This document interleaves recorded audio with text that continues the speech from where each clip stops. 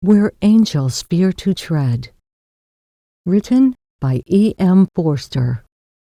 Narrated by Michael Anthony Scott. Produced by ThoughtAudio. Chapter 1. They were all at Charing Cross to see Lilia off. Philip, Harriet, Irma, Mrs. Herriton herself. Even Mrs. Theobald, squired by Mr. Kingcroft, had braved the journey from Yorkshire to bid her only daughter goodbye. Miss Abbott was likewise attended by numerous relatives, and the sight of so many people talking at once and saying such different things caused Lilia to break into ungovernable peals of laughter. "Quite an ovation," she cried, sprawling out of her first-class carriage. "They'll take us for royalty. Oh, Mr. Kingcroft, get us some foot warmers." The good-natured young man hurried away, and Philip, taking his place, flooded her with a stream of advice and injunctions. Where to stop, how to learn Italian, when to use mosquito nets, what pictures to look at. Remember, he concluded, that it is only by going off the track that you get to know the country. See the little towns, Gubbio, Pienza, Cortona, San Gemignano, Monteriano. And don't, let me beg you, go with that awful tourist idea that Italy's only a museum of antiquities and art. Love and understand the Italians, for the people are more marvelous than the land. "How I wish you were coming, Philip," she said, flattered at the unwanted notice her brother-in-law was giving her. "I wish I were." He could have managed it without great difficulty, for his career at the bar was not so intense as to prevent occasional holidays. But his family disliked his continual visits to the continent, and he himself often found pleasure in the idea that he was too busy to leave town. "Goodbye, dear everyone. What a whirl!" She caught sight of her little daughter Irma and felt that a touch of maternal solemnity was required. "Goodbye, darling. Mind you're always good, and do what Granny tells you." She referred not to her own mother, but to her mother-in-law, Mrs. Herriton, who hated the title of Granny. Irma lifted a serious face to be kissed and said cautiously, "I'll do my best." "She is sure to be good," said Mrs. Herriton, who was standing pensively a little out of the hubbub. But Lilia was already calling to Miss Abbott, a tall, grave, rather nice-looking young lady, who was conducting her adieu in a more decorous manner on the platform. "Caroline, my Caroline, jump in, or your chaperone will go off without you." And Philip, whom the idea of Italy always intoxicated, had started again, telling her of the supreme moments of her coming journey, the campanile of Airolo, which would burst on her when she emerged from the St. Gothard tunnel, presaging the future, the view of the Ticino and Lago Maggiore as a train climbed the slopes of Monte Cenere, the view of Lugano, the view of Como, Italy gathering thick around her now, the arrival at her first resting place, when after long driving through dark and dirty streets, she would at last behold, amid the roar of trams and the glare of arc lamps, the buttresses of the Cathedral of Milan. "Handkerchiefs and collars," screamed Harriet, "in my inlaid box. I've lent you my inlaid box." Good old Harry. She kissed everyone again, and there was a moment's silence. They all smiled steadily, excepting Philip, who was choking in the fog, and old Mrs. Theobald, who had begun to cry. Miss Abbott got into the carriage. The guard himself shut the door, and told Lilia that she would be all right. Then the train moved, and they all moved with it a couple of steps, and waved their handkerchiefs, and uttered cheerful little cries. At that moment, Mr. Kingcroft reappeared, carrying a foot-warmer by both ends, as if it were a tea-tray. He was sorry that he was too late, and called out in a quivering voice, "Goodbye, Mrs. Charles. May you enjoy yourself, and may God bless you." Lilia smiled and nodded, and then the absurd position of the foot-warmer overcame her, and she began to laugh again. "Oh, I'm so sorry," she cried back, "but you do look so funny. Oh, you all look so funny waving. Oh, pray, and laughing helplessly, she was carried out into the fog. "High spirits to begin so long a journey," said Mrs. Theobald, dabbing her eyes.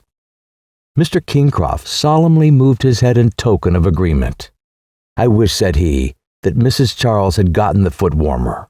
These London porters won't take heed to a country chap." "But you did your best," said Mrs. Herriton, "and I think it's simply noble of you to have brought Mrs. Theobald all the way here on such a day as this." Then rather hastily, she shook hands and left him to take Mrs. Theobald all the way back.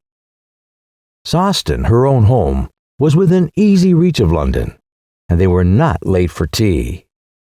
Tea was in the dining room with an egg for Irma to keep up the child's spirits. The house seemed strangely quiet after a fortnight's bustle, and their conversation was spasmodic and subdued. They wondered whether the travelers had got to Folkestone, whether it would be all rough, and if so, what would happen to poor Miss Abbott. "And Granny, when will the old ship get to Italy?" asked Irma. "Grandmother dear, not Granny," said Mrs. Herriton, giving her a kiss. "And we shall say a boat or a steamer, not a ship. Ships have sails, and Mother won't go all the way by sea. You look at the map of Europe, and you'll see why. Harriet, take her. Go with Aunt Harriet, and she'll show you the map." "Right-o," said the little girl, and dragged the reluctant Harriet into the library. Mrs. Herriton and her son were left alone. There was immediately confidence between them. "Here beginneth the new life," said Philip. "Poor child, how vulgar," murmured Mrs. Herriton. "It's surprising that she isn't worse. But she has got a look of poor Charles about her. And alas, alas, a look of old Mrs. Theobald. What appalling apparition was that? I did think that lady was bedridden as well as imbecile. Why ever did she come? Mr. Kingcroft made her, I am certain of it. He wanted to see Lilia again, and this was the only way. I hope he is satisfied. I did not think my sister-in-law distinguished herself in her farewells." Mrs. Herriton shuddered. "I mind nothing, so long as she is gone, and gone with Miss Abbott. It is mortifying to think that a widow of 33 requires a girl 10 years younger to look after her. I pity Miss Abbott. Fortunately, one admirer is chained to England. Mr. Kingcroft cannot leave the crops or the climate or something. I don't think either he approved his chances today. He, as well as Lilia, has a knack of being absurd in public." Mrs. Herriton replied, "When a man is neither well-bred, nor well-connected, nor handsome, nor clever, nor rich, even Lilia may discard him in time. No, I believe she would take anyone. Right up to the last, when her boxes were packed, she was playing the chinless curate. Both the curates are chinless, but hers had the dampest hands. I came on them in the park. They were speaking of the Pentateuch. My dear boy, if possible, she has got worse and worse. It was your idea of Italian travel that saved us." Philip brightened at the little compliment.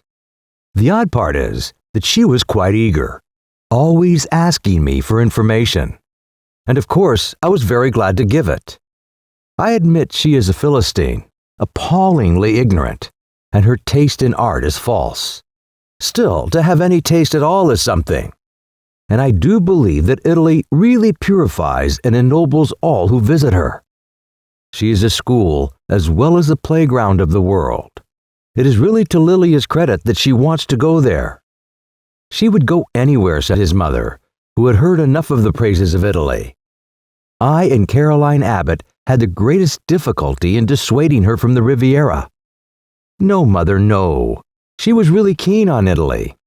This travel is quite a crisis for her. He found the situation full of whimsical romance.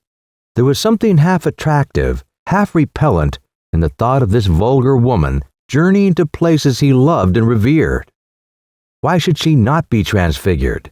The same had happened to the Goths. Mrs. Herriton did not believe in romance, nor in transfiguration, nor in parallels from history, nor in anything else that may disturb domestic life. She adroitly changed the subject before Philip got excited. Soon Harriet returned, having given her lesson in geography. Irma went to bed early and was tucked up by her grandmother. Then the two ladies worked and played cards. Philip read a book. And so they all settled down to their quiet, profitable existence and continued it without interruption through the winter. It was now nearly 10 years since Charles had fallen in love with Lilia Theobald because she was pretty. And during that time, Mrs. Herriton had hardly known a moment's rest. For 6 months, she schemed to prevent the match, and when it had taken place, she turned to another task, the supervision of her daughter-in-law. Lilia must be pushed through life without bringing discredit on the family into which she had married.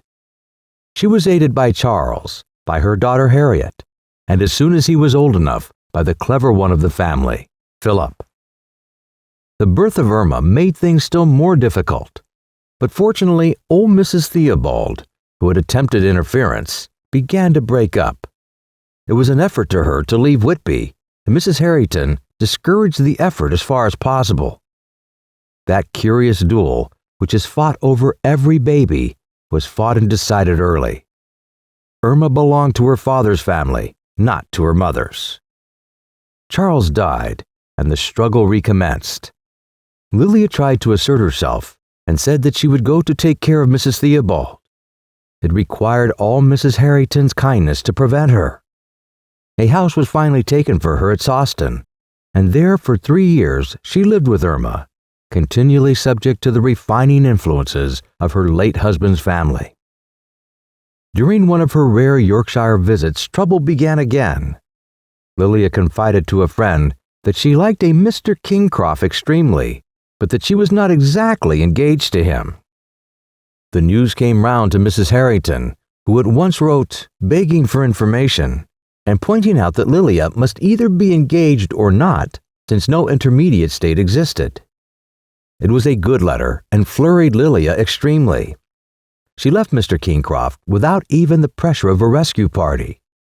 She cried a great deal on her return to Sawston and said she was very sorry.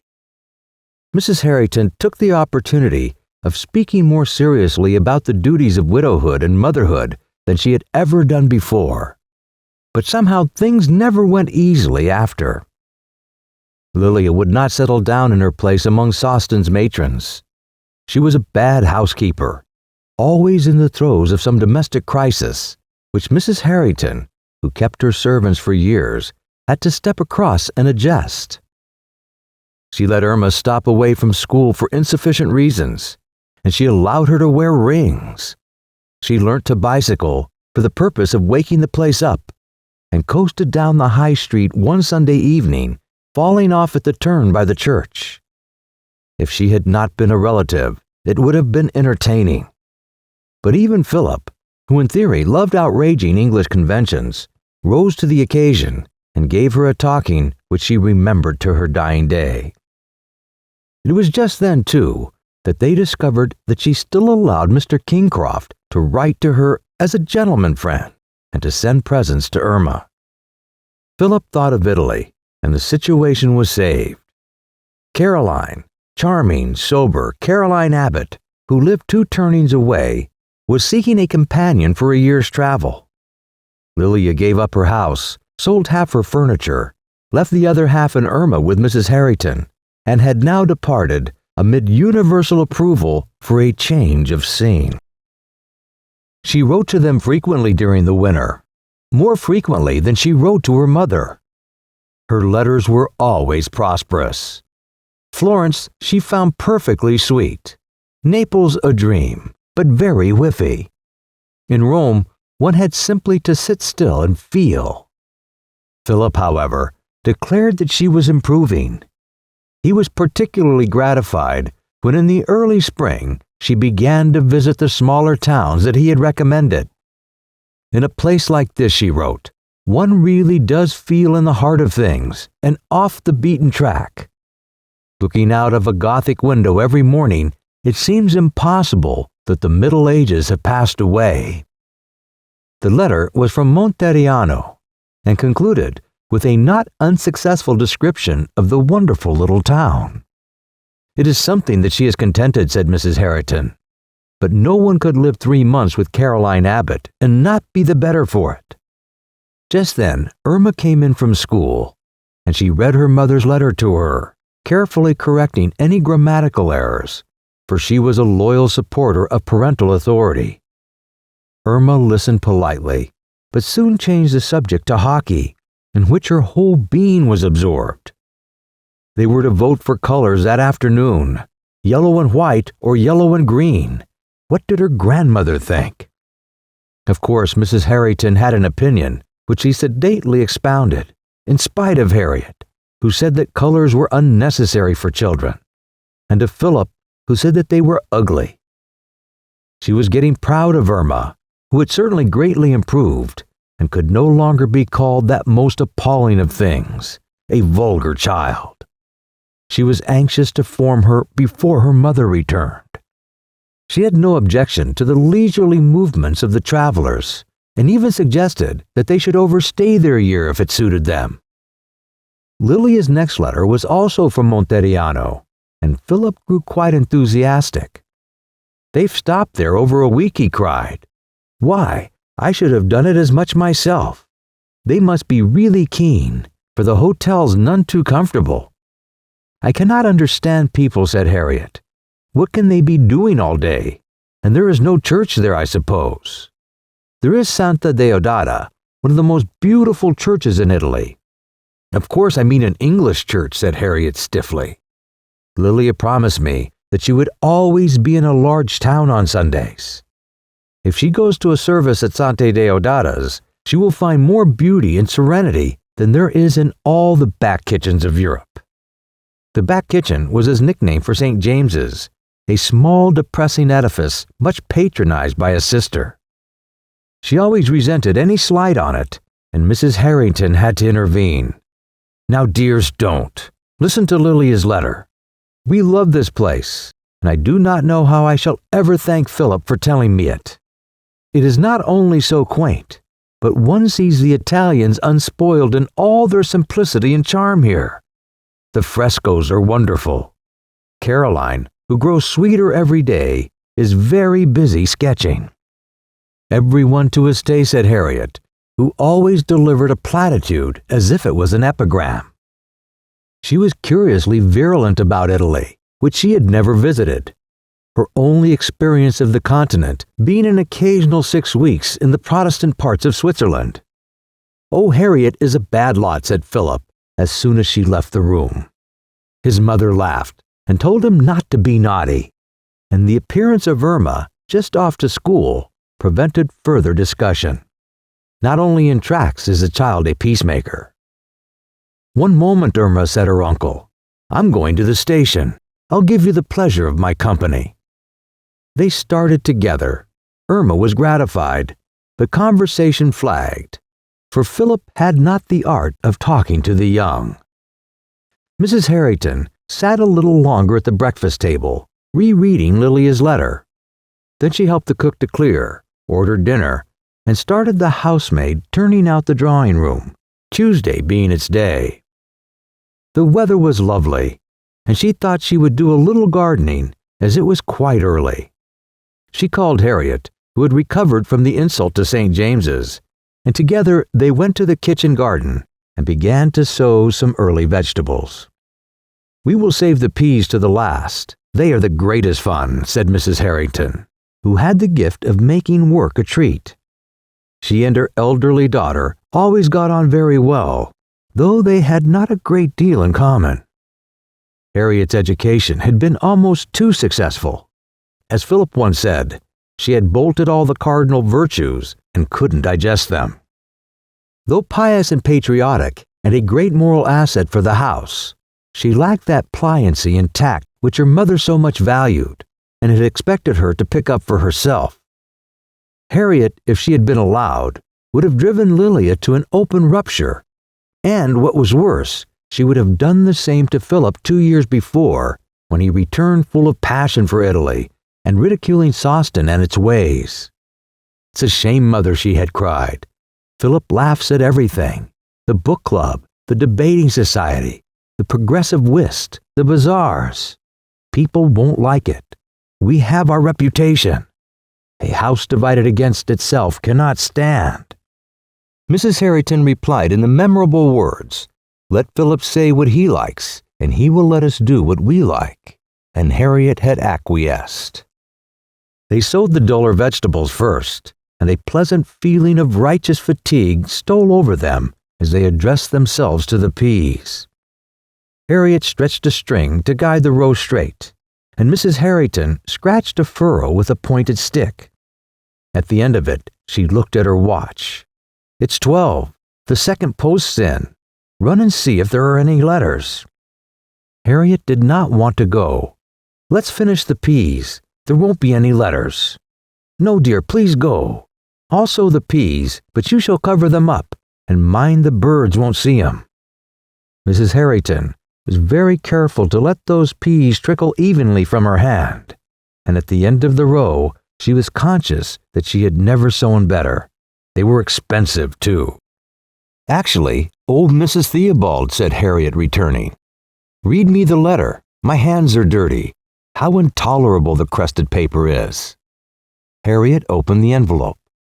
"I don't understand," she said. "It doesn't make sense." Her letters never did. "But it must be sillier than usual," said Harriet, and her voice began to quaver. "Look here, read it, Mother. I can't make head or tail." Mrs. Herriton took the letter indulgently. "What is the difficulty?" she said after a long pause. "What is it that puzzles you in this letter?" "The meaning," faltered Harriet. The sparrows hopped near and began to eye the peas. "The meaning is quite clear. Lilia is engaged to be Mary." "Don't cry, dear. Please me by not crying. Don't talk at all. It's more than I could bear. She is going to marry someone she has met in a hotel. Take the letter and read for yourself." Suddenly, she broke down over what might seem a small point. How dare she not tell me direct? How dare she write first to Yorkshire? Pray, am I to hear through Mrs. Theobald a patronizing, insolent letter like this? Have I no claim at all? Bear witness, dear. She choked with passion. Bear witness that for this I'll never forgive her. "Oh, what is to be done?" moaned Harriet. "What is to be done?" "This first." She tore the letter into little pieces and scattered it over the mold. "Next, a telegram for Lilia. No, a telegram for Miss Caroline Abbott. She too has something to explain." "Oh, what is to be done?" repeated Harriet, as she followed her mother to the house. She was helpless before such effrontery. What awful thing, what awful person had come to Lilia? Someone in the hotel. The letter only said that. What kind of person? A gentleman, an Englishman. The letter did not say. "Wire reason of stay at Monteriano. Strange rumors," read Mrs. Herriton, and addressed the telegram to Abbott, Stella d'Italia, Monteriano, Italy. "If there is an office there," she added, "we might get an answer this evening. Since Philip is back at 7, and the 8:15 catches the midnight boat at Dover. Harriet, when you go with this, get £500 and £5 notes at the bank. Go, dear, at once. Do not talk. I see Irma coming back. Go quickly." "Well, Irma, dear, and whose team are you in this afternoon? Miss Edith's or Miss May's?" But as soon as she had behaved as usual to her granddaughter, she went to the library and took out the large atlas, for she wanted to know about Monteriano. The name was in the smallest print, in the midst of a woolly brown tangle of hills which were called the Sub-Apennines. It was not so very far from Siena, which she had learnt at school. Past it, there wandered a thick black line, notched at intervals like a saw, and she knew that this was a railway. But the map left a good deal to imagination, and she had not got any. She looked up the place in Childe Harold, but Byron had not been there, nor did Mark Twain visit it in The Tramp Abroad. The resources of literature were exhausted. She must wait till Philip came home, and the thought of Philip made her try Philip's room. And there she found Central Italy by Baedeker, and opened it for the first time in her life, and read in it as follows. Monteriano, population 4,800. Hotels, Stella d'Italia. Moderate only. Globo, dirty. Cafe Garibaldi. Post and telegraph office in Corso Vittorio Emanuele, next to theater. Photographs at Seghinas, cheaper in Florence. Diligence, 1 lira, meets principal trains. Chief attractions, 2 or 3 hours. Santa Deodata, Palazzo Pubblico, Sant'Agostino, Santa Caterina, Sant'Ambrogio, Palazzo Capocci. Guide 2 lire, unnecessary. A walk around the walls should on no account be omitted. The view from Rocca, small gratuity, is finest at sunset. History. Monteriano, the Mons Rianis of antiquity, whose Ghibelline tendencies are noted by Dante, Purgatory 20. Definitely emancipated itself from Poggibonsi in 1261. Hence the district. Poggibonensi, fa in là, che Monteriano se facita, till recently ascribed over the Siena Gate. It remained independent till 1530, when it was sacked by the papal troops and became part of the Grand Duchy of Tuscany. It is now of small importance and seat of the district prison. The inhabitants are still noted for their agreeable manners. The traveler will proceed direct from the Siena Gate to the Collegiate Church of Santa Deodata and inspect, Fifth Chapel on the right, the charming frescoes. Mrs. Herriton did not proceed. She was not one to detect the hidden charms of Baedeker. Some of the information seemed to her unnecessary. All of it was dull. Whereas Philip could never read, "The view from the Rocca, small gratuity, is finest at sunset," without a catching at the heart. Restoring the book to its place, she went downstairs and looked up and down the asphalt paths for her daughter. She saw her at last, 2 turnings away, vainly trying to shake off Mr. Abbott, Miss Caroline Abbott's father. Harriet was always unfortunate. At last she returned, hot, agitated, crackling with banknotes, and Irma bounced to greet her and trod heavily on her corn. "Your feet grow larger every day," said the agonized Harriet, and gave her niece a violent push. Then Irma cried, and Mrs. Herriton was annoyed with Harriet betraying irritation. Lunch was nasty, and during pudding, news arrived that the cook, by sheer dexterity, had broken a very vital knob off the kitchen range. "It is too bad," said Mrs. Herriton. Irma said it was 3 bad, and was told not to be rude. After lunch, Harriet would get out Baedeker and read in injured tones about Monteriano, the Mons Rianus of antiquity, till her mother stopped her. "It's ridiculous to read, dear. She's not trying to marry anyone in the place. Some tourist, obviously, who's stopping in the hotel. The place has nothing to do with it at all. But what a place to go to! What nice people, too, do you meet in a hotel? Nice or nasty, as I have told you several times before, is not the point. Lilia has insulted our family, and she shall suffer for it. And when you speak against hotels, I think you forget that I met your father at Camonet. You can contribute nothing, dear, at present, and I think you had better hold your tongue. I am going to the kitchen to speak about the range." She spoke just too much, and the cook said that if she could not give satisfaction, she had better leave. A small thing at hand is greater than a great thing remote, and Lilia, misconducting herself upon a mountain in central Italy, was immediately hidden.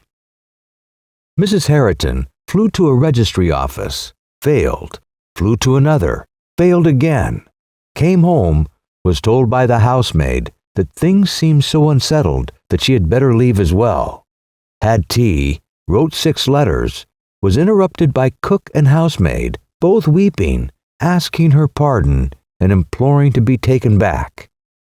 In the flush of victory, the doorbell rang, and there was a telegram. Lilia engaged to Italian nobility, writing, Abbott. "No answer," said Mrs. Herriton. "Get down Mr. Philip's Gladstone from the attic."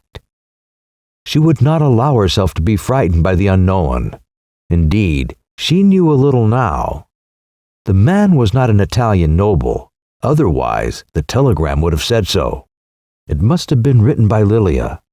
none but she would have been guilty of the fatuous vulgarity of Italian nobility. She recalled phrases of this morning's letter. "We love this place. Caroline is sweeter than ever and busy sketching. Italians full of simplicity and charm." And the remark of Baedeker, "The inhabitants are still noted for their agreeable manners," had a baleful meaning now. If Mrs. Herriton had no imagination, she had intuition, a more useful quality. And the picture she made to herself of Lilia's fiancé did not prove altogether wrong.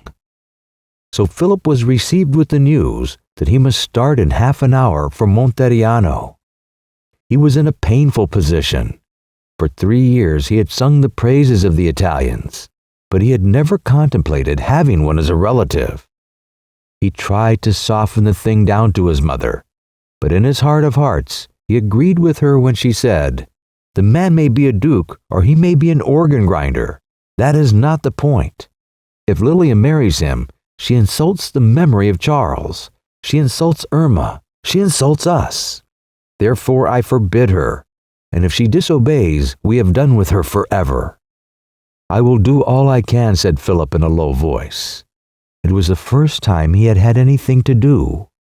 He kissed his mother and sister and puzzled Irma.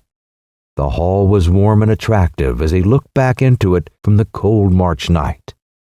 And he departed for Italy reluctantly, as for something commonplace and dull. Before Mrs. Herriton went to bed, she wrote to Mrs. Theobald, using plain language about Lilia's conduct, and hinting that it was a question on which everyone must definitely choose sides. She added, as if it was an afterthought, that Mrs. Theobald's letter had arrived that morning. Just as she was going upstairs, she remembered that she never covered up those peas. It upset her more than anything, and again she struck the banisters with vexation. Late as it was, she got a lantern from the tool shed and went down the garden to rake the earth over them. The sparrows had taken every one, but countless fragments of the letter remained, disfiguring the tidy ground. Chapter 2. When the bewildered tourist alights at the station of Monteriano, he finds himself in the middle of the country. There are a few houses round the railway, and many more dotted over the plain and the slopes of the hills, but of a town, medieval or otherwise, not the slightest sign. He must take what is suitably termed a legno, a piece of wood, and drive up 8 miles of excellent road into the Middle Ages, for it is impossible, as well as sacrilegious, to be as quick as Baedeker. It was 3 in the afternoon when Philip left the realms of common sense. He was so weary with traveling that he had fallen asleep in the train. His fellow passengers had the usual Italian gift of divination, and when Monteriano came, they knew he wanted to go there and dropped him out. His feet sank into the hot asphalt of the platform, and in a dream he watched the train depart, while the porter who ought to have been carrying his bag ran up the line playing touch you last with the guard. Alas, he was in no humor for Italy. Bargaining for a legno bored him unutterably.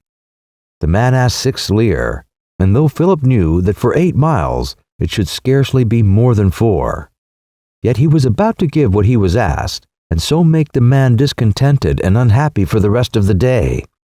He was saved from this social blunder by loud shouts, and looking up the road, saw one cracking his whip and waving his reins, and driving 2 horses furiously, and behind him there appeared the swaying figure of a woman, holding starfish fashion onto anything she could touch. It was Miss Abbott, who had just received his letter from Milan, announcing the time of his arrival, and had hurried down to meet him. He had known Miss Abbott for years, and had never had much opinion about her one way or the other. She was good, quiet, dull, and amiable, and young only because she was 23. There was nothing in her appearance or manner to suggest the fire of youth. All her life had been spent at Sawston with a dull and amiable father, and her pleasant pallid face, bent on some respectable charity, was a familiar object of the Sawston streets. Why she had ever wished to leave them was surprising. But as she truly said, I am John Bull to the backbone. Yet I do want to see Italy, just once. Everybody says it is marvelous, and that one gets no idea of it from books at all. The curate suggested that a year was a long time, and Miss Abbott, with decorous playfulness, answered him, Oh, but you must let me have my fling. I promise to have it once, and once only. It will give me things to think about and talk about for the rest of my life. The curate had consented. So had Mr. Abbott. And here she was in a legno, solitary, dusty, frightened, with as much to answer and to answer for as the most dashing adventuress could desire. They shook hands without speaking. She made room for Philip in his luggage amidst the loud indignation of the unsuccessful driver, whom it required the combined eloquence of the station master and the station beggar to confute. The silence was prolonged until they started. For 3 days he had been considering what he should do, and still more what he should say.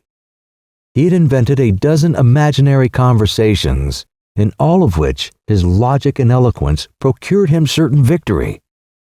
But how to begin? He was in the enemy's country, and everything, the hot sun, the cold air behind the heat, the endless rows of olive trees, regular yet mysterious, seemed hostile to the placid atmosphere of Sawston in which his thoughts took birth. At the outset, he made one great concession. If the match was really suitable, and Lilia were bent on it, he would give in, and trust to his influence with his mother to set things right. He would not have made the concession in England, but here in Italy, Lilia, however willful and silly, was at all events growing to be a human being. Are we to talk it over now? He asked. Certainly, please, said Miss Abbott in great agitation, if you will be so very kind. Then how long has she been engaged? Her face was that of a perfect fool, a fool in terror. A short time, quite a short time, she stammered, as if the shortness of the time would reassure him. I should like to know how long, if you can remember. She entered into elaborate calculations on her fingers. Exactly 11 days, she said at last. How long have you been here? More calculations, while he tapped irritably with his foot. Close on 3 weeks. Did you know him before you came? No. Oh, who is he? A native of the place. The second silence took place. They had left the plain now, and were climbing up the outpost of the hills, the olive trees still accompanying. The driver, a jolly fat man, had got out to ease the horses and was walking by the side of his carriage. I understood they met at the hotel. It was a mistake of Mrs. Theobald's. I also understand that he is a member of the Italian nobility. She did not reply. May I be told his name? Miss Abbott whispered, Corella. But the driver heard her, and a grin split over his face. The engagement must be known already. Corella, Conte or Marchese or what? Signor, said Miss Abbott, and looked helplessly aside. Perhaps I bore you with these questions. If so, I will stop. Oh no, not at all. I am here, my own idea, to give all information which you very naturally, and to see if somehow, please ask anything you like. Then how old is he? Oh, quite young, 21, I believe. There burst from Philip the exclamation, Good Lord! One would never believe it, said Miss Abbott, flushing. He looks much older. And is he good-looking? He asked with gathering sarcasm. She became decisive. Very good-looking. All his features are good, and he is well built, though I dare say English standards would find him too short. Philip, whose one physical advantage was his height, felt annoyed at her implied indifference to it. May I conclude that you like him? She replied decisively again, As far as I have seen him, I do. At that moment, the carriage entered a little wood, which lay brown and somber across the cultivated hill.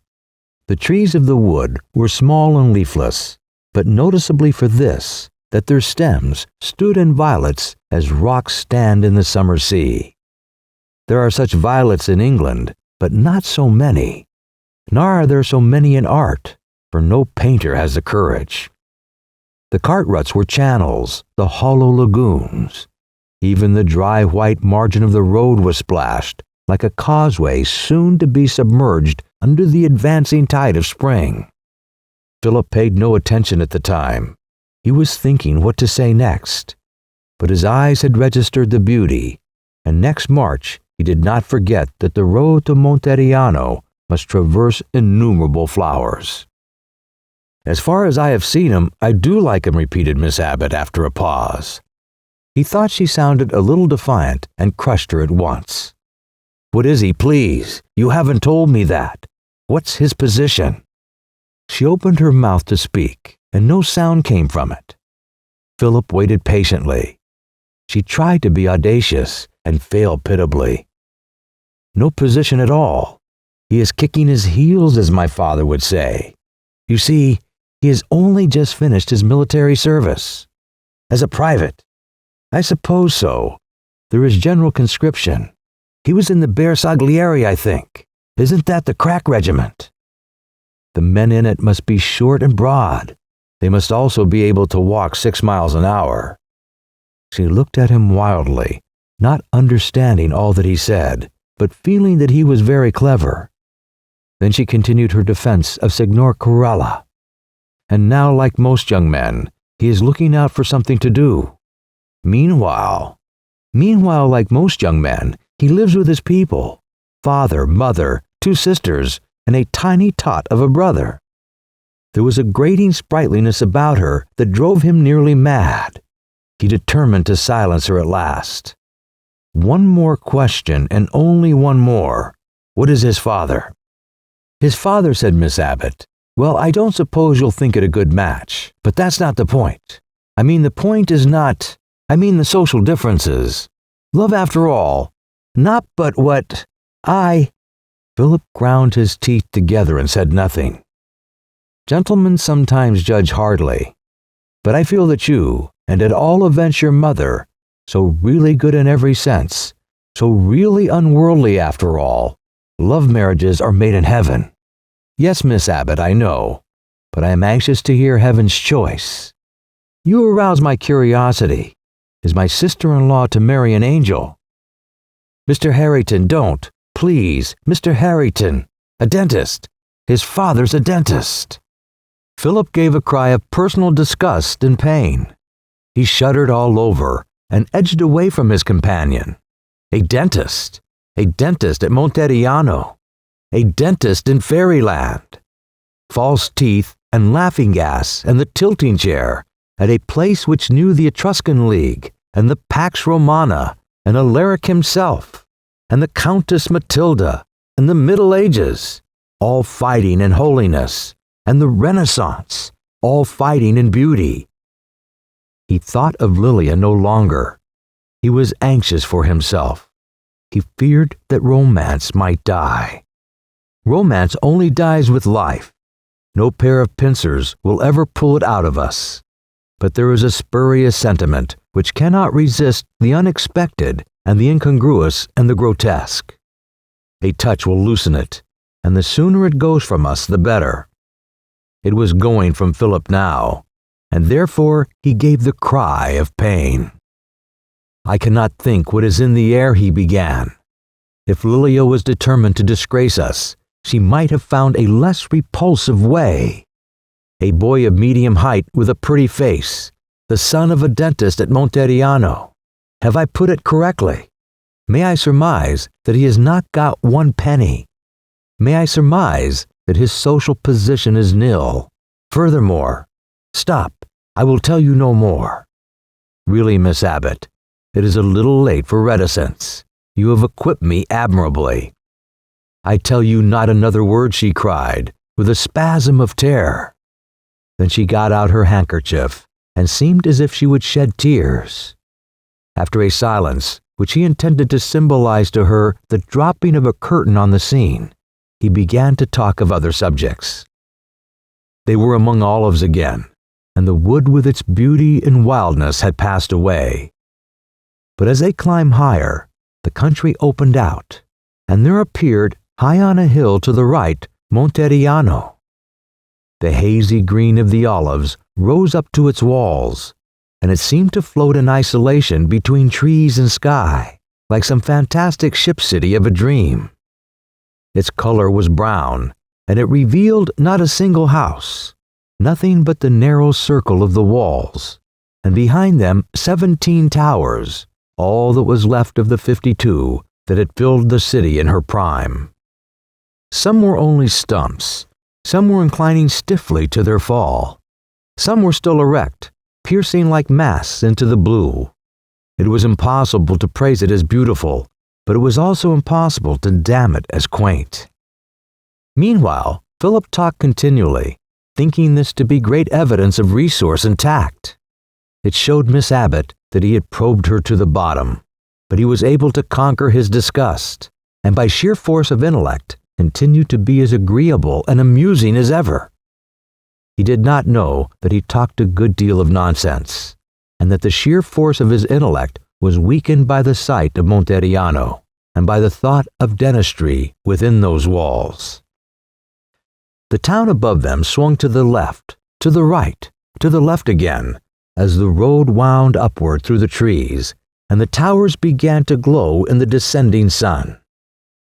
As they drew near, Philip saw the heads of people gathering black upon the walls, and he knew well what was happening, how the news was spreading that a stranger was in sight, and the bakers were aroused from their content and bid to adjust their deformities, how the alabaster man was running for his wares, and the authorized guide running for his peaked cap and his 2 cards of recommendation, one from Miss McGee, maid of ale, the other less valuable, from the equerry to the Queen of Peru, how someone else was running to tell the landlady of the Stella d'Italia to put on her pearl necklace and brown boots and empty the slops from the spare bedroom, and how the landlady was running to tell Lilia and her boy that their fate was at hand.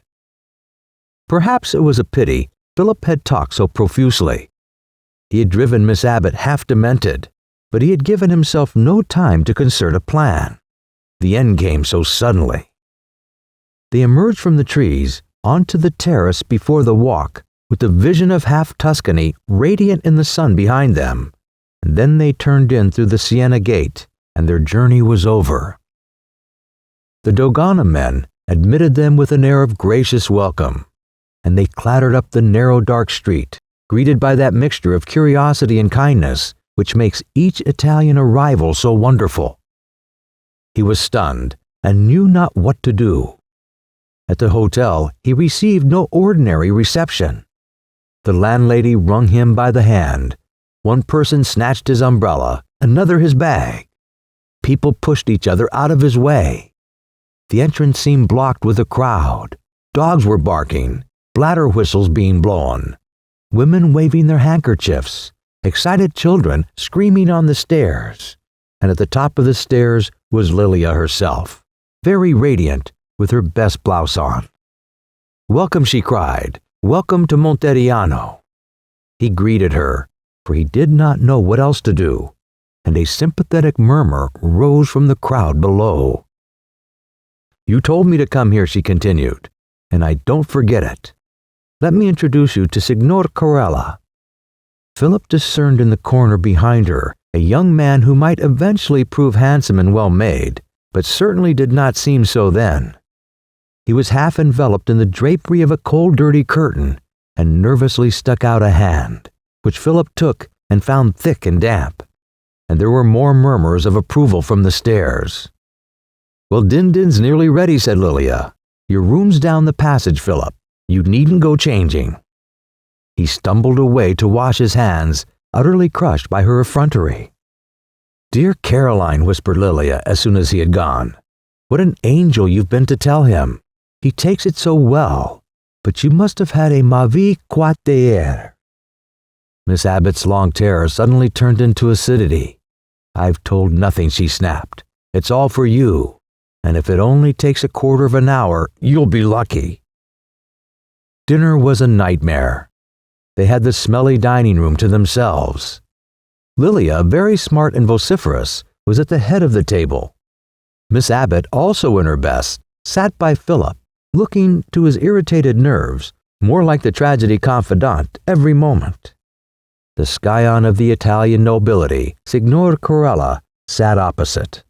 Behind him loomed a bowl of goldfish, who swam round and round, gaping at the guests. The face of Signor Corella was twitching too much for Philip to study it, but he could see the hands, which were not particularly clean, and did not get cleaner by fidgeting amongst the shining slabs of hair. His starched cuffs were not clean either, and for his suit it had obviously been bought for the occasion as something really English, a gigantic check which did not even fit. His handkerchief he had forgotten, but never missed it. Altogether, he was quite unpresentable, and very lucky to have a father who was a dentist in Monteriano, and why even Lilia. But as soon as the meal began, it furnished Philip with an explanation. For the youth was hungry, and his lady filled his plate with spaghetti, and when those delicious slippery worms were flying down his throat, his face relaxed and became for a moment unconscious and calm. And Philip had seen that face before in Italy 100 times, seen it and loved it, for it was not merely beautiful, but had the charm which is the rightful heritage of all who are born on that soil. But he did not want to see it opposite him at dinner. It was not the face of a gentleman. Conversation, to give it that name, was carried on in a mixture of English and Italian. Lilia had picked up hardly any of the latter language, and Signor Corella had not yet learnt any of the former. Occasionally, Miss Abbott had to act as interpreter between the lovers, and the situation became uncouth and revolting in the extreme. Yet Philip was too cowardly to break forth and denounce the engagement. He thought he should be more effective with Lilia if he had her alone, and pretended to himself that he must hear her defense before giving judgment. Signor Corella, heartened by the spaghetti and the throat-rasping wine, attempted to talk, and looking politely towards Philip said, "England is a great country. The Italians love England and the English." Philip, in no mood for international amenities, merely bowed. "Italy, too," the other continued a little resentfully, "is a great country. She has produced many famous men, for example, Garibaldi and Dante. The latter wrote the Inferno, the Purgatorio, the Paradiso. The Inferno is the most beautiful." And with the complacent tone of one who had received a solid education, he quoted the opening lines. "Nel mezzo del cammin di nostra vita, mi retto via per una selva oscura, che la diritta via era smarrita." A quotation which was more apt than he supposed. Lilia glanced at Philip to see whether he noticed that she was marrying no ignoramus. Anxious to exhibit all the good qualities of her betrothed, she abruptly introduced the subject of Pallone, in which it appeared he was a proficient player. He suddenly became shy and developed a conceited grin, the grin of the village yokel whose cricket score is mentioned before a stranger. Philip himself had loved to watch Pallone, that entrancing combination of lawn tennis and fives, but he did not expect to love it quite so much again. "Oh, look," exclaimed Lilia, "the poor wee fish." A starved cat had been worrying them, all for pieces of the purple quivering beef they were trying to swallow. Signor Corella, with the brutality so common in Italians, had caught her by the paw and flung her away from him. Now she had climbed up to the bowl and was trying to hook out the fish. He got up, drove her off, and finding a large glass stopper by the bowl, entirely plugged up the aperture with it. "But may not the fish die?" said Miss Abbott. "They have no air." "Fish live on water, not on air," he replied in a knowing voice, and sat down. Apparently, he was at his ease again, for he took to spitting on the floor. Philip glanced at Lilia, but did not detect her wincing. She talked bravely till the end of the disgusting meal, and then got up saying, "Well, Philip, I am sure you are ready for bye-bye.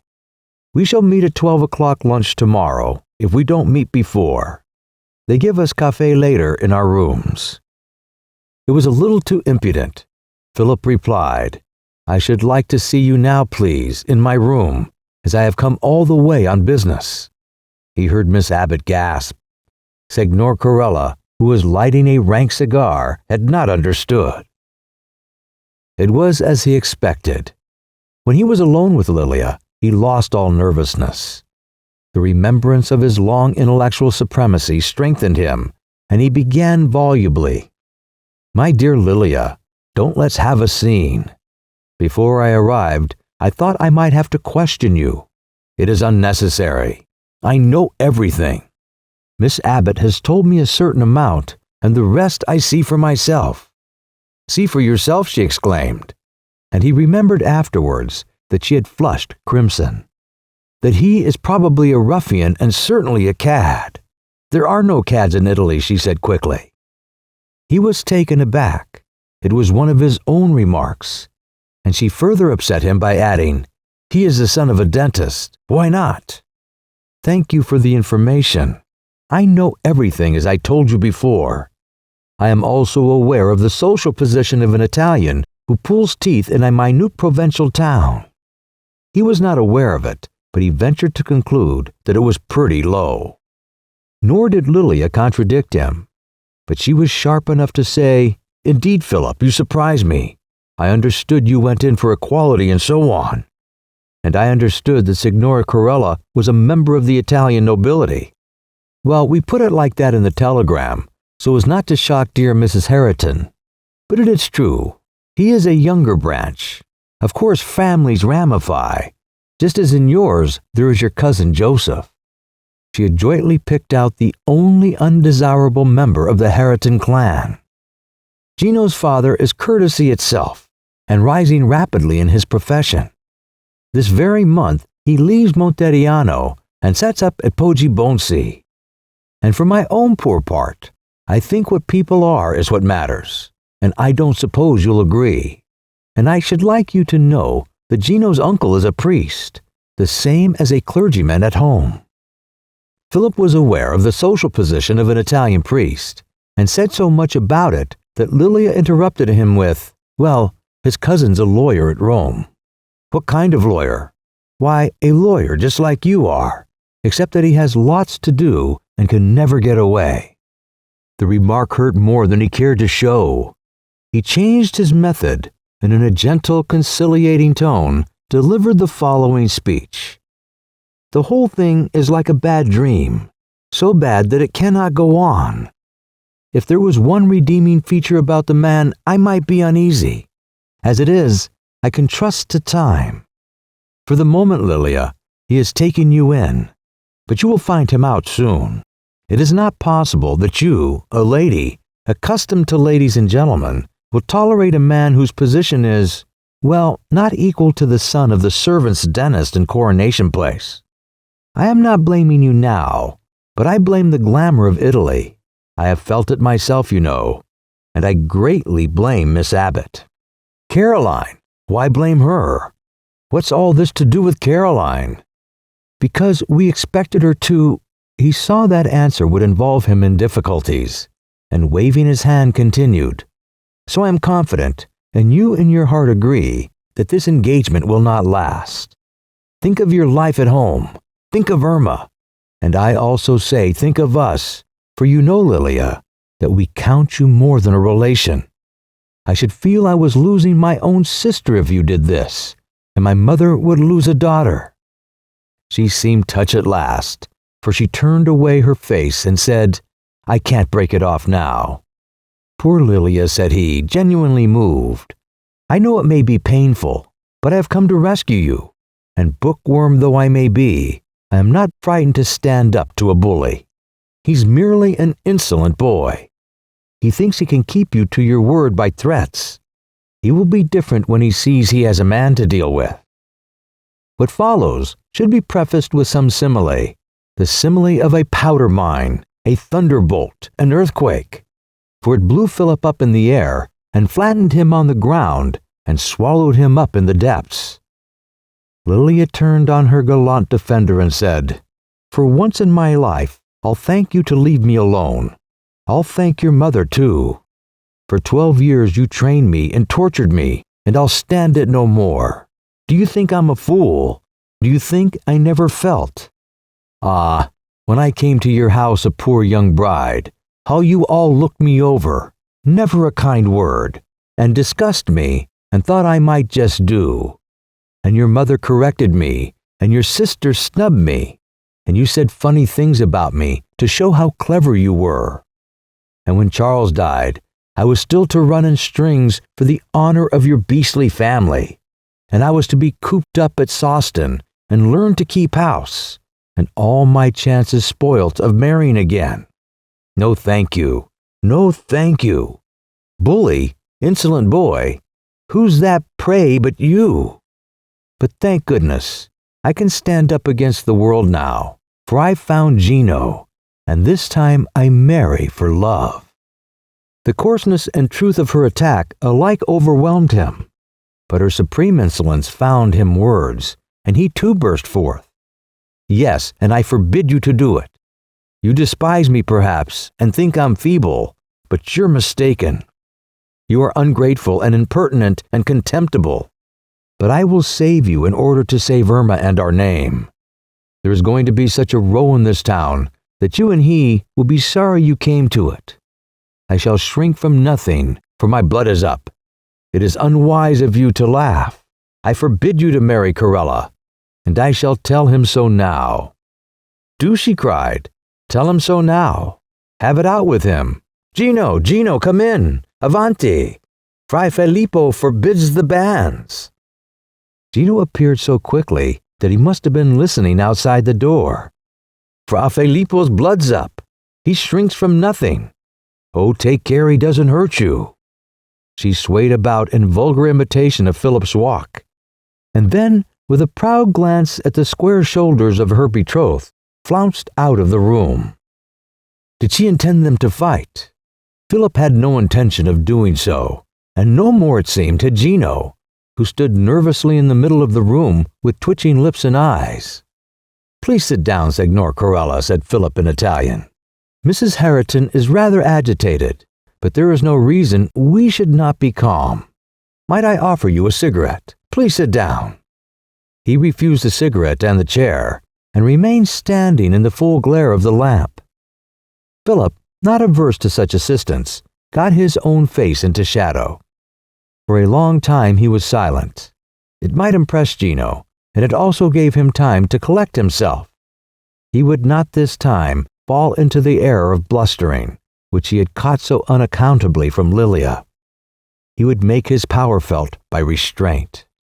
Why, when he looked up to begin, was Gino convulsed with silent laughter? It vanished immediately, but he became nervous, and was even more pompous than he intended. Signor Corella, I will be frank with you. I have come to prevent you marrying Miss Herriton because I see you will both be unhappy together. She is English, you are Italian. She is accustomed to one thing, you to another.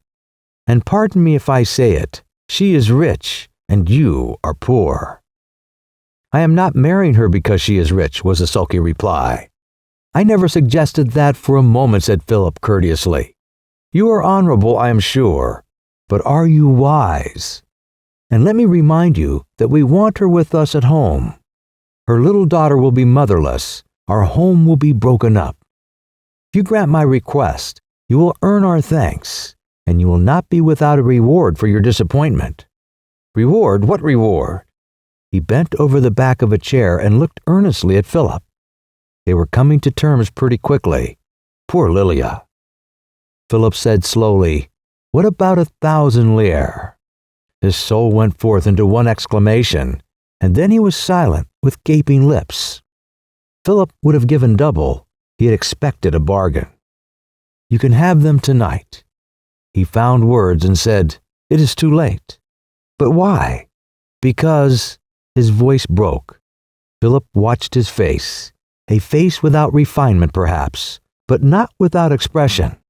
Watched it quiver and reform and dissolve from emotion into emotion. There was avarice at one moment and insolence, and politeness and stupidity and cunning. and let us hope that sometimes there was love. But gradually one emotion dominated, the most unexpected of all. For his chest began to heave, and his eyes to wink, and his mouth to twitch. And suddenly he stood erect and roared forth his whole being in one tremendous laugh. Philip sprang up, and Gino, who had flung wide his arms to let the glorious creature go, took him by the shoulders and shook him and said, "Because we are married. Married. Married as soon as I knew you were coming. There was no time to tell you.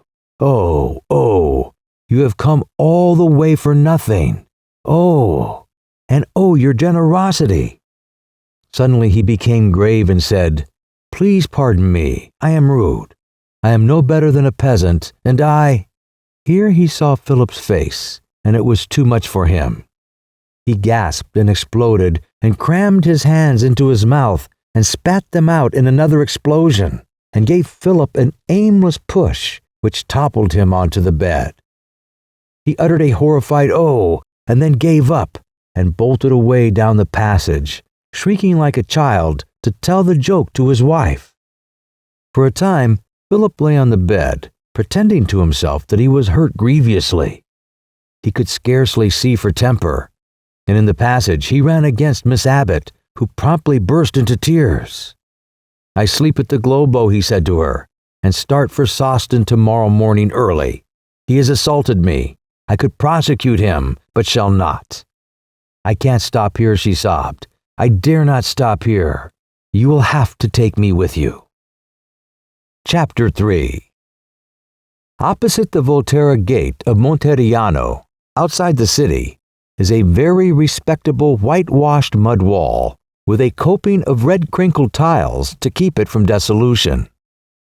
It would suggest a gentleman's garden if there was not in its middle a large hole, which grows larger with every rainstorm. Through the hole is visible, firstly, the iron gate that is intended to close it. Secondly, a square piece of ground which, though not quite mud, is at the same time not exactly grass. And finally another wall, stone this time, which has a wooden door in the middle and two wooden shuttered windows on each side, and apparently forms the facade of a one-story house. This house is bigger than it looks, for it slides for 2 stories down the hill behind, and the wooden door, which is always locked, really leads into the attic. The knowing person prefers to follow the precipitous mule track round the turn of the mud wall till he can take the edifice in the rear. Then, being now on a level with the cellars, he lifts his head and shouts.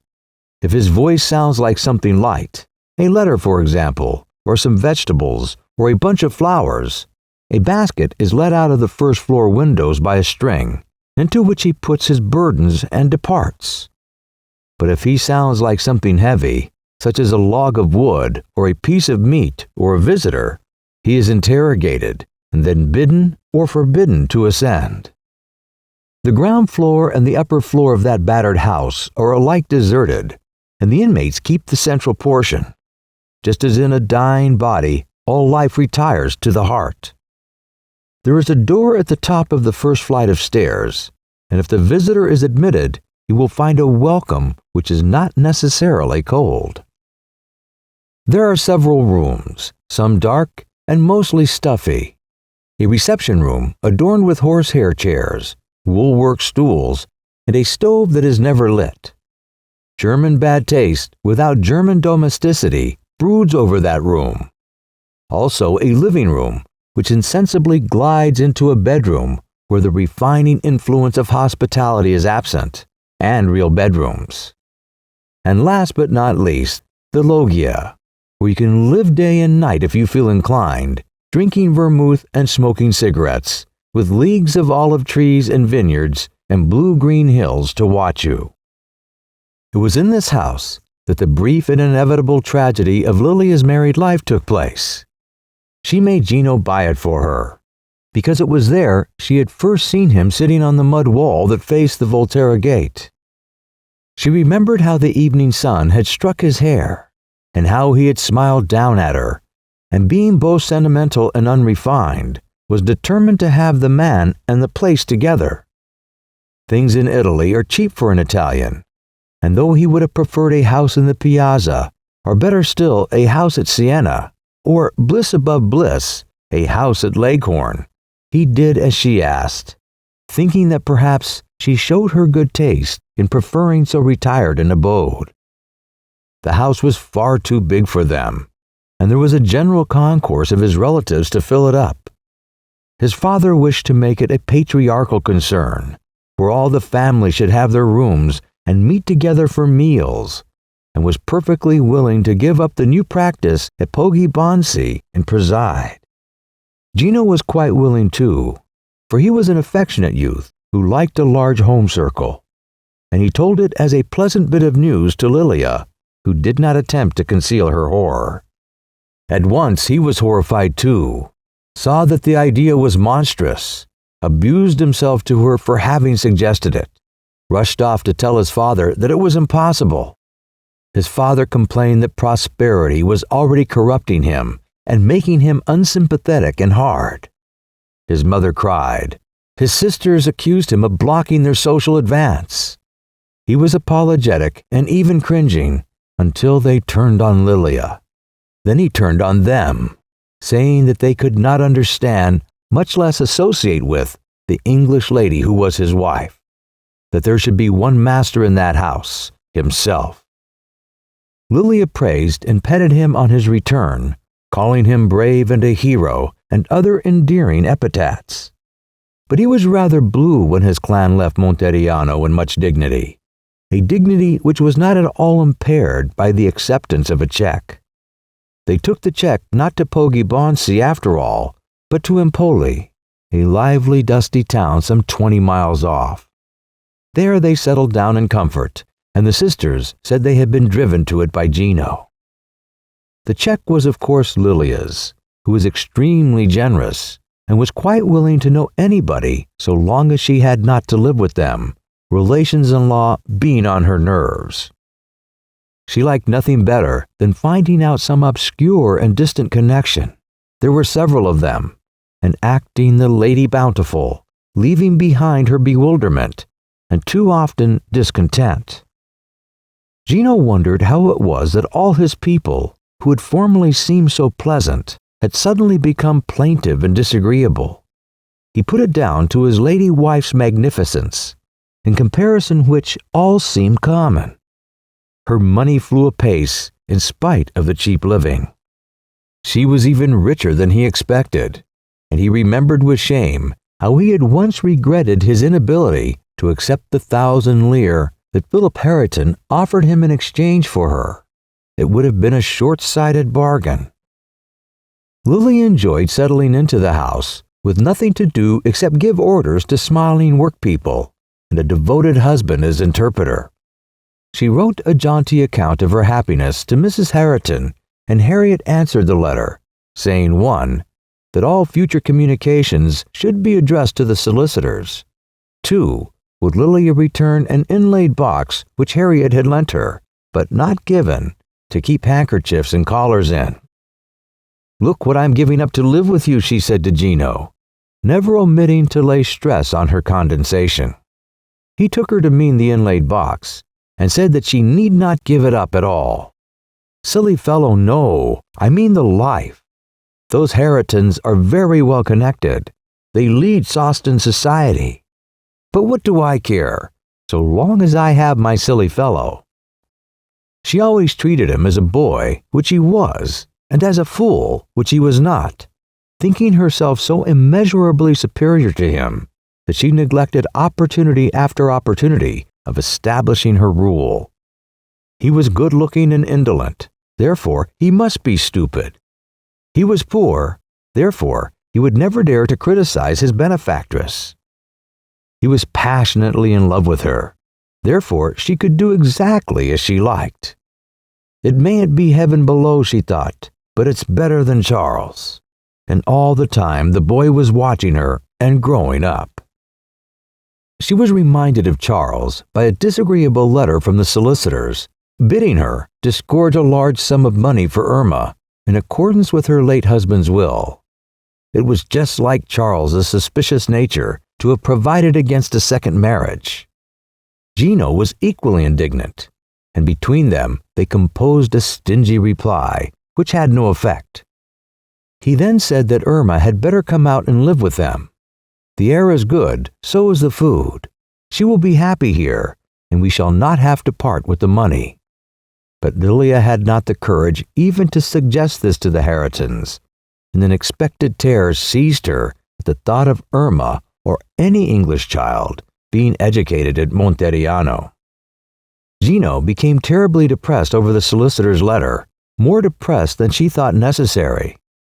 There was no more to do in the house, and he spent whole days in the loggia, leaning over the parapet or sitting astride it disconsolately.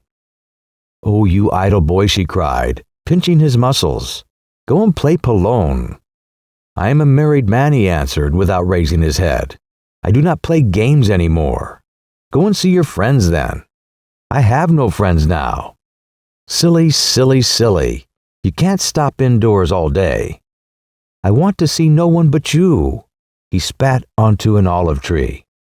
"Now, Gino, don't be silly. Go and see your friends, and bring them to see me. We both of us like society." He looked puzzled, but allowed himself to be persuaded, went out, found that he was not as friendless as he supposed, and returned after several hours in altered spirits. Lilia congratulated herself on her good management. "I'm ready, too, for people now," she said. "I mean to wake you all up, just as I woke up Sawston. Let's have plenty of men, and make them bring their womenkind. I mean to have real English tea parties. There is my aunt and her husband, but I thought you did not want to receive my relatives. I never said such a... But you would be right," he said earnestly. "They are not for you. Many of them are in trade, and even we are little more. You should have gentlefolk and nobility for your friends." Poor fellow, thought Lilia. It is sad for him to discover that his people are vulgar. She began to tell him that she loved him just for his silly self, and he flushed and began tugging at his mustache. "But besides your relatives, I must have other people here. Your friends have wives and sisters, haven't they?" "Oh, yes, but of course I scarcely know them." "Not know your friends' people?" "Why, no. If they are poor and have to work for their living, I may see them, but not otherwise, except—" He stopped. The chief exception was a young lady, to whom he had once been introduced for matrimonial purposes, but the dowry had proved inadequate, and the acquaintance terminated. "How funny, but I mean to change all that. Bring your friends to see me, and I will make them bring their people." He looked at her rather hopelessly. "Well, who are the principal people here? Who leads society?" "The governor of the prison," he supposed, "and the officers who assisted him." "Well, are they married?" "Yes." "There we are. Do you know them?" "Yes, in a way." "I see," she exclaimed angrily. "They look down on you, do they, poor boy? Wait." He assented. "Wait, I'll soon stop that. Now who else is there?" "The Marchesi, sometimes, and the canons of the collegiate church." "Married?" "The canons," he began with twinkling eyes. "Oh, I forgot your horrid celibacy. In England, they would be the center of everything. But why shouldn't I know them? Wouldn't it make it easier if I called all round? Isn't that your foreign way?" He did not think it would make it easier. "But I must know someone. Who are the men you were talking to this afternoon?" "Low-class men." He could scarcely recollect their names. "But Gino, dear, if they're low class, why did you talk to them? Don't you care about your position?" All Gino cared about at present was idleness and pocket money, and his way of expressing it was to exclaim, "Oof poof! How hot it is in here! No air! I sweat all over! I expire! I must cool myself, or I shall never get to sleep." In his funny abrupt way, he ran out onto the loggia, where he lay full length on the parapet, and began to smoke and spit under the silence of the stars. Lilia gathered somehow from this conversation that continental society was not the go-as-you-please thing she had expected. Indeed, She could not see where continental society was. Italy is such a beautiful place to live in if you happen to be a man. There, one may enjoy the exquisite luxury of socialism, the true socialism which is based not on equality of income or character, but on the equality of manners. In the democracy of the cafe or the street, the great question of our life has been solved, and the brotherhood of man is a reality, but is accomplished at the expense of the sisterhood of women. Why should you not make friends with your neighbor at the theater or in the train, when you know and he knows that feminine criticism and feminine insight and feminine prejudice will never come between you? Though you become as David and Jonathan, you need never enter his home, nor he yours. All your lives you will meet under the open air, the only roof tree of the South, under which he will spit and swear, and you will drop your H's, and nobody will think the worse of either. Meanwhile, the women, they have, of course, their house and their church, with its admirable and frequent services, to which they are escorted by the maid. Otherwise, they do not go out much, for it is not genteel to walk, and you are too poor to keep a carriage. Occasionally, you will have to take them to the cafe or theater, and immediately all your wonted acquaintance there desert you, except those few who are expecting and expected to marry into your family. It is all very sad, but one consolation emerges. Life is very pleasant in Italy if you are a man. Hitherto, Gino had not interfered with Lilia. She was so much older than he was, and so much richer, that he regarded her as a superior being who answered to other laws. He was not wholly surprised, for strange rumors were always blowing over the Alps of lands where men and women had the same amusements and interests, and he had often met that privileged maniac, the lady tourist, on her solitary walks. Lilia took solitary walks too, and only that week a tramp had grabbed at her watch, an episode which is supposed to be indigenous in Italy, though much less frequently there than in Bond Street. Now that he knew her better, he was inevitably losing his awe.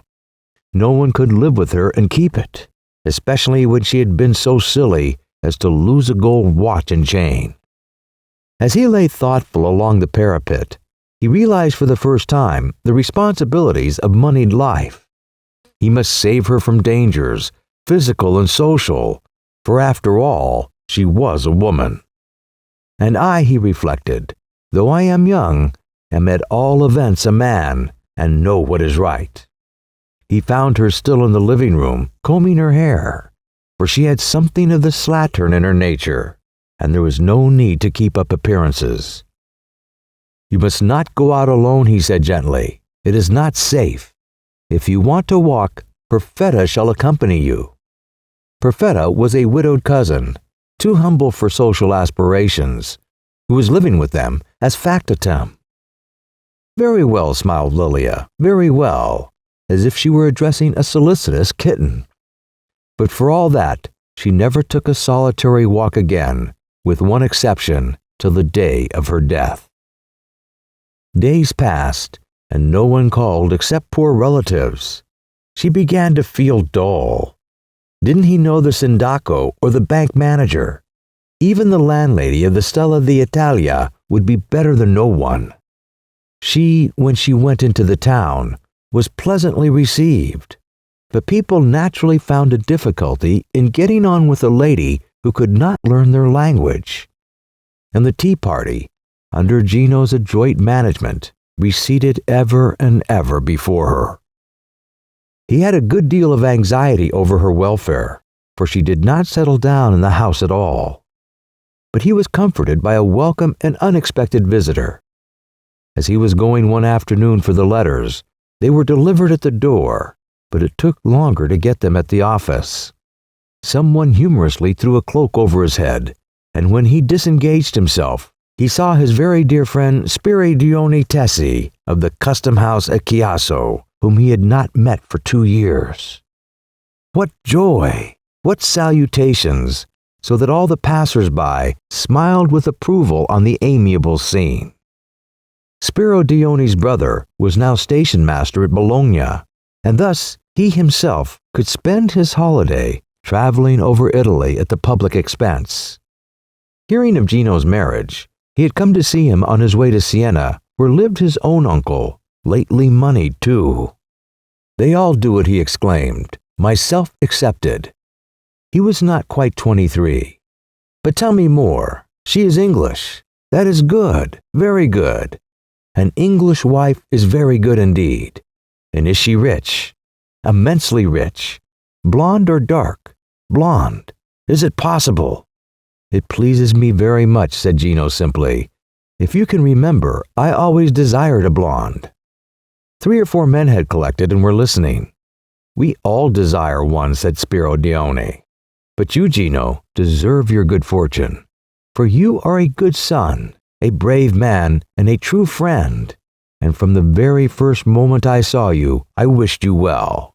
"No compliments, I beg," said Gino, standing with his hands crossed on his chest and a smile of pleasure on his face. Spiro Dione addressed the other men, none of whom he had ever seen before. "Is it not true? Does not he deserve this wealthy blonde?" "He does deserve her," said all the men. "It is a marvelous land, where you love it or hate it."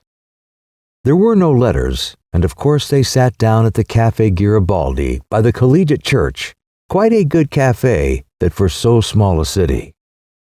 There were marble-topped tables and pillars terracotta below and gold above, and on the ceiling was a fresco of the Battle of Solferino. One could not have desired a prettier room.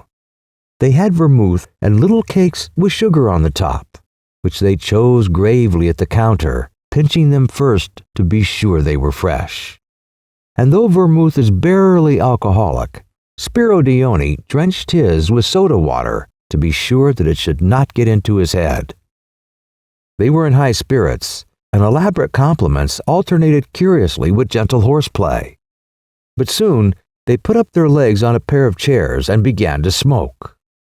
"Tell me," said Spiro Dione, "I forgot to ask, is she young?" 33. "Ah well, we cannot have everything. But you would be surprised. Had she told me 28, I should not have disbelieved her." "Is she simpatica?" "Nothing will translate that word." Gino dabbed at the sugar and said after a silence, "Sufficiently so. It is a most important thing. She is rich, she is generous, she is affable, she addresses her inferiors without haughtiness." There was another silence. "It is not sufficient," said the other. "One does not define it thus." He lowered his voice to a whisper. "Last month, a German was smuggling cigars. The custom house was dark. Yet I refused because I did not like him. The gifts of such men do not bring happiness. Non era simpatico. He paid for every one, and the fine for deception besides." "Do you gain much beyond your pay?" asked Gino, diverted for an instant. "I do not accept small sums now. It is not worth the risk. But the German was another matter. But listen, my Gino, for I am older than you and more full of experience. The person who understands us at first sight, who never irritates us, who never bores, to whom we can pour forth every thought and wish, not only in speech but in silence, that is what I mean by simpatico." "There are such men, I know," said Gino, "and I have heard it said of children. But where will you find such a woman?" "That is true. Here you are wiser than I. Sono poco simpatiche le donne, and the time we waste over them is much." He sighed dolefully, as if he found the nobility of his sex a burden. "One I have seen who may be so. She spoke very little, but she was a young lady, different to most. She too was English, the companion of my wife here. But Fra Filippo, the brother-in-law, took her back with him. I saw them start. He was very angry. Then he spoke of his exciting and secret marriage, and they made fun of the unfortunate Philip, who had traveled over Europe to stop it. I regret, though," said Gino, when they had finished laughing, "that I toppled him onto the bed. A great, tall man. And when I am really amused, I am often impolite." "You will never see him again," said Spiro Dione, who carried plenty of philosophy about him. And now the scene will have passed from his mind. It sometimes happens that such things are recollected longest. I shall never see him again, of course, but it is no benefit to me that he should wish me ill. And even if he has forgotten, I am still sorry that I toppled him onto the bed. So their talk continued, at one moment full of childishness and tender wisdom, the next moment scandalously gross. The shadows of the terracotta pillars lengthened, and tourists flying through the Palazzo Pubblico opposite could observe how the Italians wasted time. The sight of tourists reminded Gino of something he might say. "I want to consult you, since you are so kind as to take an interest in my affairs. My wife wishes to take solitary walks." Spiro Dione was shocked, but I have forbidden her, naturally. She does not yet understand. She asks me to accompany her sometimes, to walk without object. You know, she would like me to be with her all day. I see. He knitted his brows and tried to think how he could help his friend. She needs employment. Is she a Catholic? No. That is a pity. She must be persuaded. It will be a great solace to her when she is alone. I am a Catholic, but of course I never go to church. Of course not. Still, you might take her at first. This is what my brother has done with his wife at Bologna, and he has joined the Freethinkers. He took her once or twice himself, and now she has acquired the habit and continues to go without him. Most excellent advice. I thank you for it. But she wishes to give tea parties, men and women together whom she has never seen. Oh, the English. They are always thinking of tea. They carry it by the kilogram in their trunks, and they are so clumsy that they always pack it at the top. But it is absurd. What am I to do about it? Do nothing, or ask me. Come, cried Gino, springing up. She will be quite pleased. The dashing young fellow colored crimson. Of course, I was only joking. I know, but she wants me to take my friends. Come now, waiter. But if I do come, cried the other, and take tea with you, this bill must be my affair. Certainly not. You are in my country. A long argument ensued, in which the waiter took part, suggesting various solutions. At last Gino triumphed. The bill came to 8 pence halfpenny, and a halfpenny for the waiter brought it to 9 pence. Then there was a shower of gratitude on one side and of deprecation on the other, and when courtesies were at their height, they suddenly linked arms and swung down the street, tickling each other with lemonade straws as they went. Lilia was delighted to see them, and became more animated than Gino had known her for a long time. The tea tasted of chopped hay, and they asked to be allowed to drink it out of a wine-glass and refused milk. But as she repeatedly observed, this was something to like.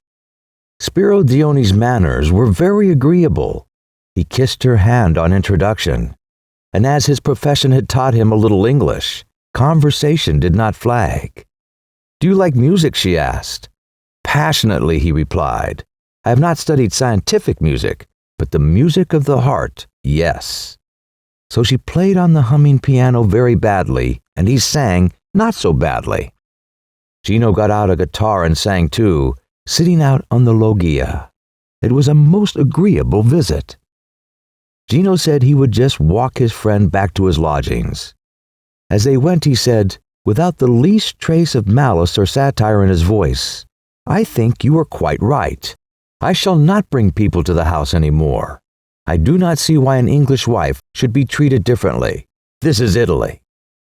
You are very wise, exclaimed the other. Very wise indeed. The more precious a possession, the more carefully it should be guarded. They had reached the lodging, but went on as far as the Café Garibaldi, where they spent a long and most delightful evening. Chapter 4 The advance of regret can be so gradual that it is impossible to say yesterday I was happy, today I am not. At no one moment did Lilia realize that her marriage was a failure. Yet during the summer and autumn, she became as unhappy as it was possible for her nature to be. She had no unkind treatment and a few unkind words from her husband. He simply left her alone. In the morning, he went out to do business, which as far as she could discover, meant sitting in the pharmacia. He usually returned to lunch, after which he retired to another room and slept. In the evening, he grew vigorous again and took the air on the ramparts, often having his dinner out and seldom returning till midnight or later. There were, of course, the times when he was away altogether, at Empoli, Siena, Florence, Bologna, for he delighted in travel and seemed to pick up friends all over the country. Lilia often heard what a favorite he was. She began to see that she must assert herself, but she could not see how. Her self-confidence, which had overthrown Philip, had gradually oozed away. If she left the strange house, there was the strange little town. If she were to disobey her husband and walk in the country, that would be stranger still. Vast slopes of olives and vineyards with chalk-white farms, and in the distance other slopes with more olives and more farms, and more little towns outlined against the cloudless sky. "I don't call this country," she would say. "Why, it's not as wild as Sawston Park." And indeed, there was scarcely a touch of wildness in it. Some of those slopes had been under cultivation for 2,000 years, but it was terrible and mysterious all the same, and its continued presence made Lilia so uncomfortable that she forgot her nature and began to reflect. She reflected chiefly about her marriage.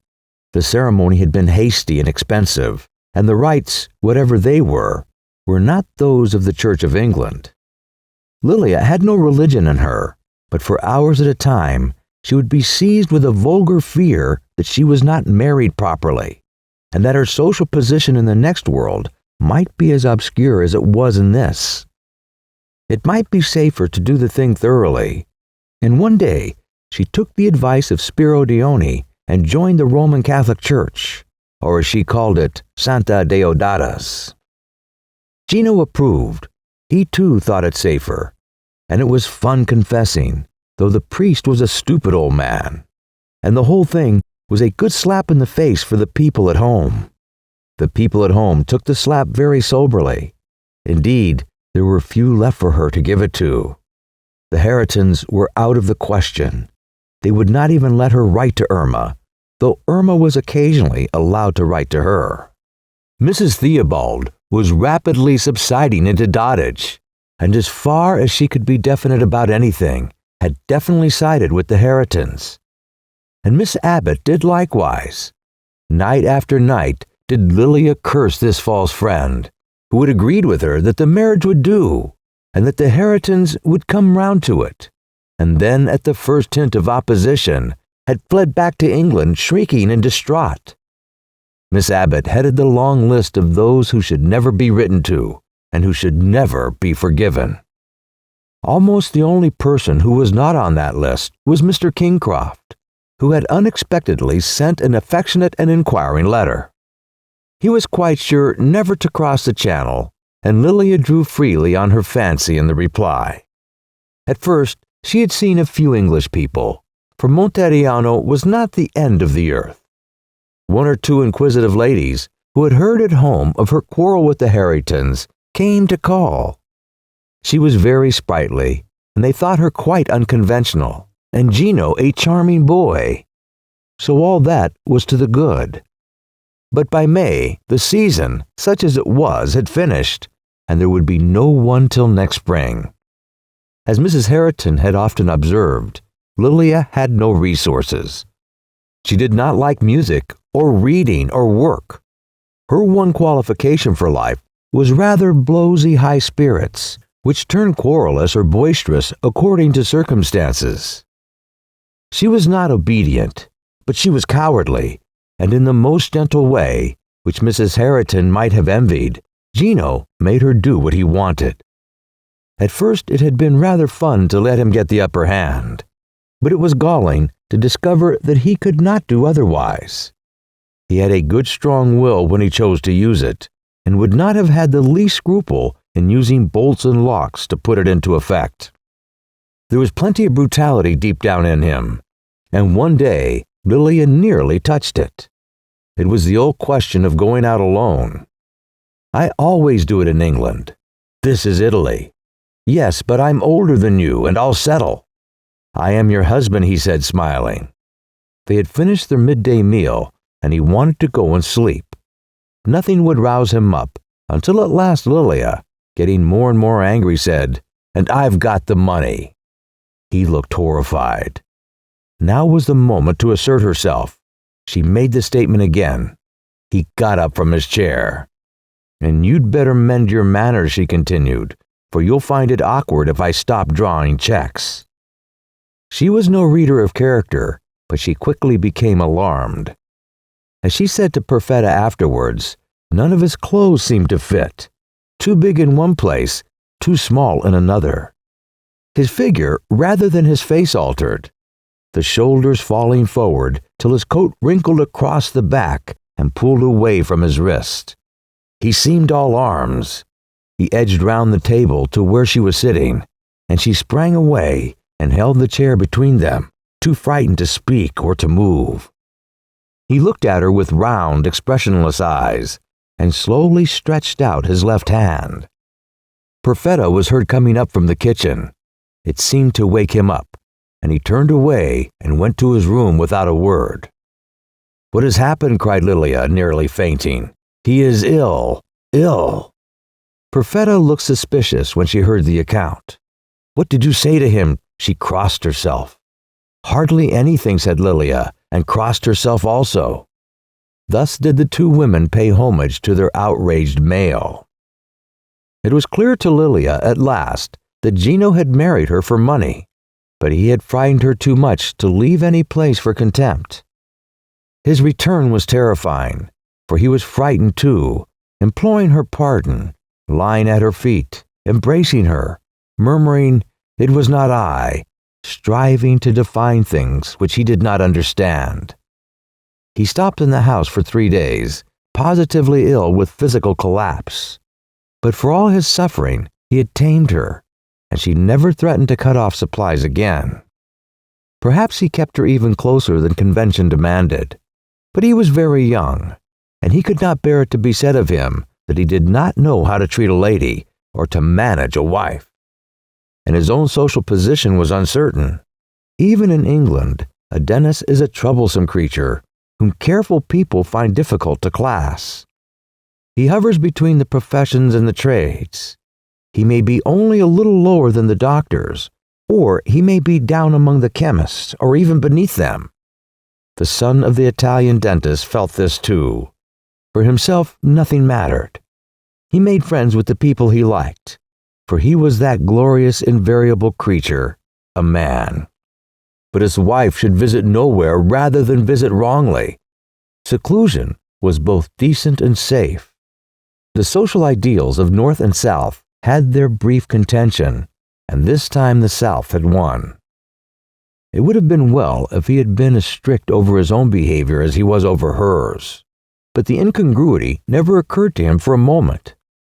His morality was that of the average Latin, and as he was suddenly placed in a position of a gentleman, he did not see why he should not behave as such.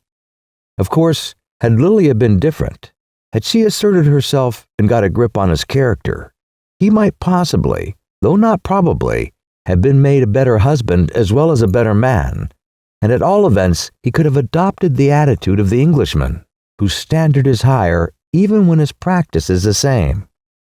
But had Lilia been different, she might not have married him. The discovery of his infidelity, which she made by accident, destroyed such remnants of self-satisfaction as her life might yet possess. She broke down utterly and sobbed and cried in Perfetta's arms. Perfetta was kind and even sympathetic, but cautioned her on no account to speak to Gino, who would be furious if he was suspected. As Lilia agreed, partly because it was, after all, the best and most dignified thing to do. She had given up everything for him, her daughter, her relatives, her friends, all the little comforts and luxuries of a civilized life. And even if she had the courage to break away, there was no one who would receive her now. The Herritons had been almost malignant in their efforts against her, and all her friends had one by one fallen off. So it was better to live on humbly, trying not to feel, endeavoring by a cheerful demeanor to put things right. Perhaps she thought, if I have a child, he will be different. I know he wants a son. Lilia had achieved pathos despite herself, for there are some situations in which vulgarity counts no longer. Not Cordelia nor Imogen more deserves our tears. She herself cried frequently, making herself look plain and old, which distressed her husband. He was particularly kind to her when he hardly ever saw her, and she accepted his kindness without resentment, even with gratitude, so docile had she become. She did not hate him, even as she had never loved him. With her, it was only when she was excited that the semblance of either passion arose. People said she was headstrong, but really her weak brain left her cold. Suffering, however, is more independent of temperament, and the wisest of women could hardly have suffered more. As for Gino, he was quite as boyish as ever, and carried his iniquities like a feather. A favorite speech of his was, one ought to marry. Spiro Dione is wrong. I must persuade him. Not till marriage does one realize the pleasures and the possibilities of life. So saying, he would take down his felt hat, strike it in the right place, as infallibly as a German strikes his in the wrong place, and leave her. One evening when he was gone out thus, Lilia could stand it no longer. It was September. Sawston would be filling up after the summer holidays. People would be running in and out of each other's houses all along the road. There were bicycle gymkhanias, and on the 30th, Mrs. Herriton would be holding the annual bazaar in her garden for the CMS. It seemed impossible that such a free, happy life could exist. She walked out onto the loggia. Moonlight and stars in a soft purple sky. The walls of Monteriano should be glorious on such a night as this, but the house faced away from them. Perfetta was banging in the kitchen, and the stairs down led past the kitchen door. But the stairs up to the attic, the stairs no one ever used, opened out of the living room, and by unlocking the door at the top, one might slip out to the square terrace above the house, and thus for 10 minutes walk in freedom and peace. The key was in the pocket of Gino's best suit, the English check, which he never wore. The stairs creaked and the keyhole screamed, but Perfetta was growing deaf. The walls were beautiful, but as they faced west, they were in shadow. To see the light upon them, she must walk round the town a little, till they were caught by the beams of the rising moon. She looked anxiously at the house and started. It was easy walking, for a little path ran all outside the ramparts. The few people she met wished her a civil good night, taking her in her hatless condition for a peasant. The walls trended round towards the moon, and presently she came into its light and saw all the rough towers turn into pillars of silver and black, and the ramparts into cliffs of pearl. She had no great sense of beauty, but she was sentimental, and she began to cry. For here, where a great cypress interrupted the monotony of the girdle of olives, she had sat with Gino one afternoon in March, her head upon his shoulder, while Caroline was looking at the view and sketching. Round the corner was the Siena Gate, from which the road to England started, and she could hear the rumble of the diligence which was going down to catch the night train to Empoli. The next moment it was upon her, for the high road came towards her a little before it began its long zigzag down the hill. The driver slackened and called to her to get in. He did not know who she was. He hoped she might be coming to the station. Non vengo, she cried. He wished her good night and turned his horses down the corner. As a diligence came round, she saw it was empty. Vengo. Her voice was tremulous and did not carry. The horses swang off. Vengo, vengo. She had begun to sing and heard nothing. She ran down the road screaming to him to stop, that she was coming. While the distance grew greater and the noise of the diligence increased, the man's back was black and square against the moon, and if he would turn but for an instant, she would be saved. She tried to cut off the corner of the zigzag, stumbling over the great clods of earth, large and hard as rocks, which lay between the eternal olives. She was too late, for just before she regained the road, the thing swept past her, thunderous, plowing up choking clouds of moonlit dust. She did not call any more, for she felt very ill and fainted. And when she revived, she was lying in the road with dust in her eyes and dust in her mouth and dust down her ears. There is something very terrible in dust at night time. What shall I do, she moaned.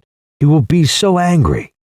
And without further effort, she slowly climbed back to captivity, shaking her garments as she went. Ill luck pursued her to the end. It was one of the nights when Gino happened to come in. He was in the kitchen, swearing and smashing plates, while Perfetta, her apron over her head, was weeping violently. At the sight of Lilia, he turned upon her and poured forth a flood of miscellaneous abuse. He was far more angry, but much less alarming than he had been that day when he edged after her round the table. And Lilia gained more courage from her bad conscience than she ever had from her good one. For as she spoke, she was seized with indignation and feared him no longer, and saw him for a cruel, worthless, hypocritical, dissolute upstart, and spoke in return. Perfetta screamed, for she told him everything, all she knew and all she thought. He stood with open mouth, all the anger gone out of him, feeling ashamed and an utter fool. He was fairly and rightfully cornered. When had a husband so given himself away before? She finished, and he was dumb, for she had spoken truly. Then, alas, the absurdity of his own position grew upon him, and he laughed, as he would have laughed at the same situation on the stage. You laugh, stammered Lilia. Ah, he cried, who could help it? I, who thought you knew and saw nothing. I am tricked. I am conquered. I give in. Let us talk of it no more. He touched her on the shoulder like a good comrade, half amused, half penitent, and then murmuring and smiling to himself, ran quietly out of the room. Perfetta burst into congratulations. What courage you have, she cried, and what good fortune. He is angry no longer. He has forgiven you. Neither Perfetta, nor Gino, nor Lilia herself knew the true reason of all the misery that followed. To the end, he thought that kindness and a little attention would be enough to set things straight. His wife was a very ordinary woman, and why should her ideas differ from his own?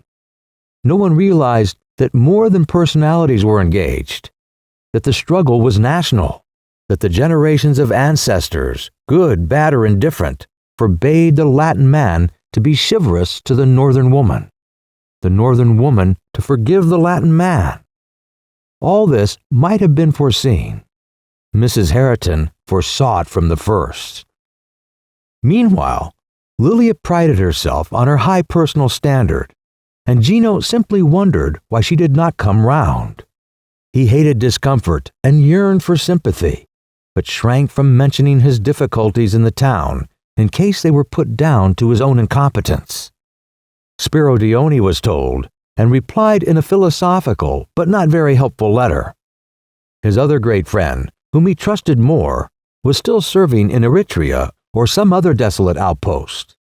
And besides, what was the good of letters? Friends cannot travel through the post. Lilia, so similar to her husband in many ways, yearned for comfort and sympathy too.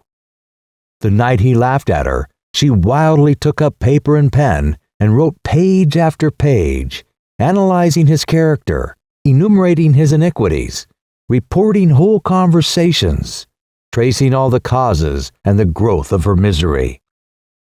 She was beside herself with passion, and though she could hardly think or see, she suddenly attained to magnificence and pathos which a practiced stylist might have envied. It was written like a diary, and not till its conclusion did she realize for whom it was meant. Irma, darling Irma, this letter is for you. I almost forgot I have a daughter. It will make you unhappy, but I want you to know everything, and you cannot learn things too soon. God bless you, my dearest, and save you. God bless your miserable mother. Fortunately, Mrs. Herriton was in when the letter arrived. She seized it and opened it in her bedroom. Another moment, and Irma's placid childhood would have been destroyed forever. Lilia received a brief note from Harriet, again forbidding direct communication between mother and daughter, and concluding with formal condolences. It nearly drove her mad. Gently, gently, said her husband. They were sitting together on the loggia when the letter arrived. He often sat with her now, watching her for hours, puzzled and anxious, but not contrite. It's nothing. She went in and tore it up, and then she began to write a very short letter whose gist was, "Come and save me." It is not good to see your wife crying when she writes, especially if you are conscious that, on the whole, your treatment of her has been reasonable and kind. It is not good when you accidentally look over her shoulder to see that she is writing to a man. Nor should she shake her fist at you when she leaves the room, under the impression that you are engaged in lighting a cigar and cannot see her. Lilia went to the post herself, but in Italy, so many things can be arranged. The postman was a friend of Gino's, and Mr. Kingcroft never got his letter. So she gave up hope, became ill, and all through the autumn lay in bed. Gino was distracted. She knew why. He wanted a son. He could talk and think of nothing else. His one desire was to become the father of a man like himself, and it held him with a great grip he only partially understood, for it was the first great desire, the first great passion of his life. Falling in love was a mere physical triviality, like warm sun or cool water, beside this divine hope of immortality, I continue. He gave candles to Santa Diodata, for he was always religious at a crisis, and sometimes he went to her himself and prayed the crude, uncouth demands of the simple. Impetuously, he summoned all his relatives back to bear him company in his time of need. And Lilia saw strange faces flitting past her in the darkened room. My love, he would say, my dearest Lilia, be calm. I have never loved anyone but you. She, knowing everything, would only smile gently, too broken by suffering to make sarcastic repartees. Before the child was born, he gave her a kiss and said, I have prayed all night for a boy. Some strangely tender impulse moved her, and she said faintly, You are a boy yourself, Gino. He answered, Then we shall be brothers. He lay outside the room with his head against the door like a dog. When they came to tell him the glad news, they found him half unconscious, and his face was wet with tears. As for Lilia, someone said to her, It's a beautiful boy, but she had died in giving birth to him. Chapter 5. At the time of Lilia's death, Philip Herriton was just 24 years of age. Indeed, the news reached Sawston on his birthday. He was a tall, weakly built young man whose clothes had to be judiciously patted on the shoulders in order to make him pass muster. His face was plain rather than not, and there was a curious mixture in it of good and bad. He had a fine forehead and a good large nose, and both observation and sympathy were in his eyes. But below the nose and eyes, all was confusion. and those people who believe that destiny resides in the mouth and chin shook their heads when they looked at him. Philip himself, as a boy, had been keenly conscious of these defects. Sometimes, when he had been bullied or hustled about at school, he would retire to his cubicle and examine his features in a looking-glass, and he would sigh and say, "It is a weak face. I shall never carve a place for myself in the world." But as years went on, he became either less self-conscious or more self-satisfied. The world, he found, made a niche for him as it did for everyone. Decision of character might come later, or he might have it without knowing. At all events, he had got a sense of beauty and a sense of humor, two most desirable gifts. The sense of beauty developed first. It caused him, at the age of 20, to wear party-colored ties and a squashy hat, to be late for dinner on account of the sunset, and to catch art from Burne-Jones to Praxiteles. At 21, he went to Italy with some cousins, and there he absorbed into one aesthetic whole olive trees, blue sky, frescoes, country inns, saints, peasants, mosaics, statues, beggars. He came back with the air of a prophet who would either remodel Sawston or reject it.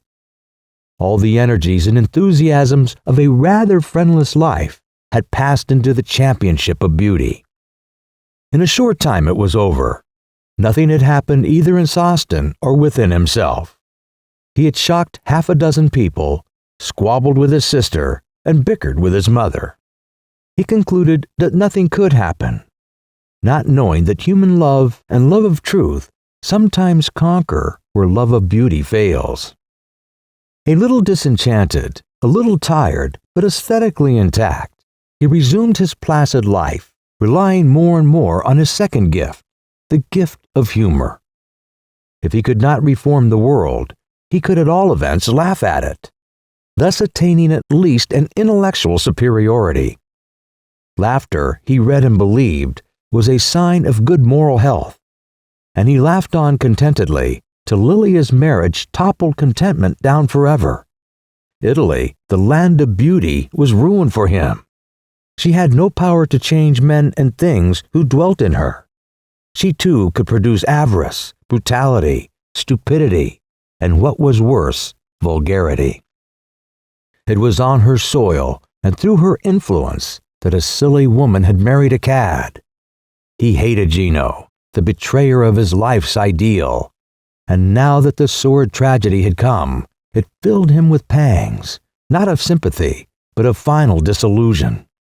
The disillusion was convenient for Mrs. Herriton, who saw a trying little period ahead of her and was glad to have her family united. "Are we to go into mourning, do you think?"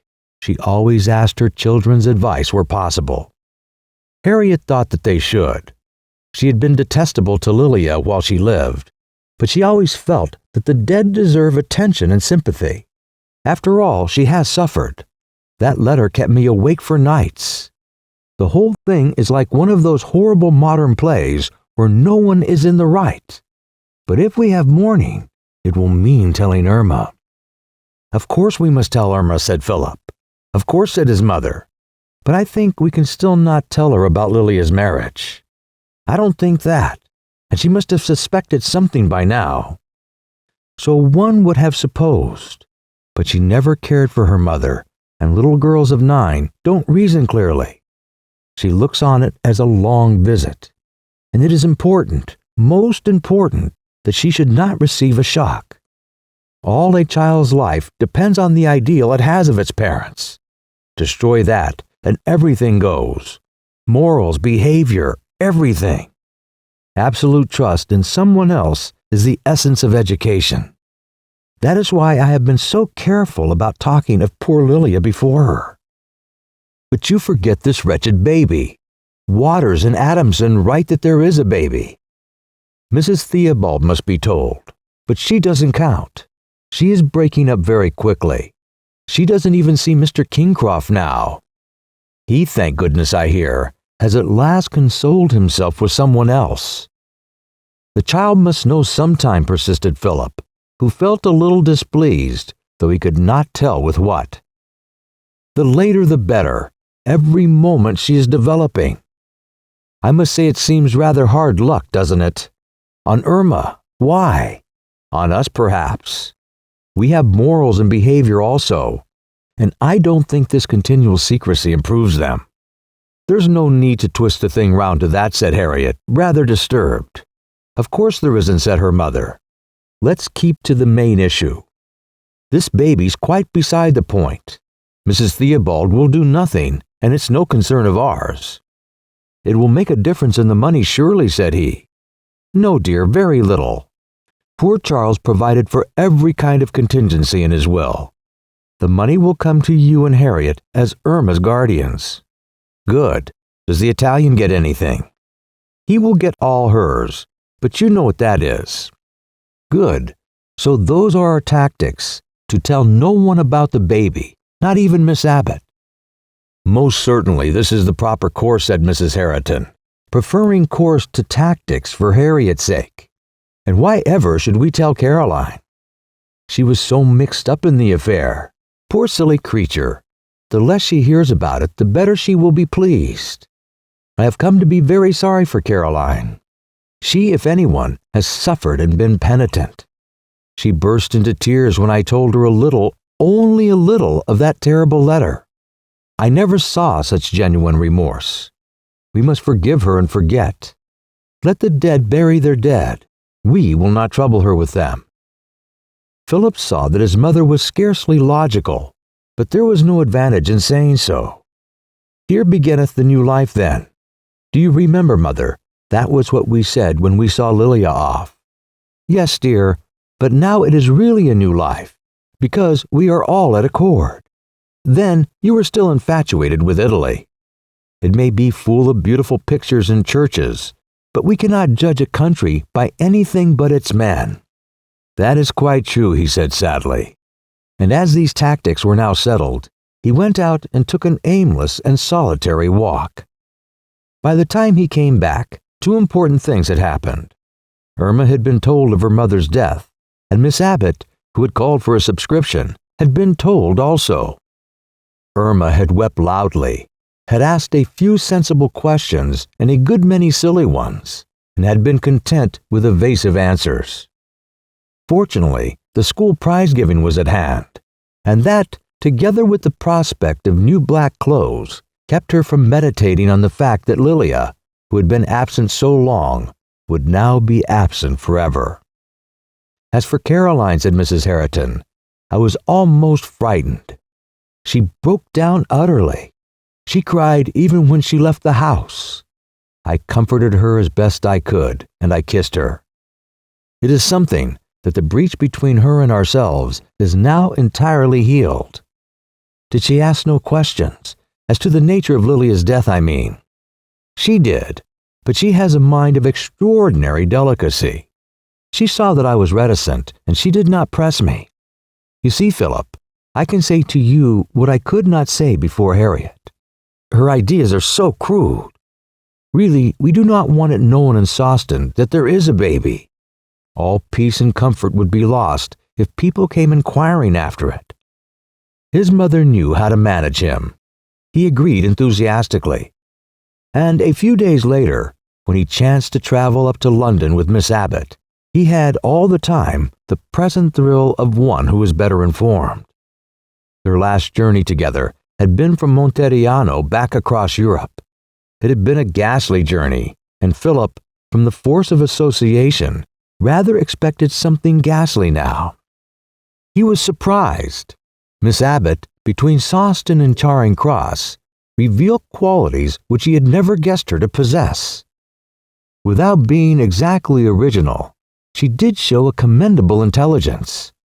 And though at times she was gauche and even uncourtly, he felt that here was a person whom it might be well to cultivate. At first she annoyed him. They were talking, of course, about Lilia, when she broke the thread of vague commiseration and said abruptly, "It is all so strange as well as so tragic, and what I did was as strange as anything." It was the first reference she had ever made to her contemptible behavior. "Never mind," he said. "It's all over now. Let the dead bury their dead. It's fallen out of our lives. But that's why I can talk about it and tell you everything I've always wanted to. You thought me stupid and sentimental and wicked and mad, but you never really knew how much I was to blame. Indeed, I never think about it now," said Philip gently. He knew that her nature was in the main generous and upright. It was unnecessary for her to reveal her thoughts. "The first evening we got to Monteriano," she persisted, "Lilia went out for a walk alone, saw that Italian in a picturesque position on a wall, and fell in love. He was shabbily dressed, and she did not even know he was the son of a dentist. I must tell you, I was used to this sort of thing. Once or twice before, I had had to send people about their business." "Yes, we counted on you," said Philip, with sudden sharpness. After all, if she would reveal her thoughts, she must take the consequences. "I know you did," she retorted with equal sharpness. "Lilia saw him several times again, and I knew I ought to interfere. I called her to my bedroom one night. She was very frightened, for she knew what it was about and how severe I could be. 'Do you love this man?' I asked. 'Yes or no?'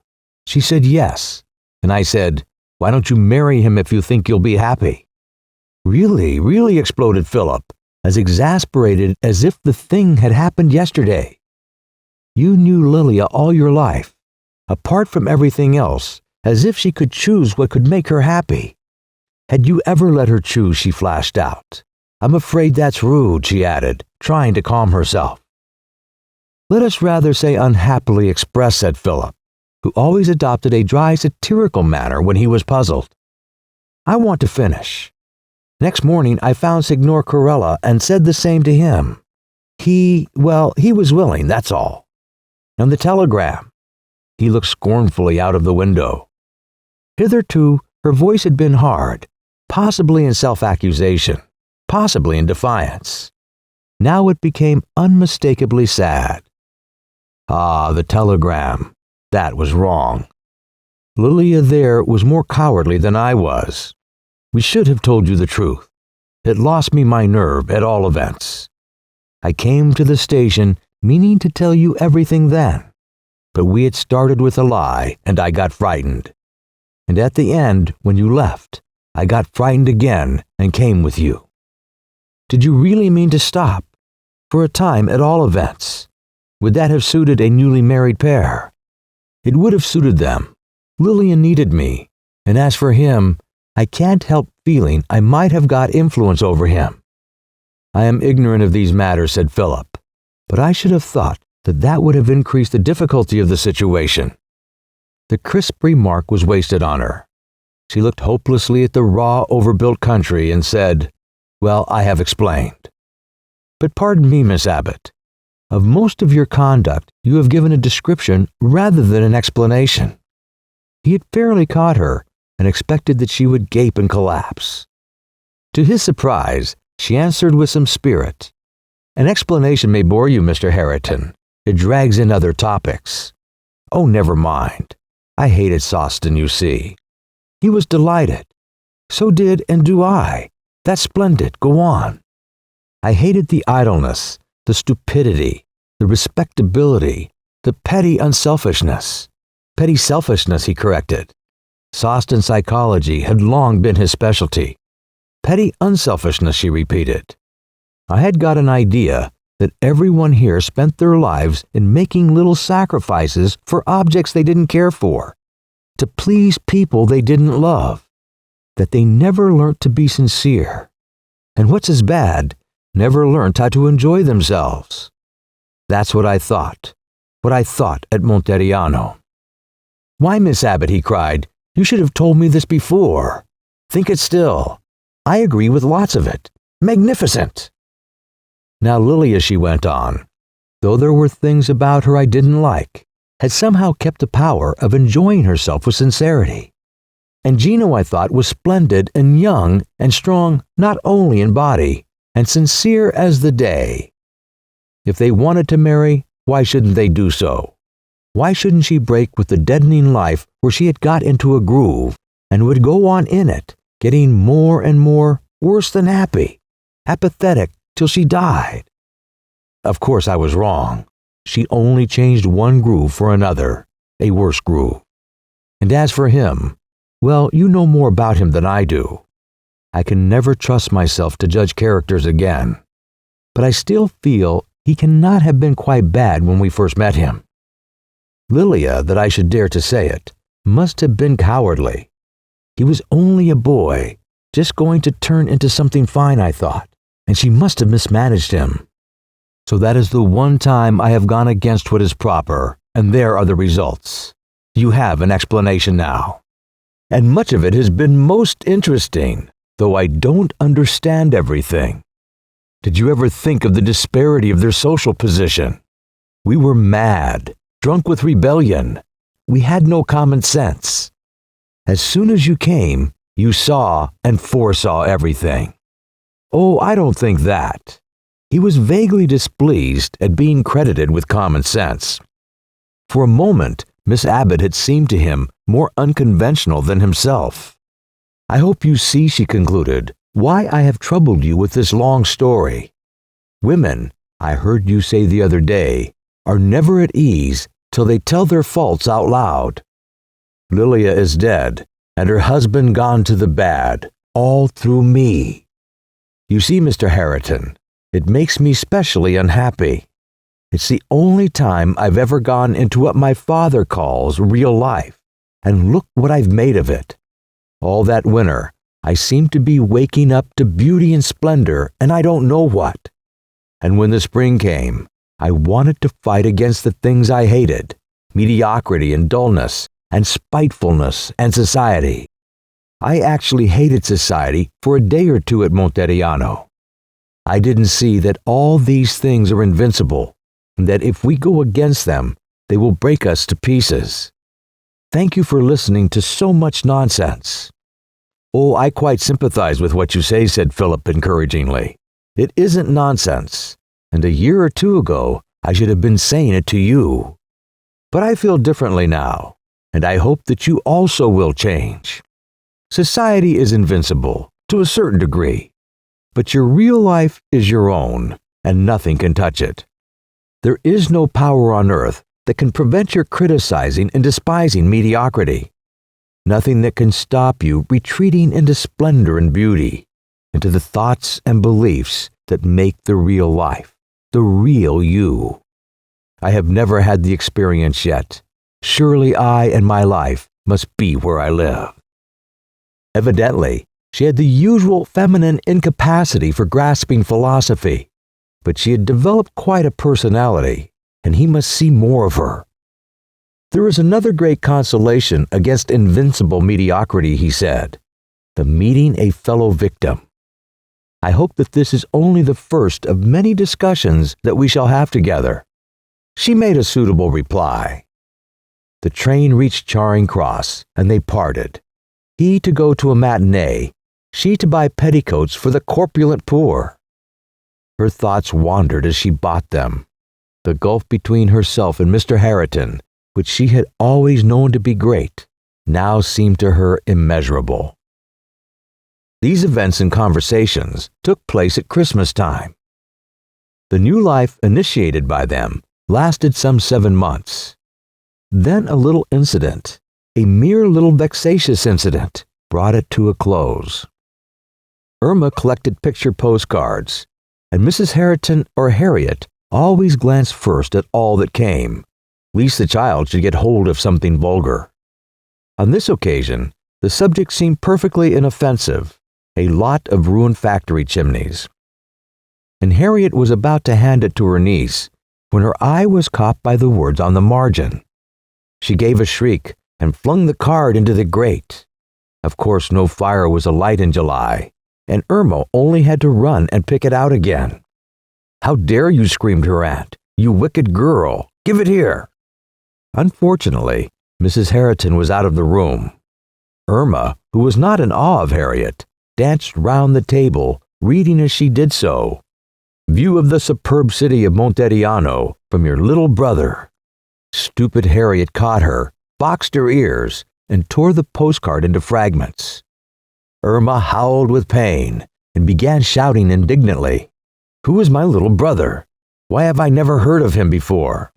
Grandmama, Grandmama, who is my little brother? Who is my—" Mrs. Herriton swept into the room saying, "Come with me, dear, and I will tell you.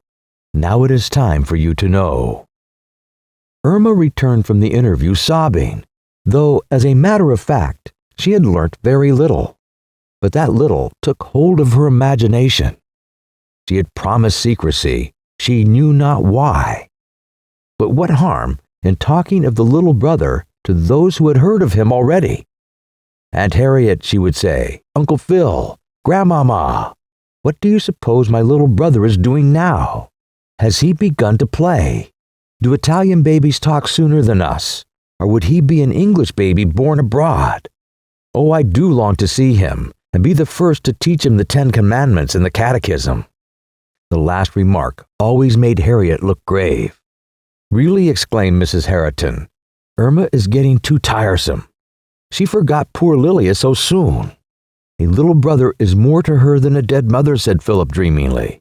"She can knit him socks." "I stopped that. She is bringing him in everywhere. It is most vexatious.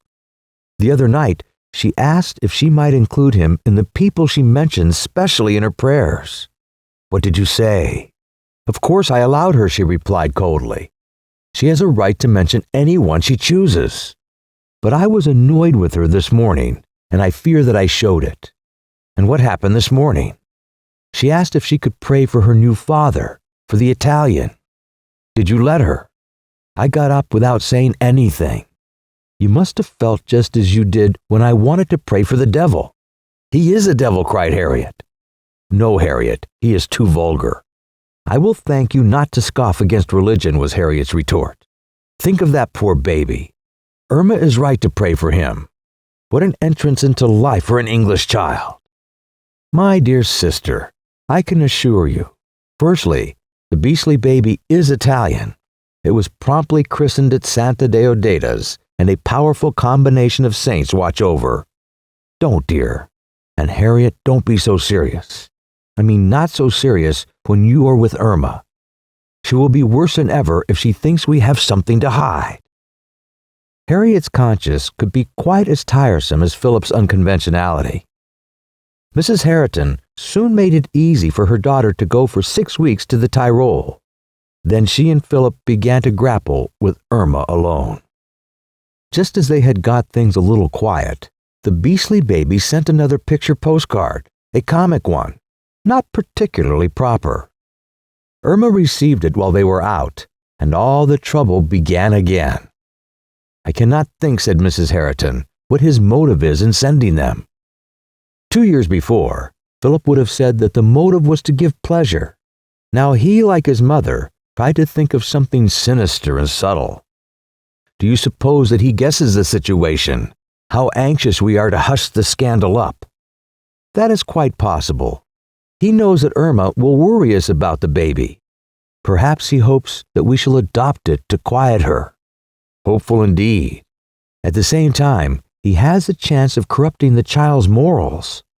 She unlocked a drawer, took out the postcard, and regarded it gravely. "He entreats her to send the baby one," was her next remark. "She might do it too. I told her not to, but we must watch her carefully, without, of course, appearing to be suspicious." Philip was getting to enjoy his mother's diplomacy. He did not think of his own morals and behavior anymore. Who's to watch her at school, though? She may bubble out any moment. "We can but trust to our influence," said Mrs. Herriton. Irma did bubble out that very day.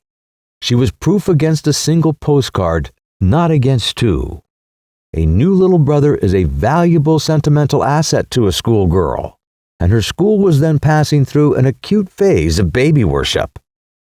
Happy the girl who had her quiver full of them, who kissed them when she left home in the morning, who had the right to extricate them from mail carts in the interval, who dangled them at tea ere they retired to rest, that one might sing the unwritten song of Miriam, blessed above all schoolgirls, who was allowed to hide her baby brother in a squashy place where none but herself could find him. How could Irma keep silent when pretentious girls spoke of baby cousins and baby visitors? She who had a baby brother, who wrote her postcards through her dear papa. She had promised not to tell about him. She knew not why, and she told. And one girl told another, and one girl told her mother, and the thing was out. Yet it is all very sad, Mrs. Herriton kept saying. My daughter-in-law made a very unhappy marriage, as I dare say you know. I suppose that the child will be educated in Italy. Possibly his grandmother may be doing something, but I have not heard of it. I do not expect that she will have him over. She disapproves of the father. It is altogether a painful business for her. She was careful only to scold Irma for disobedience, that eighth deadly sin, so convenient to parents and guardians. Harriet would have plunged into needless explanations and abuse. The child was ashamed and talked about the baby less. The end of the school year was at hand, and she hoped to get another prize, but she also had to put her hand to the wheel. It was several days before they saw Miss Abbott. Mrs. Herriton had not come across her much since the kiss of reconciliation, nor Philip since the journey to London. She had indeed been rather a disappointment to him. Her credible display of originality had never been repeated. He feared she was slipping back. Now she came about the cottage hospital. Her life was devoted to dull acts of charity. And though she got money out of him and out of his mother, she still sat tight in her chair, looking graver and more wooden than ever. I dare say you have heard, said Mrs. Herriton, well knowing what the matter was. Yes, I have. I came to ask you, have any steps been taken? Philip was astonished. The question was impertinent in the extreme. He had a regard for Miss Abbott and regretted she had been guilty of it. About the baby, asked Mrs. Herriton pleasantly. Yes. As far as I know, no steps.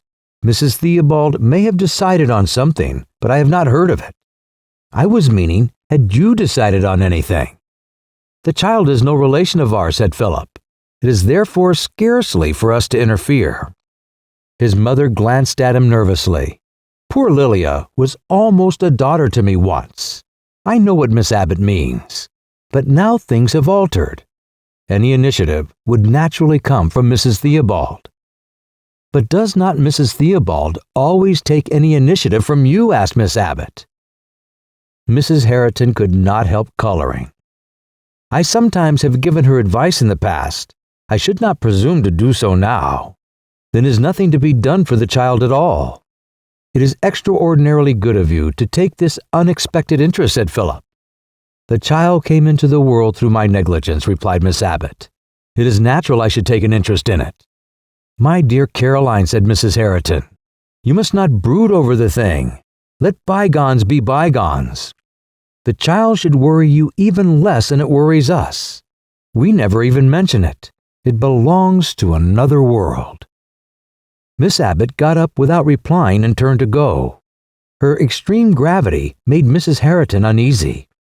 Of course, she added, if Mrs. Theobald decides on any plans that seems at all practical, I must say I don't see any such. I shall ask if I may join her in it, for Irma's sake, and share in any possible expenses. Please, would you let me know if she decides on anything? I should like to join as well. My dear, how you throw about your money. We should never allow it. And if she decides on nothing, please also let me know. Let me know in any case. Mrs. Herriton made a point of kissing her. Is the young person mad? Burst out Philip as soon as she had departed. Never in my life have I seen such colossal impertinence. She ought to be well smacked and sent back to Sunday school. His mother said nothing. But don't you see, she is practically threatening us. You can't put her off with Mrs. Theobald. She knows as well as we do that she is a nonentity. If we don't do anything, she's going to raise a scandal, that we neglect our relatives, etc., which is, of course, a lie. Still, she'll say it. Oh, dear, sweet, sober Caroline Abbott has a loose screw. We knew it at Monteriano. I had my suspicions last year one day in the train, and here it is again. The young person is mad." She still said nothing. "Shall I go round at once and give it her well? I'd really enjoy it." In a low, serious voice, such a voice as she had not used to him for months, Mrs. Herriton said, "Caroline has been extremely impertinent. Yet there may be something in what she says after all. Ought the child to grow up in that place, and with that father?" Philip started and shuddered. He saw that his mother was not sincere. Her insincerity to others had amused him, but it was disheartening when used against himself. "Let's admit frankly," she continued, "that after all we may have responsibilities." "I don't understand you, Mother. You are turning absolutely round. What are you up to?" In one moment an impenetrable barrier had been erected between them. They were no longer in smiling confidence. Mrs. Herriton was off on tactics of her own, tactics which might be beyond or beneath them. His remark offended her. "Up to? I'm wondering whether I ought not to adopt the child. Is that sufficiently plain? And this is the result of a half-dozen idiocies of Miss Abbott. It is. I repeat, she has been extremely impertinent. None the less, she is showing me my duty. If I can rescue poor Lilia's baby from that horrible man, who will bring it up either as papist or infidel, who will certainly bring it up to be vicious, I shall do it." "You talk like Harriet." "And why not?" she said, flushing at what she knew to be an insult.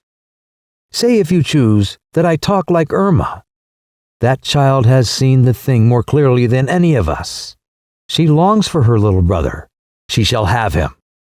I don't care if I am impulsive." He was sure that she was not impulsive, but did not dare to say so. Her ability frightened him.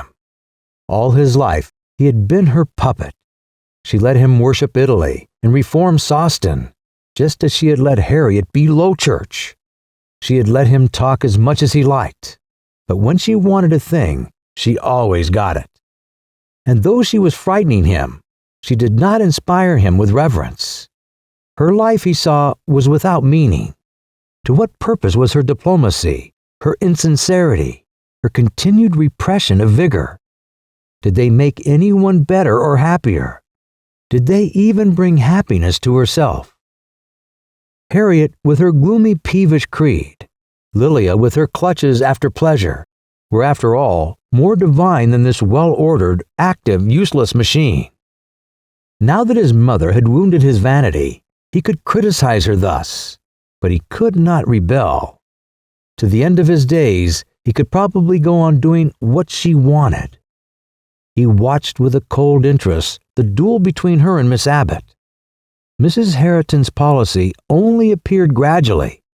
It was to prevent Miss Abbott interfering with the child at all cost, and if possible, to prevent her at a small cost.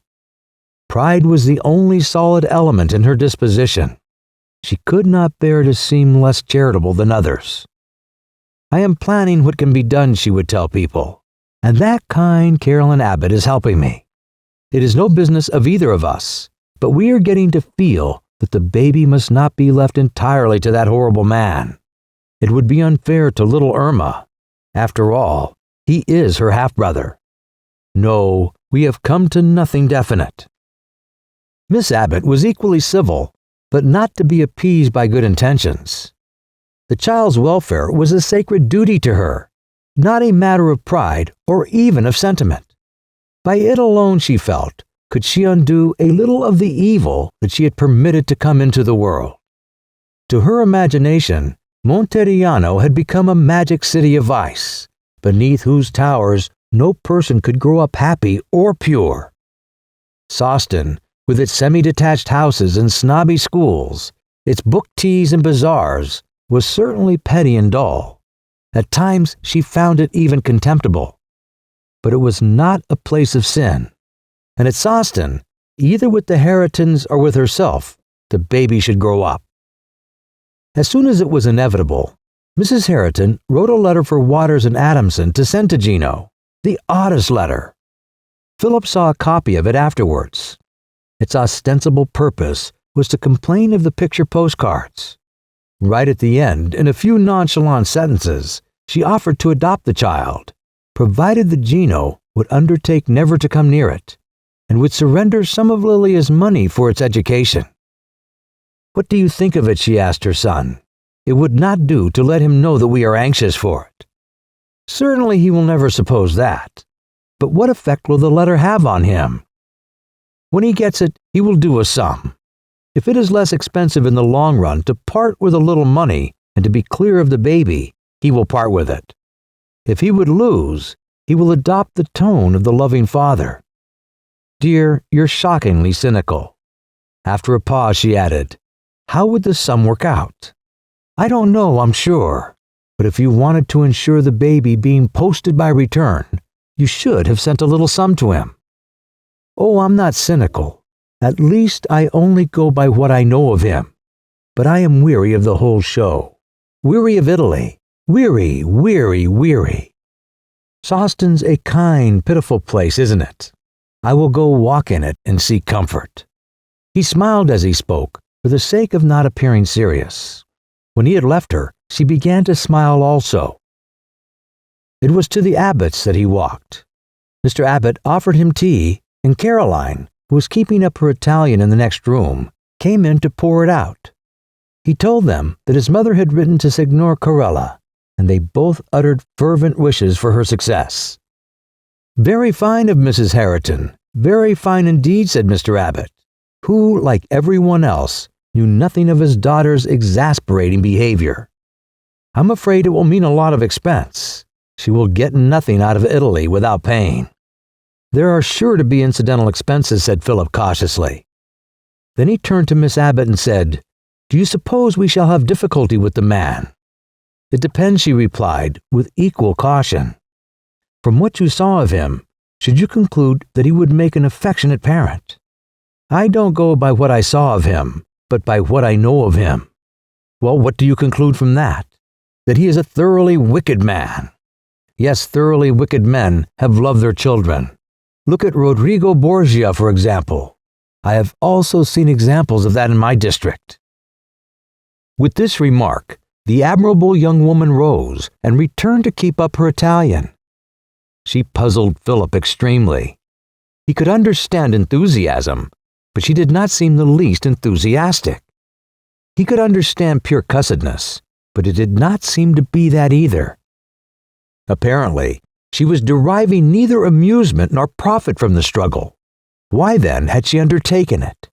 Perhaps she was not sincere. Perhaps on the whole, that was most likely. She must be professing one thing and aiming at another. What the other thing could be, he did not stop to consider.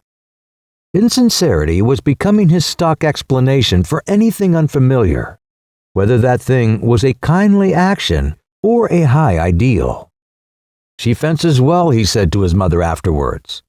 "What had you to fence about?" she said suavely.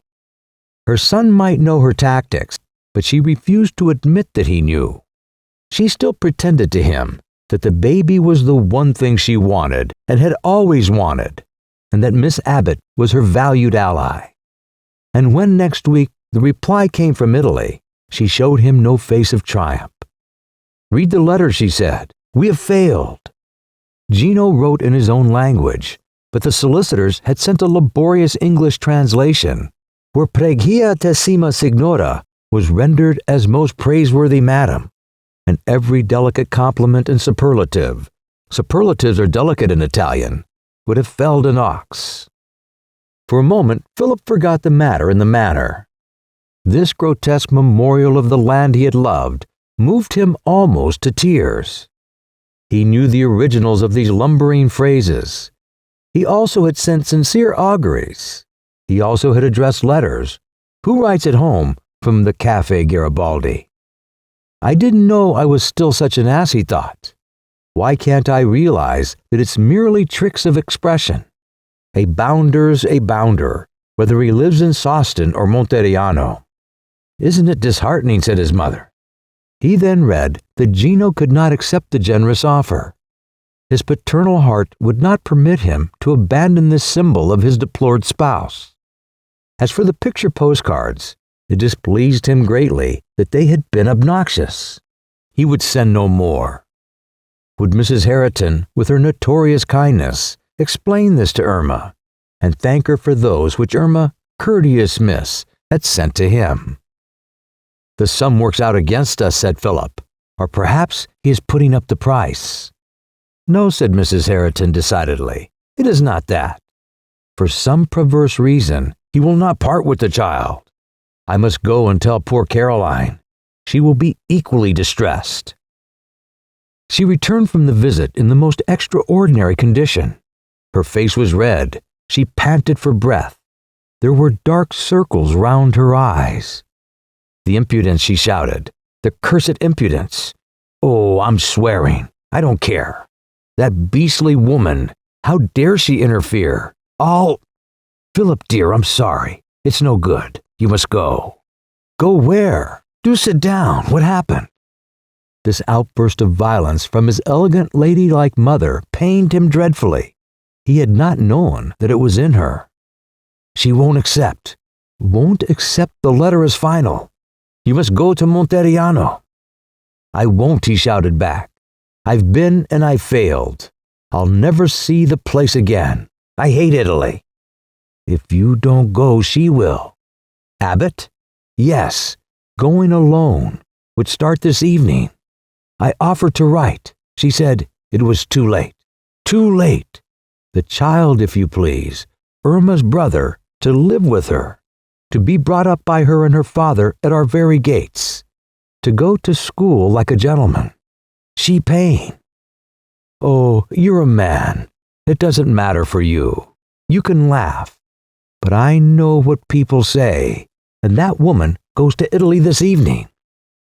He seemed to be inspired. "Then let her go. Let her mess with Italy by herself. She'll come to grief somehow. Italy's too dangerous, too—" "Stop that nonsense, Philip. I will not be disgraced by her. I will have the child. Pay all we've got for it. I will have it." "Let her go to Italy," he cried. "Let her meddle with what she doesn't understand. Look at this letter. The man who wrote it will marry her, or murder her, or do for her somehow. He's a bounder, but he's not an English bounder. He's mysterious and terrible. He's got a country behind him that upsets people from the beginning of the world." "Harriet," exclaimed his mother. "Harriet shall go too. Harriet now will be invaluable." And before Philip had stopped talking nonsense, she had planned the whole thing and was looking out the trains. Chapter 6. Italy, Philip had always maintained, is only her true self in the height of the summer, when the tourists have left her, and her soul awakes under the beams of a vertical sun. He now had every opportunity of seeing her at her best, for it was nearly the middle of August before he went out to meet Harriet in the Triol. He found his sister in a dense cloud 5,000 feet above the sea, chilled to the bone, overfed, bored, and not at all unwilling to be fetched away. "It upsets one's plans terribly," she remarked, as she squeezed out her sponges. "But obviously it is my duty." "Did Mother explain it all to you?" asked Philip. "Yes, indeed. Mother has written me a really beautiful letter. She describes how it was that she gradually got to feel that we must rescue the poor baby from its terrible surroundings, how she has tried by letter, and it is no good. Nothing but insincere compliments and hypocrisy came back. Then she says, there is nothing like personal influence. You and Philip will succeed where I have failed. She says, too, that Caroline Abbott has been wonderful." Philip assented. "Caroline feels it as keenly almost as us. That is because she knows the man. Oh, he must be loathsome. Goodness me, I've forgotten to pack the ammonia. It has been a terrible lesson for Caroline, but I fancy it is her turning point. I can't help liking to think that out of all this evil, good will come." Philip saw no prospect of good, nor beauty either, but the expedition promised to be highly comic. He was not adverse to it any longer. He was simply indifferent to all in it, except the humors. These would be wonderful. Harriet worked by her mother. Mrs. Herriton worked by Miss Abbott. Gino worked by a Czech. What better entertainment could he desire? There was nothing to distract him this time. His sentimentality had died. So had his anxiety for the family honor. He must be a puppet's puppet, but he knew exactly the disposition of the strings. They traveled for 13 hours downhill, whilst the streams broadened and the mountains shrank, and the vegetation changed, and the people ceased being ugly and drinking beer, and began instead to drink wine and to be beautiful. And the train which had picked them at sunrise, out of a waste of glaciers and hotels, was waltzing at sunset round the walls of Verona. Absurd nonsense they talk about the heat, said Philip, as they drove from the station. Supposing we were here for pleasure, what could be more pleasurable than this? Did you hear, though, they are remarking on the cold, said Harriet nervously. I should never have thought it cold. On the second day, the heat struck them like a hand laid over the mouth, just as they were walking to see the tomb of Juliet. From that moment, everything went wrong. They fled from Verona. Harriet's sketchbook was stolen, and the bottle of ammonia in her trunk burst over her prayer book, so that purple patches appeared on all her clothes. Then as she was going through Mantua at 4 a.m, Philip made her look out of the window because it was Virgil's birthplace, and a smut flew in her eye, and Harriet with a smut in her eye was notorious. At Bologna, they stopped 24 hours to rest. It was a festa, and children blew bladder whistles night and day. What a religion, said Harriet. The hotel smelt. 2 puppies were asleep on her bed, and her bedroom window looked into a belfry, which saluted her slumbering form every quarter of an hour. Philip left his walking stick, his socks, and the Baedeker at Bologna. She only left her sponge bag. Next day, they crossed the Apennines with a trained sick child and a hot lady, who told them that never before had she sweated so profusely. Foreigners are a filthy nation, said Harriet. I don't care if there are tunnels. Open the windows. He obeyed, and she got another smut in her eye. Nor did Florence improve matters.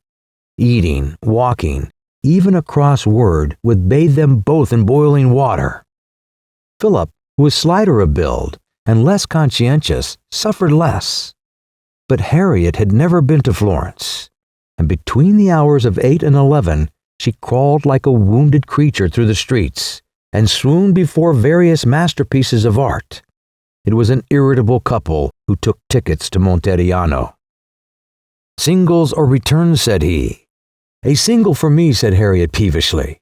I shall never get back alive. Sweet creature, said her brother, suddenly breaking down. How helpful you will be when we come to Signor Corella. Do you suppose, said Harriet, standing still among a whirl of porters, do you suppose I'm going to enter that man's house? Then what have you come for, pray? For ornament? To see that you do your duty. Oh, thanks. So Mother told me. For goodness sake, get the tickets. Here comes that hot woman again. She has the impudence to bow. Mother told you, did she? Said Philip wrathfully, as he went to struggle for tickets at a slit so narrow that they were handed to him edgewise. Italy was beastly, and Florence Station is the center of beastly Italy. But he had a strange feeling that he was to blame for it all, that a little influx into him of virtue would make the whole land not beastly, but amusing. For there was enchantment, he was sure of that, solid enchantment, which lay behind the porters and the screaming and the dust. He could see it in the terrific blue sky beneath which they traveled, in the whitened plain which gripped life tighter than a frost, in the exhausted reaches of the Arno, in the ruins of brown castles which stood quivering upon the hills. He could see it, though his head ached and his skin was twitching, though he was here as a puppet, and though his sister knew how he was there. There was nothing pleasant in that journey to Monteriano Station, but nothing, not even the discomfort, was commonplace. But do people live inside? Asked Harriet. They had exchanged railway carriage for the legno, and the legno had emerged from the withered trees and had revealed to them their destination. Philip, to be annoying, answered no. What do they do there? Continued Harriet with a frown. There is a cafe, a prison, a theater, a church, walls, a view. Not for me, thank you, said Harriet after a weighty pause. Nobody asked you, miss, you see. Now Lilia was asked by such a nice young gentleman, with curls all over his forehead, and teeth just as white as his father makes them. Then his manner changed. But Harriet, do you see nothing wonderful or attractive in that place? Nothing at all. It's frightful. I know it is, but it's old, awfully old. Beauty is the only test, said Harriet. At least so you told me when I sketched old buildings, for the sake, I suppose, of making yourself unpleasant.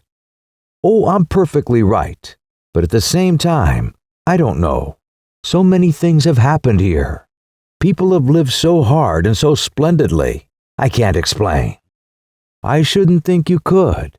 It doesn't seem the best moment to begin your Italy mania. I thought you were cured of it by now. Instead, will you kindly tell me what you are going to do when you arrive? I do beg you will not be taken unawares this time. First, Harriet, I shall settle you at the Stella d'Italia in the comfort that befits your sex and disposition. Then I shall make myself some tea. After tea, I shall take a book into Santa Deodata's and read there. It's always fresh and cool. The martyred Harriet exclaimed, I'm not clever, Philip. I don't go in for it, as you know. But I know what's rude, and I know what's wrong. Meaning, you, she shouted, bouncing on the cushions of the legno and startling all the fleas. What's the good of cleverness if a man's murdered a woman? Harriet, I am hot. To whom do you refer? He, her. If you don't look out, he'll murder you. I wish he would. Tut, tut, tutlet. You'd find a corpse extraordinarily inconvenient. Then he tried to be less aggravating. I heartily dislike the fellow, but we know he didn't murder her. In that letter, though she said a lot, she never said he was physically cruel. He has murdered her. The things he did, things one can't even mention. Things which one must mention if one's to talk at all, and things which one must keep in their proper place. Because he was unfaithful to his wife, it doesn't follow that in every way he's absolutely vile. He looked at the city. It seemed to approve his remark. It's the supreme test. The man who is unchivalrous to a woman, oh, stow it. Take it to the back kitchen. It's no more a supreme test than anything else. The Italians never were chivalrous from the first. If you condemn him for that, you'll condemn the whole lot. I condemn the whole lot. And the French as well. And the French as well. Things aren't so jolly easy, said Philip, more to himself than to her. But for Harriet, things were easy, though not jolly, and she turned upon her brother yet again. What about the baby, pray? You've said a lot of smart things, and whittled away morality and religion, and I don't know what. But what about the baby? You think me a fool, but I've been noticing you all today, and you haven't mentioned the baby once. You haven't thought about it even. You don't care, Philip. I shall not speak to you. You are intolerable. She kept her promise, and never opened her lips all the rest of the way. But her eyes glowed with anger and resolution, for she was a straight, brave woman, as well as a peevish one. Philip acknowledged her reproof to be true. He did not care about the baby one straw. Nevertheless, he meant to do his duty, and he was fairly confident of success. If Gino would have sold his wife for 1,000 lire, for how much less would he not sell his child? It was just a commercial transaction. Why should it interfere with other things? His eyes were fixed on the towers again, just as they had been fixed when he drove with Miss Abbott. But this time his thoughts were pleasanter, for he had no such grave business on his mind. It was in the spirit of the cultivated tourist that he approached his destination.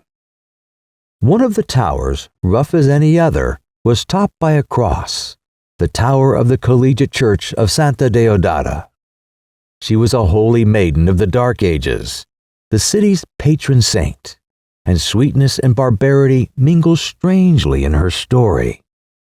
So holy was she that all her life she lay upon her back in the house of her mother, refusing to eat, refusing to play, refusing to work. The devil, envious of such sanctity, tempted her in various ways. He dangled grapes above her. He showed her fascinating toys. He pushed soft pillows beneath her aching head. When all proved vain, he tripped up the mother and flung her downstairs before her very eyes. But so holy was the saint that she never picked her mother up, but lay upon her back through all, and thus assured her throne in paradise. She was only 15 when she died, which shows how much is within the reach of any schoolgirl. Those who think her life was unpractical need only think of the victories upon Pago Bansi, San Gemignano, Volterra, Siena itself, all gained through the invocation of her name. They need only look at the church which rose over her grave. The grand schemes for a marble facade were never carried out, and it is brown unfinished stone unto this day. But for the inside, Giotto was summoned to decorate the walls of the nave.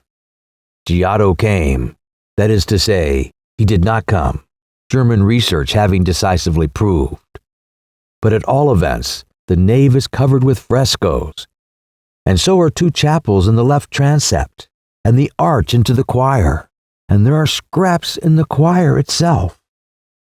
There the decorations stopped, till in the full spring of the Renaissance, a great painter came to pay a few weeks' visit to his friend, the Lord of Monteriano. In the intervals between the banquets and the discussions on Latin etymology and the dancing, he would stroll over to the church, and there in the 5th chapel to the right, he has painted 2 frescoes of the death and burial of Santo Deodata. That is why Baedeker gives the place a star. Santa Deodata was better company than Harriet, and she kept Philip in a pleasant dream until the Legno drew up at the hotel. Everyone there was asleep, for it was still the hour when only idiots were moving. There were not even any beggars about. The cabmen put their bags down in the passage. They had left heavy baggage at the station, and strolled about till he came on the landlady's room and woke her and sent her to them. Then Harriet pronounced the monosyllable, "Go!" "Go where?" asked Philip, bowing to the landlady, who was swimming down the stairs. "To the Italian. Go!" "Buonasera, signora padrona. Si ritorna volentieri a Monteriano." "Don't be a goose. I'm not going now. You're in the way, too." "Vorrei du comere." "Go this instant. Now. I'll stand it no longer. Go." "I'm damned if I'll go. I want my tea." "Swear if you like," she cried. "Blaspheme. Abuse me. But understand I'm in earnest. Harriet, don't act, or act better. We've come here to get the baby back, and for nothing else. I'll not have this levity and slackness, and talk about pictures and churches. Think of Mother. Did she send you out for them? Think of Mother, and don't straddle across the stairs. Let the cabman and the landlady come down, and let me go up and choose rooms. I shan't. Harriet, are you mad? If you like, but you will not come up till you have seen the Italian." "La signorina si sente male," said Philip. "Se il sole." "Poveretta," cried the landlady and the cabman. "Leave me alone," said Harriet, snarling round at them. "I don't care for the lot of you. I'm English, and neither you'll come down, nor he up till he goes for the baby. La pregno, piano, piano. Sei un'altra signorina che dorme." We shall probably be arrested for brawling, Harriet. Have you the very slightest sense of the ludicrous?" Harriet had not. That was why she could be so powerful. She had concocted this scene in the carriage, and nothing should balk her of it. To the abuse in front and coaxing behind, she was equally indifferent. How long she would have stood like a glorified Horatius, keeping the staircase at both ends, was never to be known. For the young lady, whose sleep they were disturbing, awoke and opened her bedroom door and came out on the landing. She was Miss Abbott. Philip's first coherent feeling was one of indignation.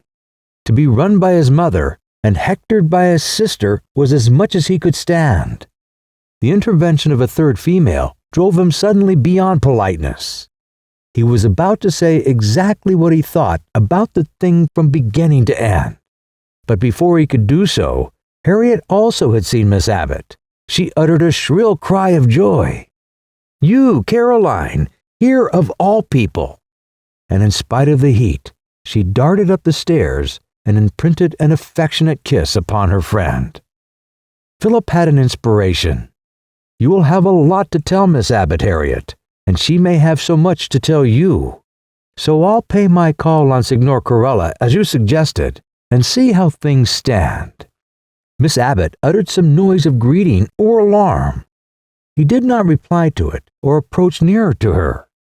Without even paying the cabman, he escaped into the street. "Tear each other's eyes out," he cried, gesticulating at the facade of the hotel. "Give it to her, Harriet. Teach her to leave us alone. Give it to her, Caroline. Teach her to be grateful to you. Go it, ladies, go it." Such people as observed him were interested, but did not conclude that he was mad. This aftermath of conversation is not unknown in Italy.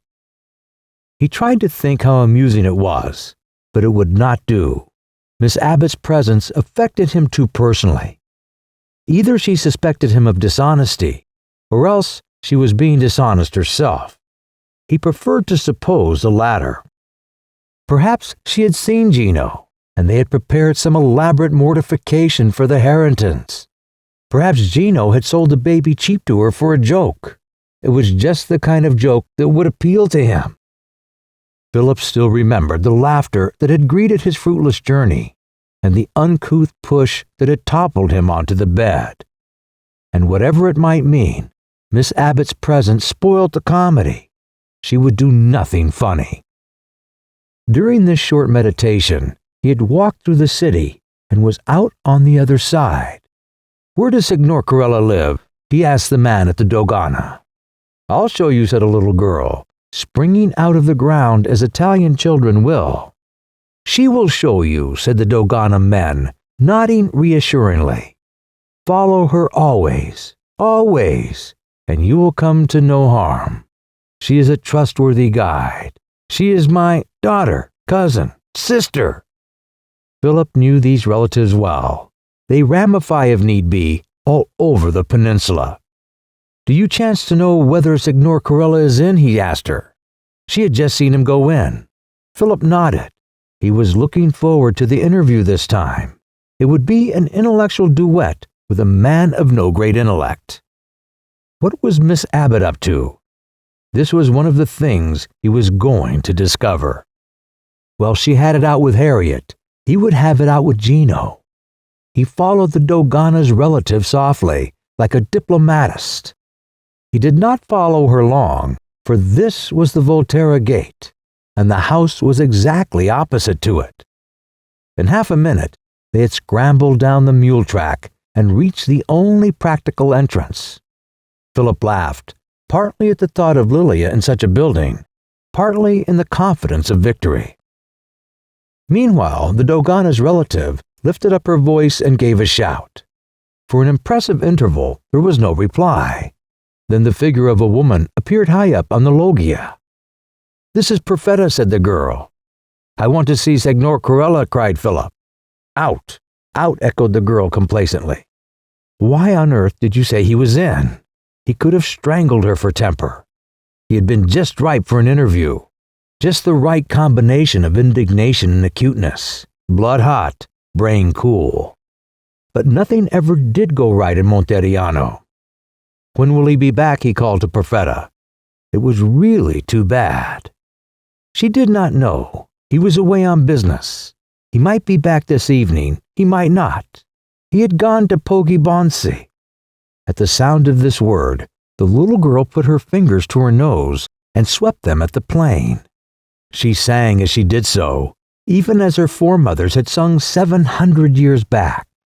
Poggibonisi fatti in là, che Monteriano si fa città. Then she asked Philip for a halfpenny. A German lady friendly to the past had given her one that very spring. I shall have to leave a message, he called. Now Perfetta has gone for breakfast, said the little girl. When she returns, she will lower it, so. Then will you put your card into it? Then she will raise it, thus, by this means. When Perfetta returned, Philip remembered to ask after the baby.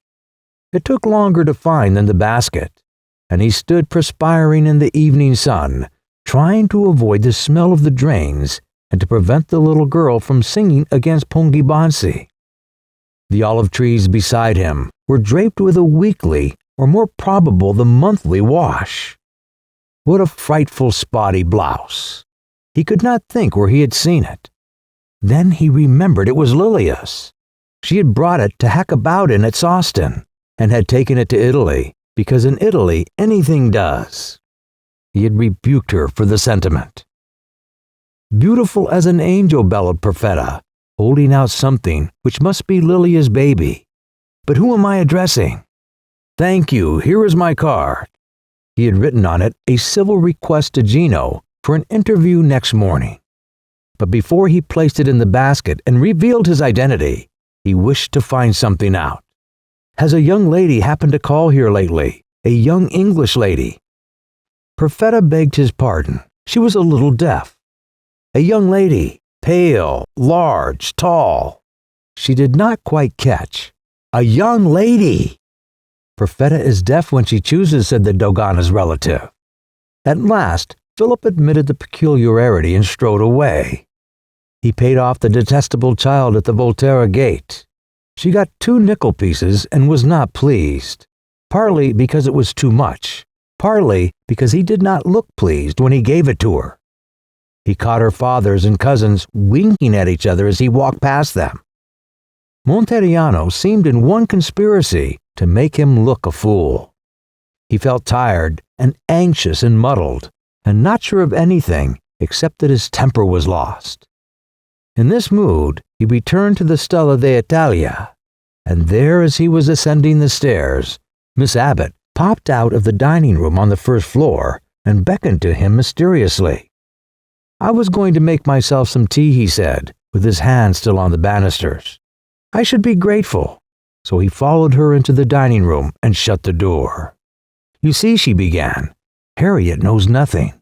No more do I. He was out. But what's that to do with it?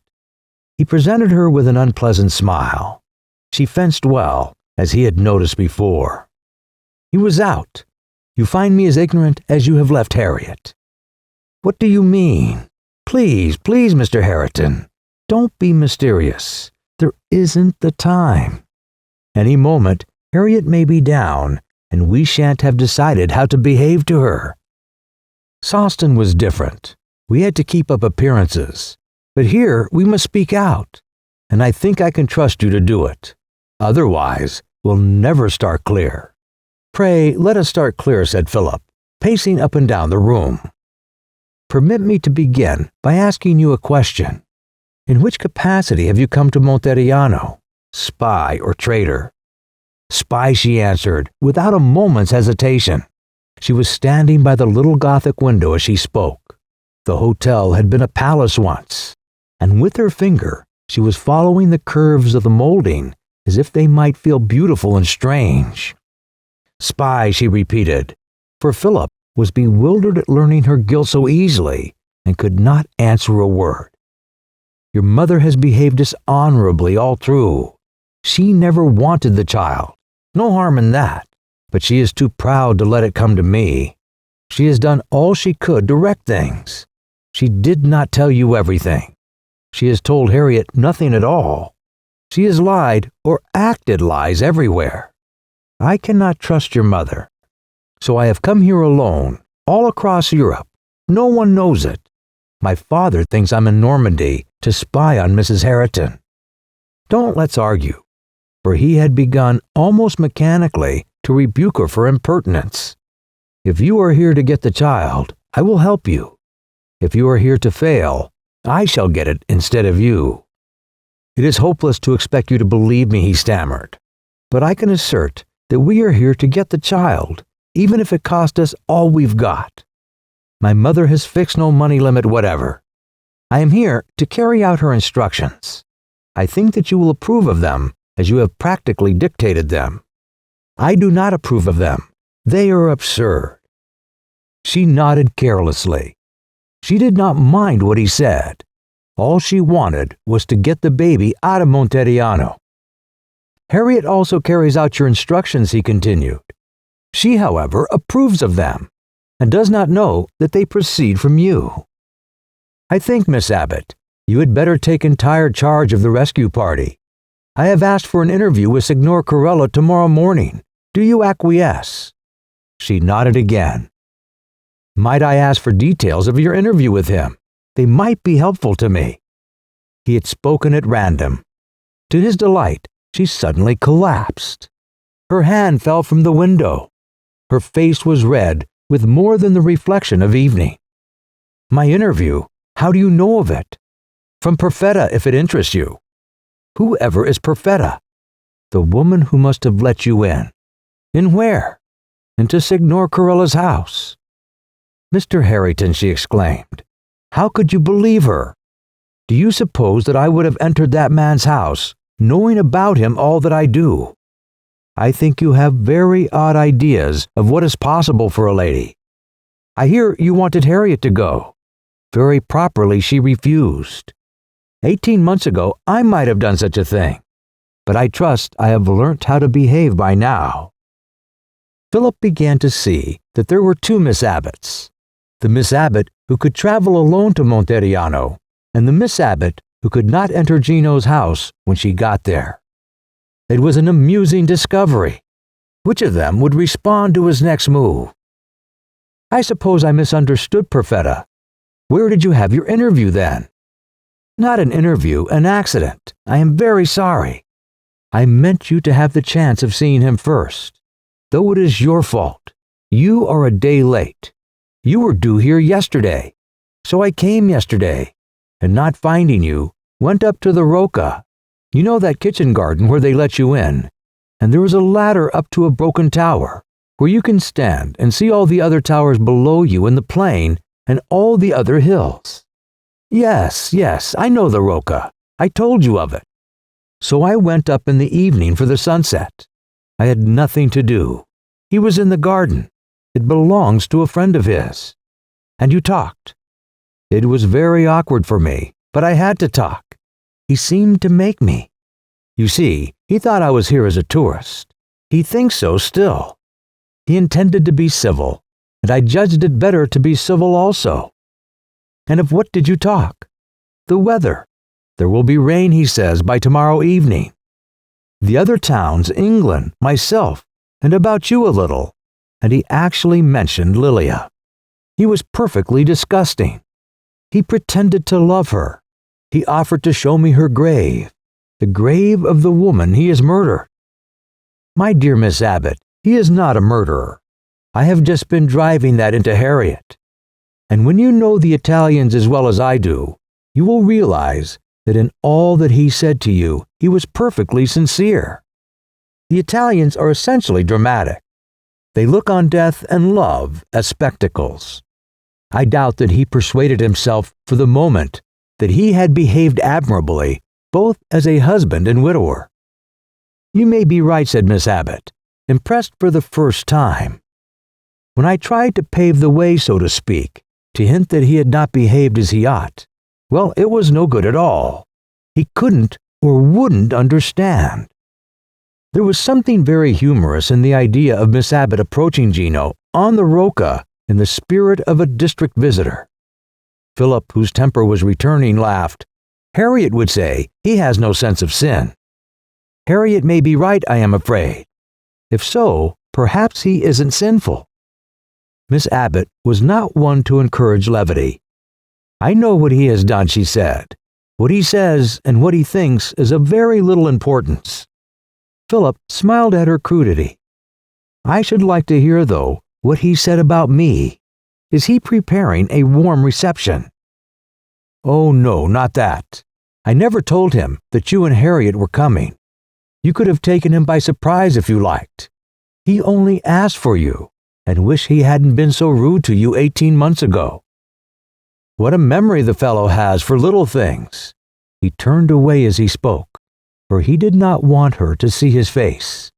It was suffused with pleasure. For an apology, which would have been intolerable 18 months ago, was gracious and agreeable now. She would not let this pass. You did not think it a little thing at the time. You told me he had assaulted you. I lost my temper, said Philip lightly. His vanity had been appeased, and he knew it. This tiny piece of civility had changed his mood. Did he really? What exactly did he say? He said he was sorry, pleasantly, as Italians do say such things. But he never mentioned the baby once. What did the baby matter when the world was suddenly right way up? Philip smiled, and was shocked at himself for smiling, and smiled again. For romance had come back to Italy. There were no cads in her. She was beautiful, courteous, lovable as of old. And Miss Abbott, she too, was beautiful in her way, for all her gauntness and conventionality. She really cared about life, and tried to live it properly. And Harriet, even Harriet tried. This admirable change in Philip proceeds from nothing admirable, and may therefore provoke the gibes of the cynical. But angels and other practical people will accept it reverently and write it down as good. The view from Rocca, small gratuity, is finest at sunset, he murmured, more to himself than to her. And he never mentioned the baby once, Miss Abbott repeated. But she had returned to the window, and again her finger pursued the delicate curves. He watched her in silence, and was more attracted to her than he had ever been before. She really was the strangest mixture. The view from Rocca, wasn't it fine? What isn't fine here, she answered gently, and then added, I wish I was Harriet, throwing an extraordinary meaning into the words. Because Harriet, she would not go further, but he believed that she had paid homage to the complexity of life. For her, at all events, the expedition was neither easy nor jolly. Beauty, evil, charm, vulgarity, mystery. She also acknowledged this tangle in spite of herself. And her voice thrilled him when she broke silence with, Mr. Herriton, come here. Look at this. She removed a pile of plates from the Gothic window, and they leaned out of it. Close opposite, wedged between mean houses, there rose up one of the great towers. It is your tower. You stretch a barricade between it and the hotel, and the traffic is blocked for a moment. Farther up, where the street empties out by the church, your connections, the Merli and the Capocci, do likewise. They command the piazza, you the Siena gate.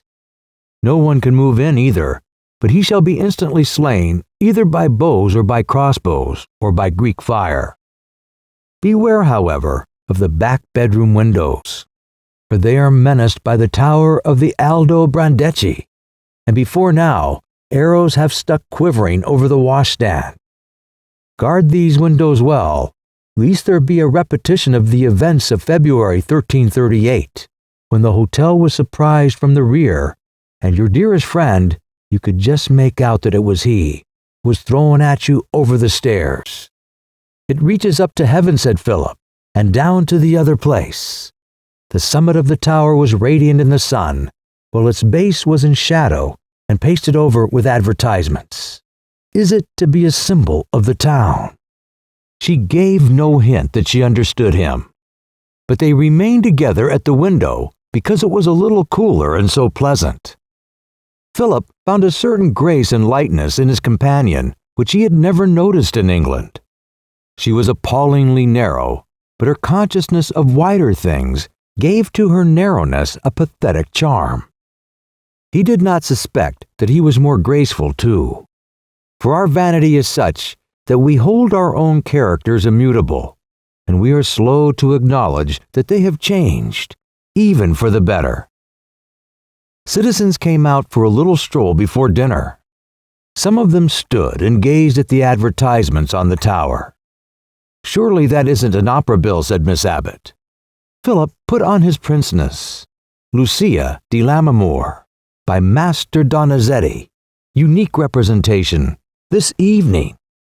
But is there an opera right up here? Why, yes. These people know how to live. They would sooner have a thing bad than not have it at all. That is why they have got to have so much that is good. However bad the performance is tonight, it will be alive. Italians don't love music silently like the beastly Germans.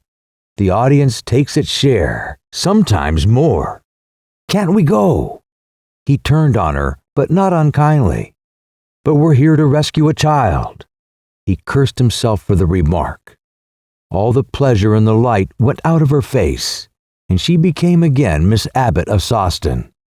Good, oh, most undoubtedly good, but most appallingly dull. Dull and remorseful, it is a deadly combination, and he strove against it in vain till he was interrupted by the opening of the dining room door. They started as guiltily as if they had been flirting. Their interview had taken such an unexpected course. Anger, cynicism, stubborn morality, all had ended in a feeling of goodwill towards each other and towards the city which had received them. And now Harriet was here, acrid, indissoluble, large, the same in Italy as in England, changing her disposition never, and her atmosphere under protest. Yet even Harriet was human, and the better for a little tea. She did not scold Philip for finding Gino out, as she might reasonably have done. She showered civilities on Miss Abbott, exclaiming again and again that Caroline's visit was one of the most fortunate coincidences in the world. Caroline did not contradict her. "You see him tomorrow at 10, Philip. Well, don't forget the blank check. Say an hour for the business. No, Italians are so slow, say 2. 12 o'clock, lunch. Well, then it's no good going till the evening train. I can manage the baby as far as Florence." "My dear sister, you can't run on like that. You don't buy a pair of gloves in 2 hours, much less a baby. 3 hours then, or 4, or make him learn English ways. At Florence, we get a nurse." "But Harriet," said Miss Abbott, "what if at first he was to refuse?" "I don't know the meaning of the word," said Harriet impressively. "I've told the landlady that Philip and I only want our rooms one night, and we shall keep to it. I dare say it will be all right, but as I told you, I thought the man I met on the Rocca a strange, difficult man. He's insolent to ladies, we know, but my brother can be trusted to bring him to his senses. That woman, Philip, whom you saw will carry the baby to the hotel. Of course you must tip her for it, and try if you can to get poor Lilia's silver bangles. They were nice quiet things and will do for Irma. And there is an inlaid box I lent her, lent not gave, to keep her handkerchiefs in. It's of no real value, but this is our only chance. Don't ask for it, but if you see it lying about, just say, 'No, Harriet, I'll try for the baby, but for nothing else.' I promise to do that tomorrow, and to do it in the way you wish. But tonight, as we're all tired, we want a change of topic. We want relaxation. We want to go to the theater." "Theater's here, at such a moment." "We should hardly enjoy it with the great interview pending," said Miss Abbott, with an anxious glance at Philip. He did not betray her, but said, "Don't you think it's better than sitting in all evening and getting nervous?" His sister shook her head. "Mother wouldn't like it. It would be most unsuitable, almost irreverent. Besides all that, foreign theaters are notorious. Don't you remember those letters in the church family newspaper? But this is an opera. Lucia de Lammermoor, Sir Walter Scott, classical, you know. Harriet's face grew resigned. Certainly one has so few opportunities of hearing music. It is sure to be very bad, but it might be better than sitting idle all the evening. We have no book, and I lost my crochet at Florence. Good. Miss Abbott, are you coming too? It is very kind of you, Mr. Herriton. In some ways I should enjoy it. But excuse the suggestion. I don't think we ought to go to cheap seats. Good gracious me, cried Harriet. I should never have thought of that. As likely as not, we should have tried to save money and sat among the most awful people. One keeps on forgetting this is Italy.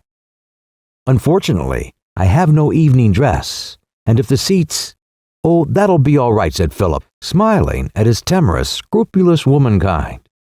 We'll go as we are, and buy the best we can. Monteriano is not formal.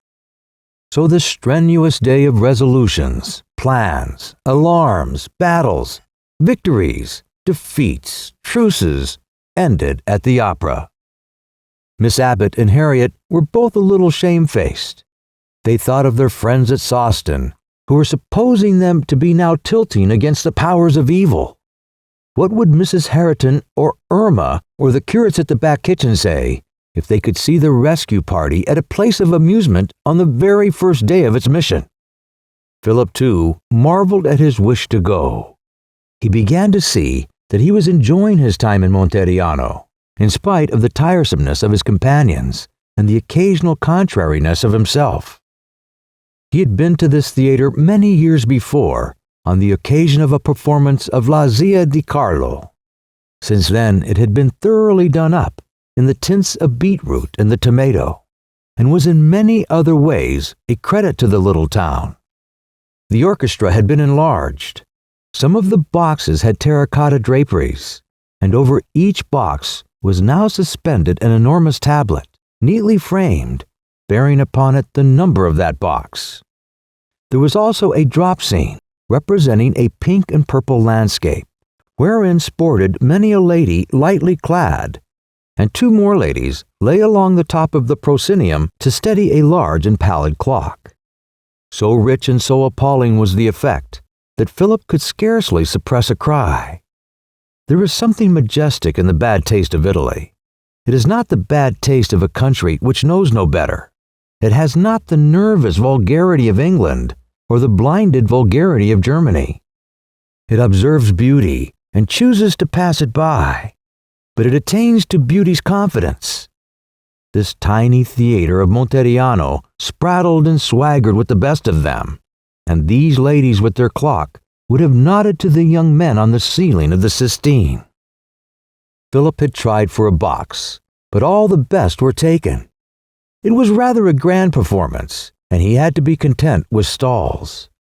Harriet was fretful and insular. Miss Abbott was pleasant and insisted on praising everything.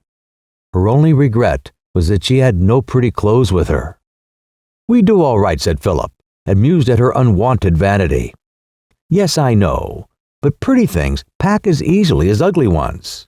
We had no need to come to Italy like guys. This time he did not reply.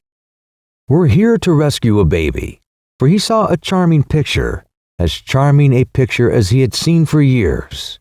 The hot red theater. Outside the theater, towers and gates and medieval walls. Beyond the walls, olive trees in the starlight, and white winding roads and fireflies and untroubled dust. And here in the middle of it all, Miss Abbott, wishing she had not come looking like a guy. She had made the right remark. Most undoubtedly she had made the right remark. This stiff suburban woman was unbending before the shrine. Don't you like it at all? He asked her. Most awfully. And by this bald interchange, they convinced each other that romance was here. Harriet, meanwhile, had been coughing ominously at the drop scene, which presently rose on the grounds of Ravenswood, and the chorus of Scotch retainers burst into cry. The audience, accompanied with tappings and drummings, swaying in the melody like corn in the wind. Harriet, though she did not care for music, knew how to listen to it. She uttered an acid shh. Shut it, whispered her brother. We must make a stand from the beginning. They're talking. It is so tired, murmured Miss Abbott, but perhaps it isn't for us to interfere. Harriet shook her head and shished again. The people were quiet, not because it was wrong to talk during a chorus, but because it is natural to be civil to a visitor. For a little time, she kept the whole house in order and could smile at her brother complacently. Her success annoyed him. He had grasped the principle of opera in Italy. It aims not at illusion, but at entertainment. And he did not want this great evening party to turn into a prayer meeting. But soon the boxes began to fill, and Harriet's power was over. Families greeted each other across the auditorium. People in the pit hailed their brothers and sons in the chorus and told them how well they were singing. When Lucia appeared by the fountain, there was loud applause and cries, "Welcome to Monteriano." Ridiculous baby, said Harriet, settling down in her stall. Why, it is the famous hot lady of Apennines, cried Philip. The one who had never before. Ugh, don't. She will be very vulgar. And I'm sure it's even worse here than in the tunnel. I wish we'd never. Lucia began to sing, and there was a moment's silence. She was stout and ugly, but her voice was still beautiful, and as she sang, the theater murmured like a hive of happy bees. All through the coloratura, she was accompanied by sighs, and its top note was drowned in a shout of universal joy. So the opera proceeded. The singers drew inspiration from the audience, and the two great sextets were rendered not unworthily. Miss Abbott fell into the spirit of the thing. She too chatted and laughed and applauded and encored and rejoiced in the existence of beauty. As for Philip, he forgot himself as well as his mission. He was not even an enthusiastic visitor, for he had been in this place always. It was his home. Harriet, like M. Bovary on a more famous occasion, was trying to follow the plot. Occasionally, she nudged her companions and asked them what had become of Walter Scott. She looked round grimly. The audience sounded drunk, and even Caroline, who never took a drop, was swaying oddly. Violent waves of excitement, all arising from very little, went sweeping round the theater. The climax was reached in the mad scene. Lucia, clad in white, as befitted her malady, suddenly gathered up her streaming hair and bowed her acknowledgment to the audience. Then from the back of the stage, she feigned not to see it. There advanced a kind of bamboo clothes horse, stuck all over with bouquets. It was very ugly, and most of the flowers in it were false. Lucia knew this, and so did the audience. And they all knew that the clothes horse was a piece of stage property brought in to make the performance go year after year. None the less did it unloose the great deeps. With a scream of amazement and joy, she embraced the animal, pulled out one or two practical blossoms, pressed them to her lips, and flung them into her admirers. They flung them back with loud melodious cries, and a little boy in one of the stage boxes snatched up her sister's carnations and offered them. "Che carino!" exclaimed the singer. She darted at the little boy and kissed him. Now the noise became tremendous.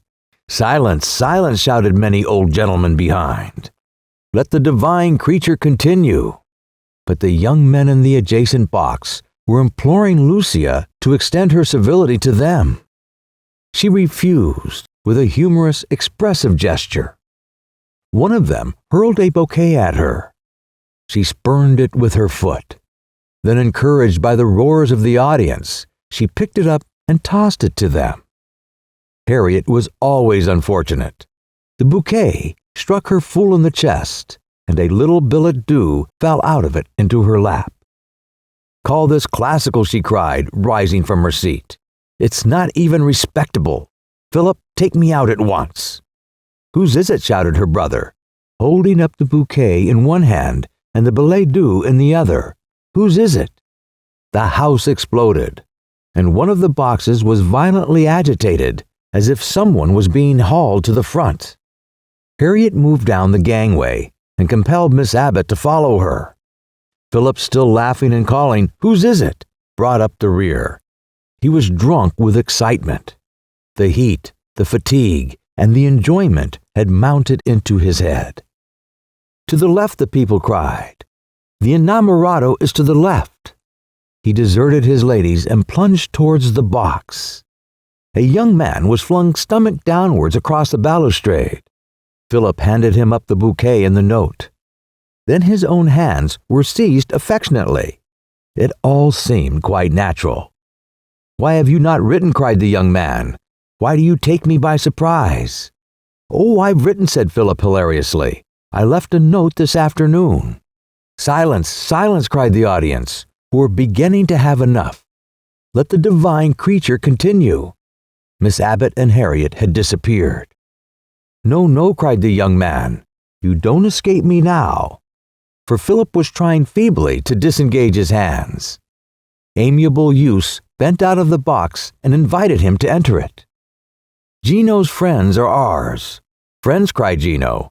"A relative, a brother, Fray Filippo, who has come all the way from England and never written. I left a message." The audience began to hiss. "Come in to us." "Thank you. Ladies, there is not time." The next moment, he was swinging by his arms. The moment after, he shot over the balustrade into the box. Then the conductor, seeing that the incident was over, raised his baton. The house was hushed, and Lucia di Lammermoor resumed her song of madness and death. Philip had whispered introductions to the pleasant people who had pulled him in. Tradesmen's sons perhaps they were, or medical students, or solicitors' clerks, or sons of other dentists. There is no knowing who is who in Italy. The guest of the evening was a private soldier. He shared the honor now with Philip. The two had to stand side by side in the front and exchange compliments, whilst Gino presided, courteous but delightfully familiar. Philip would have a spasm of horror at the muddle he had made.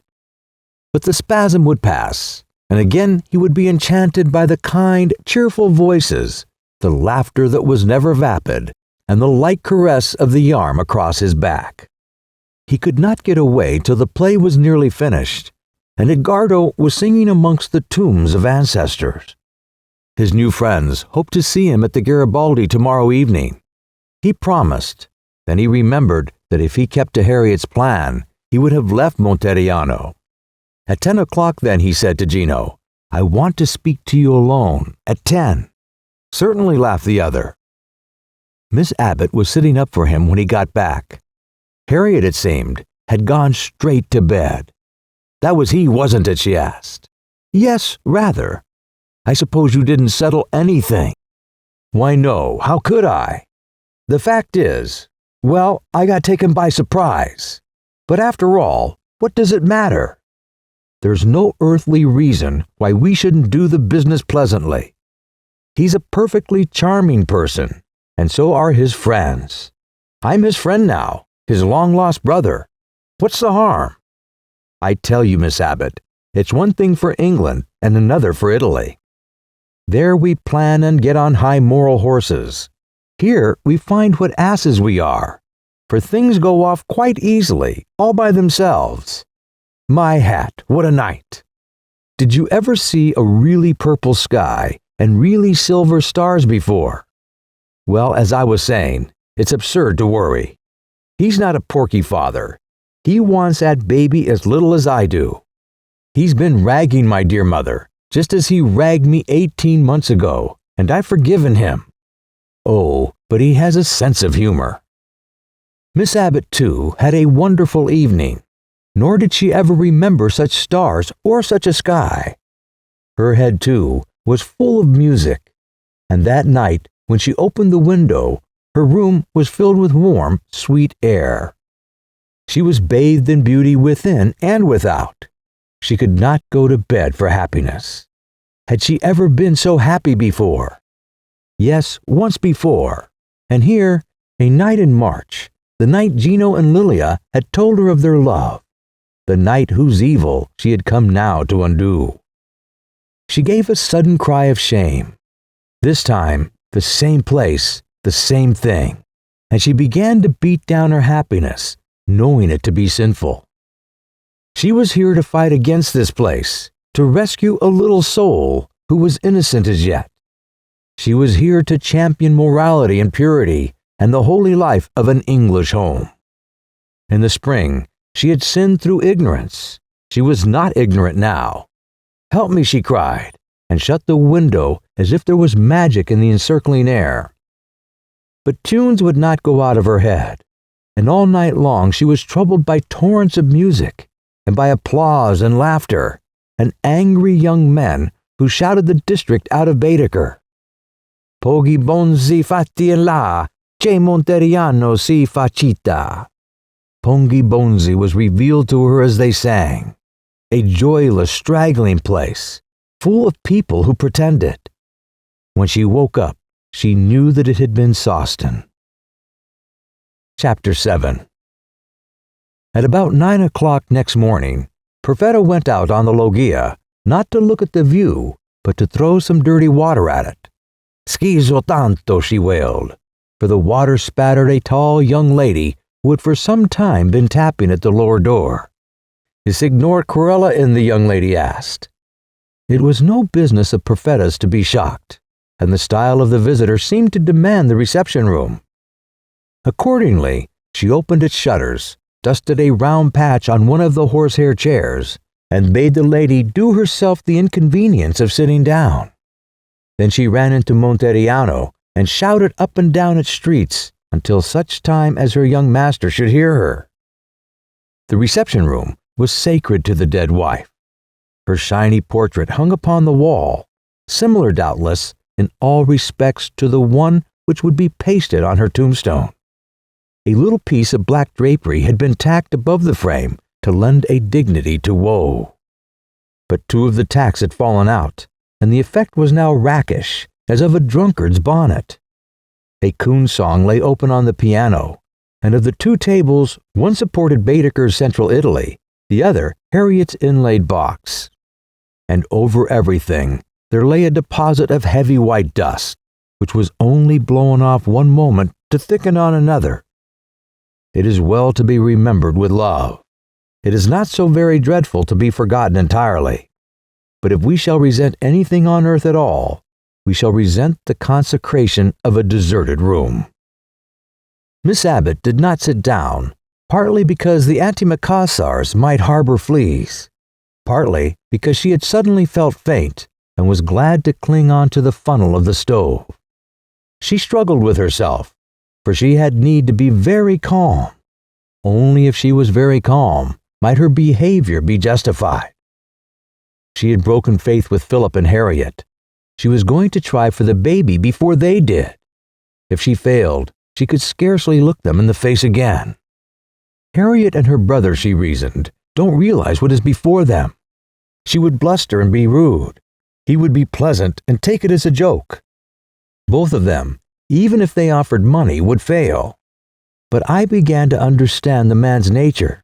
He does not love the child, but he would be touchy about it, and that is quite as bad for us. He's charming, but he's no fool. He conquered me last year. He conquered Miss Herriton yesterday, and if I am not careful, he will conquer us all today, and the baby will grow up in Monteriano. He is terribly strong. Lilia found that out, but only I remember it now. This attempt and this justification of it were the results of the long and restless night. Miss Abbott had come to believe that she alone could do battle with Gino, because she alone understood him, and she had put this, as nicely as she could, in a note which she had left for Philip. It distressed her to write such a note, partly because her education inclined her to reverence the male, partly because she had got to like Philip a good deal after their last strange interview. His pettiness would be dispersed, And as for his unconventionality, which was so much gossiped about at Sawston, she began to see that it did not differ greatly from certain familiar notions of her own. If only he would forgive her for what she was doing now, there might perhaps be before them a long and profitable friendship. But she must succeed. No one would forgive her if she did not succeed. She prepared to do battle with the powers of evil. The voice of her adversary was heard at last, singing fearlessly from his expanded lungs like a professional. Herein he differed from Englishmen, who always have a little feeling against music, and sing only from the throat apologetically. He padded upstairs and looked in at the open door of the reception room without seeing her. Her heart leapt, and her throat was dry when he turned away and passed, still singing, into the room opposite. It is alarming not to be seen. He had left the door of this room open, and she could see into it, right across the landing. It was in a shocking mess. Food, bedclothes, patent leather boots, dirty plates and knives lay strewn over a large table and on the floor. But it was the mess that comes of life, not of desolation. It was preferable to the charnel chamber in which she was standing now, and the light in it was soft and large, as from some gracious, noble opening. He stopped singing and cried, "Where is Profeta?" His back was turned, and he was lighting a cigar. He was not speaking to Miss Abbott. He could not even be expecting her.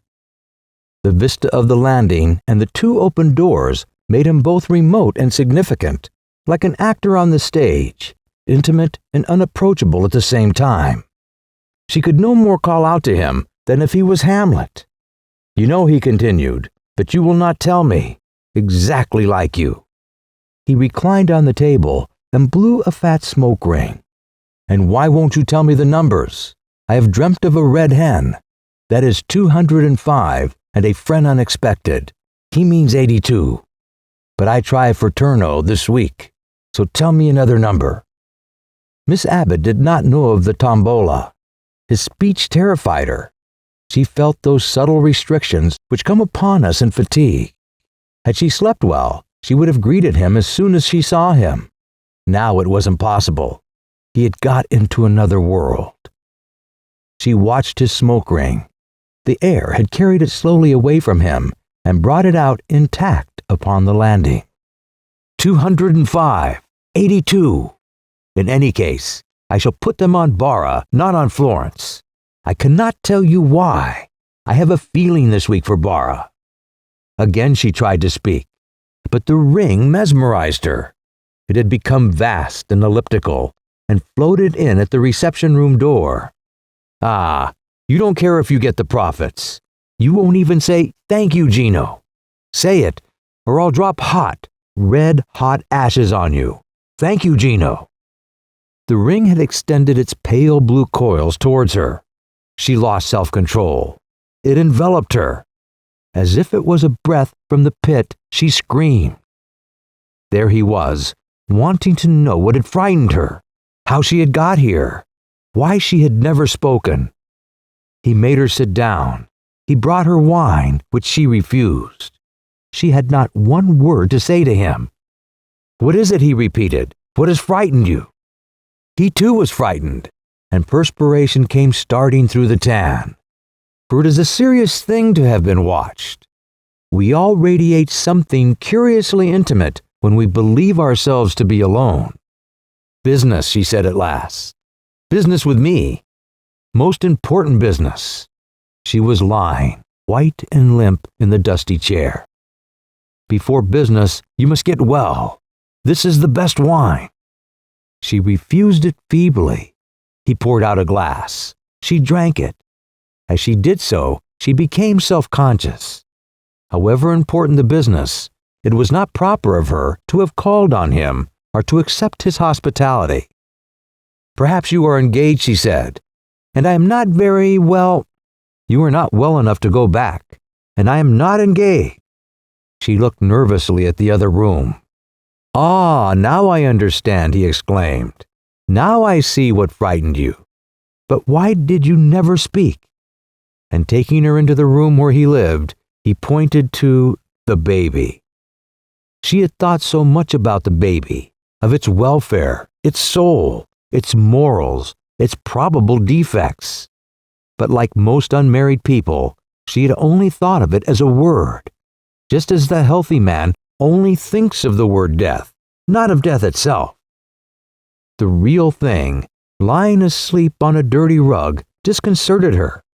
It did not stand for a principle any longer. It was so much flesh and blood, so many inches and ounces of life, a glorious and unquestionable fact which a man and another woman had given to the world. You could talk to it. In time, it would answer you. In time, it would not answer you unless it chose, but would be secret. Within the compass of its body, thoughts and wonderful passions of its own. And this was the machine on which she and Mrs. Herriton and Philip and Harriet had for the last month been exercising their various ideals, had determined that in time it should move this way or that way, should accomplish this and not that. It was to be low church, it was to be high principled, it was to be tactful, gentlemanly, artistic, excellent things all. Yet now that she saw this baby, lying asleep on a dirty rug, she had a great disposition not to dictate one of them, and to exert no more influence than there may be in a kiss or in the vaguest of the heartfelt prayers. But she had practiced self-discipline, and her thoughts and actions were not yet to correspond. To recover her self-esteem, she tried to imagine that she was in her district and to behave accordingly. What a fine child, Signor Corella, and how nice of you to talk to it. Though I see that the ungrateful little fellow is asleep. 7 months. No, 8, of course 8. Still, he is a remarkably fine child for his age. Italian is a bad medium for condescension. The patronizing words came out gracious and sincere, and he smiled with pleasure. You must not stand. Let us sit on the loggia, where it is cool. I am afraid the room is very untidy, he added, with an air of a hostess who apologizes for a stray thread on the drawing-room carpet. Miss Abbott picked her way to the chair. He sat near her astride the parapet, with one foot in the loggia and the other dangling into the view. His face was in profile, and its beautiful contours drove artfully against the misty green of the opposing hills. Posing, said Miss Abbott to herself, a born artist's model. Mr. Herriton called yesterday, she began, but you were out. He started an elaborate and graceful explanation. He had gone for the day to Poggibonsi. Why had the Herritons not written to him so that he could have received them properly? Poggibonsi would have done any day. Not when his business there was fairly important. What did she suppose that it was? Naturally, she was not greatly interested. She had not come from Sawston to guess why he had been to Poggibonsi. She answered politely that she had no idea and returned to her mission. But guess, he persisted, clapping the balustrade between his hands. She suggested with gentle sarcasm that perhaps he had gone to Poggibonsi to find something to do. He intimated that it was not as important as all that. Something to do, an almost hopeless quest. Al manca questo. He rubbed his thumb and forefinger together to indicate that he had no money.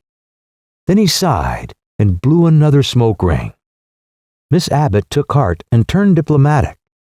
This house, she says, is a large house. Exactly, was his gloomy reply. And when my poor wife died, he got up, went in, and walked across the landing to the reception room door, which he closed reverently. Then he shut the door of the living room with his foot, returned briskly to his seat, and continued his sentence. When my poor wife died, I thought of having my relatives to live here. My father wished to give up his practice at Empoli. My mother and sisters and 2 aunts were also willing. But it was impossible. They have their ways of doing things, and when I was younger, I was content with them. But now I am a man. I have my own ways. Do you understand? Yes, I do, said Miss Abbott, thinking of her own dear father, whose tricks and habits, after 25 years spent in their company, were beginning to get on her nerves. She remembered, though, that she was not here to sympathize with Gino. At all events, not to show that she sympathized. She also reminded herself that he was not worthy of sympathy. It is a large house, she repeated. Immense, and the taxes. But it will be better when... But you have never guessed why I went to Poggibonsi. Why it was that I was out when he called. I cannot guess, Signor Corella. I am here on business. But try. I cannot. I hardly know you. But we are old friends, he said, and your approval will be grateful to me. You gave it me once before. Will you give it now? I have not come as a friend this time, she answered stiffly. I am not likely, Signor Corella, to approve of anything you do. Oh, Signorina. He laughed as if he found her piquant and amusing. Surely you approve of marriage. Where there is love, said Miss Abbott, looking at him hard. His face had altered in the last year, but not for the worse, which was baffling. Where there is love, said he, politely echoing the English view. Then he smiled on her, expecting congratulations. Do I understand that you are proposing to marry again? He nodded. I forbid you then. He looked puzzled, but took it for some foreign banter and laughed. I forbid you, repeated Miss Abbott, and all the indignation of her sex and her nationality went thrilling through the words. But why? He jumped up, frowning. His voice was squeaky and petulant, like that of a child who is suddenly forbidden a toy. You have ruined one woman. I forbid you to ruin another. It is not a year since Lilia died. You pretended to me the other day that you loved her. It is a lie. You wanted her money. Has this woman money too? Why, yes, he said irritably, a little. I suppose you will say that you love her. I shall not say it. It will be untrue. Now, my poor wife. He stopped, seeing that the comparison would involve him in difficulties. And indeed, he had often found Lilia as agreeable as anyone else. Miss Abbott was furious at this final insult to her dead acquaintance. She was glad that, after all, she could be so very angry with the boy. She glowed and throbbed. Her tongue moved nimbly. At the finish, if the real business of the day had been completed, she could have swept majestically from the house. But the baby still remained, asleep on a dirty rug. Gino was thoughtful and stood scratching his head. He respected Miss Abbott. He wished that she would respect him. So you do not advise me, he said dolefully. But why should it be a failure? Miss Abbott tried to remember that he was really a child still, a child with the strength and passions of a disreputable man. How can it succeed, she said solemnly, where there is no love? But she does love me. I forgot to tell you that. Indeed. Passionately. He laid his hand upon his own heart. Then God help her. He stamped impatiently. Whatever I say displeases you, Signorina. God help you, for you are most unfair. You say that I ill-treated my dear wife. It is not so. I have never ill-treated anyone. You complain that there is no love in this marriage. I prove that there is, and you will become still more angry. What do you want? Do you suppose she will not be contented? Glad enough she is to get me, and she will do her duty well. Her duty, cried Miss Abbott, with all the bitterness of which she was capable. Why, of course. She knows why I'm marrying her. To succeed where Lilia failed. To be your housekeeper, your slave, you... The words she would like to have said were too violent for her. To look after the baby, certainly, said he. The baby. She had forgotten it. It is an English marriage, he said proudly. I do not care about the money. I am having her for my son. Did you not understand that? No, said Miss Abbott, utterly bewildered. Then for a moment she saw light. It is not necessary, Signor Corella, since you are tired of the baby. Ever after she remembered it to her credit that she saw her mistake at once. I don't mean that, she added quickly. I know, was his courteous response. in a foreign language, and how perfectly you speak Italian, one is certain to make slips. She looked at his face. It was apparently innocent of satire. You meant that we could not always be together yet, he and I. You were right. What is to be done?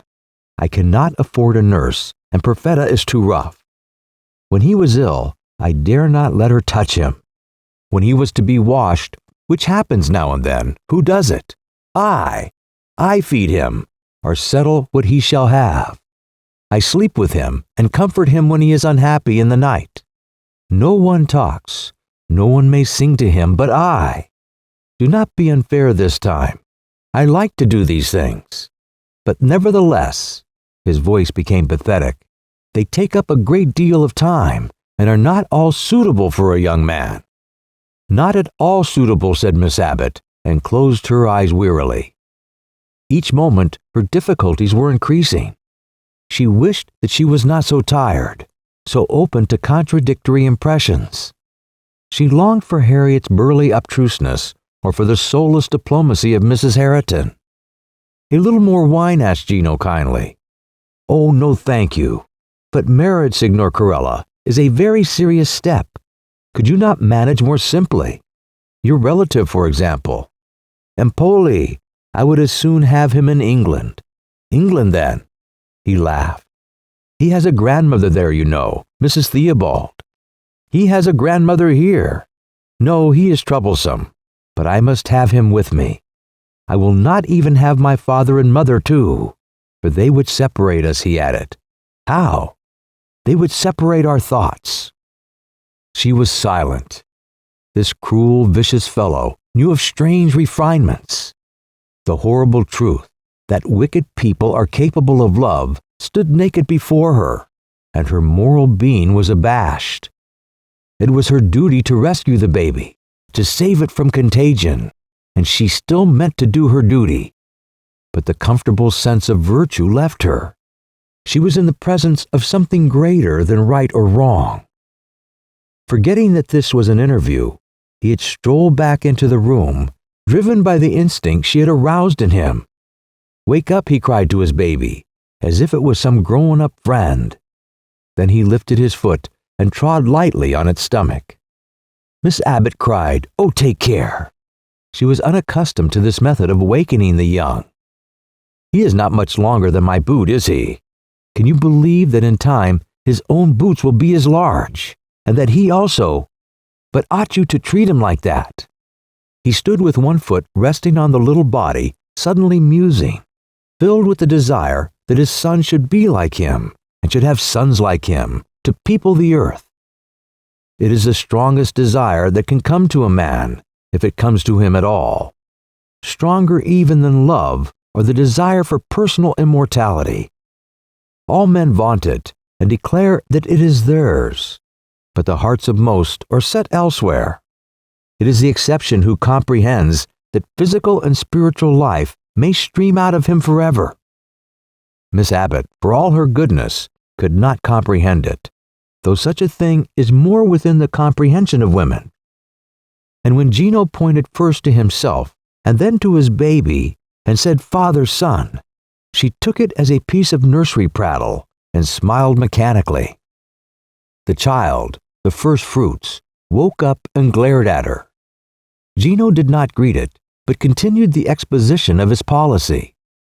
This woman will do exactly what I tell her. She is fond of children. She is clean. She has a pleasant voice. She is not beautiful. I cannot pretend that to you for a moment, but she is what I require. The baby gave a piercing yell. Oh, do take care, begged Miss Abbott. You were squeezing it. It is nothing. If he cries silently, then you may be frightened. He thinks I'm going to wash him, and he is quite right. Wash him, she cried. You? Here? The homely piece of news seemed to shatter all her plans. She had spent a long half-hour in elaborate approaches, in high moral attacks. She had neither frightened her enemy, nor made him angry, nor interfered with the least detail of his domestic life. I had gone to the pharmacia, he continued, and was sitting there comfortably. when suddenly I remembered that Perfetta had heated water an hour ago. Over there, look, covered with a cushion. I came away at once, for really he must be washed. You must excuse me. I can put it off no longer. I have wasted your time, she said feebly. He walked sternly to the loggia and drew it from a large earthenware bowl. It was dirty inside. He dusted it with a tablecloth. Then he fetched the hot water, which was in a copper pot. He poured it out. He added cold. He felt in his pocket and brought out a piece of soap. Then he took up the baby and, holding his cigar between his teeth, began to unwrap it. Miss Abbott turned to go. But why are you going? Excuse me if I wash him while we talk. I have nothing more to say, said Miss Abbott. All she could do now was to find Philip, confess her miserable defeat, and bid him to go in her stead and prosper better. She cursed her feebleness. She longed to expose it without apologies or tears. Oh, but stop a moment, he cried. You have not seen him yet. I have seen as much as I want, thank you. The last wrapping slid off. He held out to her in his two hands a little kicking image of bronze. Take him. She would not touch the child. I must go at once, she cried, for the tears, the wrong tears, were hurrying to her eyes. Who would have believed his mother was blonde? For he is brown all over, brown every inch of him. Ah, but how beautiful he is, and he is mine, mine forever. Even if he hates me, he will be mine. I cannot help it. He is made out of me. I am his father. It was too late to go. She could not tell why, but it was too late. She turned away her head when Gino lifted his son to his lips. This was something too remote from the prettiness of the nursery. The man was majestic. He was a part of nature. In no ordinary love scene could he ever be so great. For a wonderful physical tie binds the parents to the children, and by some sad, strange irony, it does not bind us children to our parents. For if it did, we could answer their love not with gratitude, but with equal love. Life would lose much of its pathos and much of its squalor, and we might be wonderfully happy. Gino passionately embracing, Miss Abbott reverently averting her eyes, both of them had parents whom they did not love so very much. May I help you to wash him, she said humbly. He gave her his son without speaking, and they knelt side by side, tucking up their sleeves. The child had stopped crying, and his arms and legs were agitated by some overpowering joy. Miss Abbott had a woman's pleasure in cleaning anything, more especially when the thing was human. She understood little babies from long experience in a district, and Gino soon ceased to give her directions and only gave her thanks. It is very kind of you, he murmured, especially in your beautiful dress. He is nearly clean already. Why, I take the whole morning.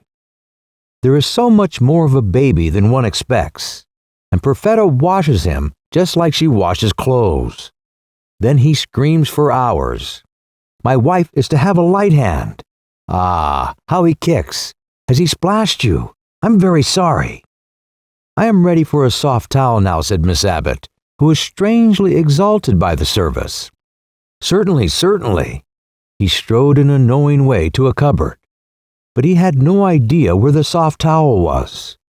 Generally, he dabbed the baby on the first dry thing he found. And if you had any powder? He struck his forehead despairingly. Apparently, the stock of powder was just exhausted. She sacrificed her own clean handkerchief. He put a chair for her on the loggia, which faced westward and was still pleasant and cool. There she sat, with 20 miles of view behind her, and he placed the dripping baby on her knee. It shone now with health and beauty. It seemed to reflect light like a copper vessel. Just such a baby Bellini sets languid on his mother's lap, or Signorelli flings wriggling on pavements of marble, or Lorenzo de Credi, more reverent but less divine, lays carefully among flowers with his head upon a wisp of golden straw. For a time, Gino contemplated them standing. Then, to get a better view, he knelt by the side of the chair with his hands clasped before him. So they were when Philip entered and saw, to all intents and purposes, the Virgin and Child with donor. "Hello," he exclaimed, for he was glad to find things in such cheerful trim. She did not greet him, but rose up unsteadily and handed the baby to his father. "No, do stop," whispered Philip. "I got your note. I'm not offended. You're quite right. I really want you. I could never have done it alone." No words came from her, but she raised her hands to her mouth like one who is in sudden agony. "Signorina, do stop it a little, after all your kindness." She burst into tears. "What is it?" said Philip kindly. She tried to speak, and then went away weeping bitterly. The two men stared at each other. By a common impulse, they ran onto the loggia. They were just in time to see Miss Abbott disappear among the trees. "What is it?" asked Philip again. There was no answer, and somehow he did not want an answer. Some strange thing had happened which he could not presume to understand. He would find out from Miss Abbott if he ever found out at all. "Well, your business," said Gino after a puzzled sigh. "Our business. Miss Abbott has told you of that." "No. But surely—" "She came for business, but she forgot about it. So did I." Perfetta, who had a genius for missing people, now returned, loudly complaining of the size of Monteriano and the intricacies of its streets. Gino told her to watch the baby. Then he offered Philip a cigar, and they proceeded to do the business. Chapter 8. "Mad," screamed Harriet, "absolutely stark raving mad." Philip judged it better not to contradict her. "What's she here for? Answer me that. What's she doing in Monteriano in August? Why isn't she in Normandy? Answer that." "She won't." "I can. She came to thwart us. She's betrayed us. Got hold of Mother's plans. Oh goodness, my head." He was unwise enough to reply, "You mustn't accuse her of that. Though she is exasperating, she hasn't come here to betray us." "Then why has she come here? Answer me that." He made no answer, but fortunately, his sister was too much agitated to wait for one. Bursting in on me, crying and looking a disgusting sight, and says she has been to see the Italian. Couldn't even talk properly. Pretended she had changed her opinions. What are her opinions to us? I was very calm. I said, "Miss Abbott, I think there is a little misapprehension in this matter. My mother, Mrs. Herriton—" "Oh goodness, my head. Of course you failed. Don't trouble to answer. I know you failed. Where's the baby, pray? Of course you haven't got it. Dear sweet Caroline won't let you." "Oh yes, and we're to go away at once and trouble the father no more." Those are her commands. Commands, commands.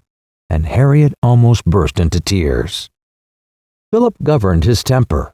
His sister was annoying, but quite reasonable in her indignation. Moreover, Miss Abbott had behaved even worse than she supposed.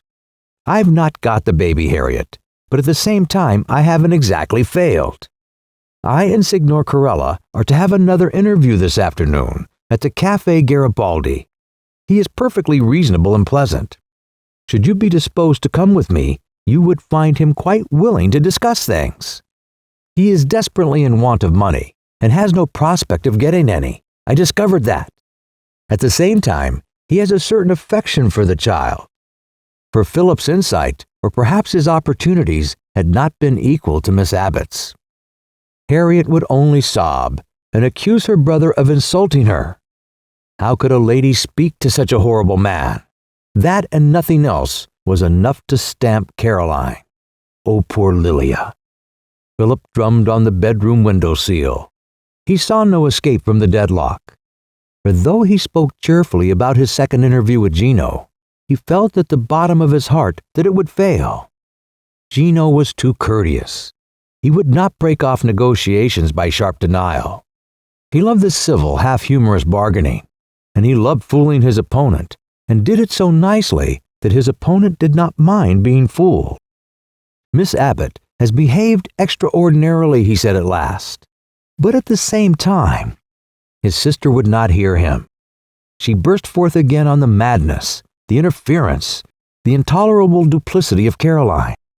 Harriet, you must listen. My dear, you must stop crying. I have something quite important to say. I shall not stop crying, she said. But in time, finding that he would not speak to her, she did stop. Remember that Miss Abbott has done us no harm.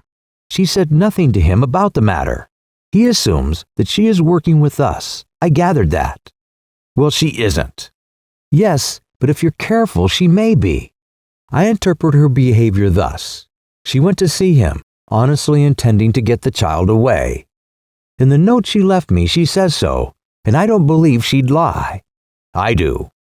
When she got there was some pretty domestic scene between him and the baby, and she got swept off in a gush of sentimentalism.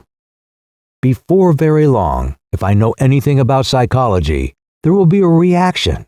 She'll be swept back. I don't understand your long words. Say plainly. Well, she's swept back. She'll be invaluable, for she has made quite an impression on him. He thinks her so nice with the baby. You know, she washed it for him. Disgusting. Harriet's ejaculations were more aggravating than the rest of her. But Philip was adverse to losing his temper. The access of joy that had come to him yesterday in the theater promised to be permanent. He was more anxious than heretofore to be charitable towards the world. If you want to carry off the baby, keep your peace with Miss Abbott, for if she chooses, she can help you better than I can. There can be no peace between me and her, said Harriet gloomily. Did you? Oh, not all I wanted. She went away before I had finished speaking, just like those cowardly people, into the church, into Santo Deodatus. Yes, I'm sure she needs it. Anything more unchristian. In time, Philip went to the church also, leaving his sister a little calmer and a little disposed to think over his advice. What had come over Miss Abbott? He had always thought her both stable and sincere. That conversation he had had with her last Christmas in the train to Charing Cross, that alone furnished him with a parallel. For the second time, Monteriano must have turned her head. He was not angry with her, for he was quite indifferent to the outcome of their expedition. He was only extremely interested. It was now nearly midday, and the streets were clearing, but the intense heat had broken, and there was a pleasant suggestion of rain. The piazza, with its three great attractions, the Palazzo Pubblico, the Collegiate Church, and the Café Garibaldi. The intellect, the soul, and the body had never looked more charming. For a moment, Philip stood in the center, much inclined to be dreamy, and thinking how wonderful it must feel to belong to a city, however mean. He was here, however, as an emissary of civilization and as a student of character. And after a sigh, he entered Santa Deodata's to continue his mission. There had been a fiesta 2 days before, and the church still smelt of incense and of garlic. The little son of the sacristan was sweeping the nave, more for amusement than for cleanliness, sending great clouds of dust over the frescoes and the scattered worshippers. The sacristan himself had propped a ladder in the center of the deluge, which fills one of the nave spandrels, and was freeing a column from its wealth of scarlet calico. Much scarlet calico also lay upon the floor, for the church can look as fine as any theater, and the sacristan's little daughter was trying to fold it up. She was wearing a tinsel crown. The crown really belonged to St. Augustine, but it had been cut too big. It fell down over his cheeks like a collar. You never saw anything so absurd. One of the canons had unhooked it just before the fiesta began and had given it to the sacristan's daughter. "Please," cried Philip, "is there an English lady here?" The man's mouth was full of tin tacks, but he nodded cheerfully towards a kneeling figure. In the midst of this confusion, Miss Abbott was praying. He was not much surprised. A spiritual breakdown was quite to be expected, for though he was growing more charitable towards mankind, he was still a little jaunty, and too apt to stake out beforehand the course that will be pursued by the wounded soul.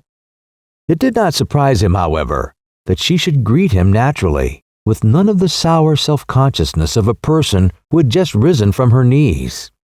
This was indeed the spirit of Santo Deodata's, where a prayer of God is thought none the worse of because it comes next to a pleasant word to a neighbor. "I'm sure that I need it," said she, and he, who had expected her to be ashamed, became confused and knew not what to reply. "I've nothing to tell you," she continued.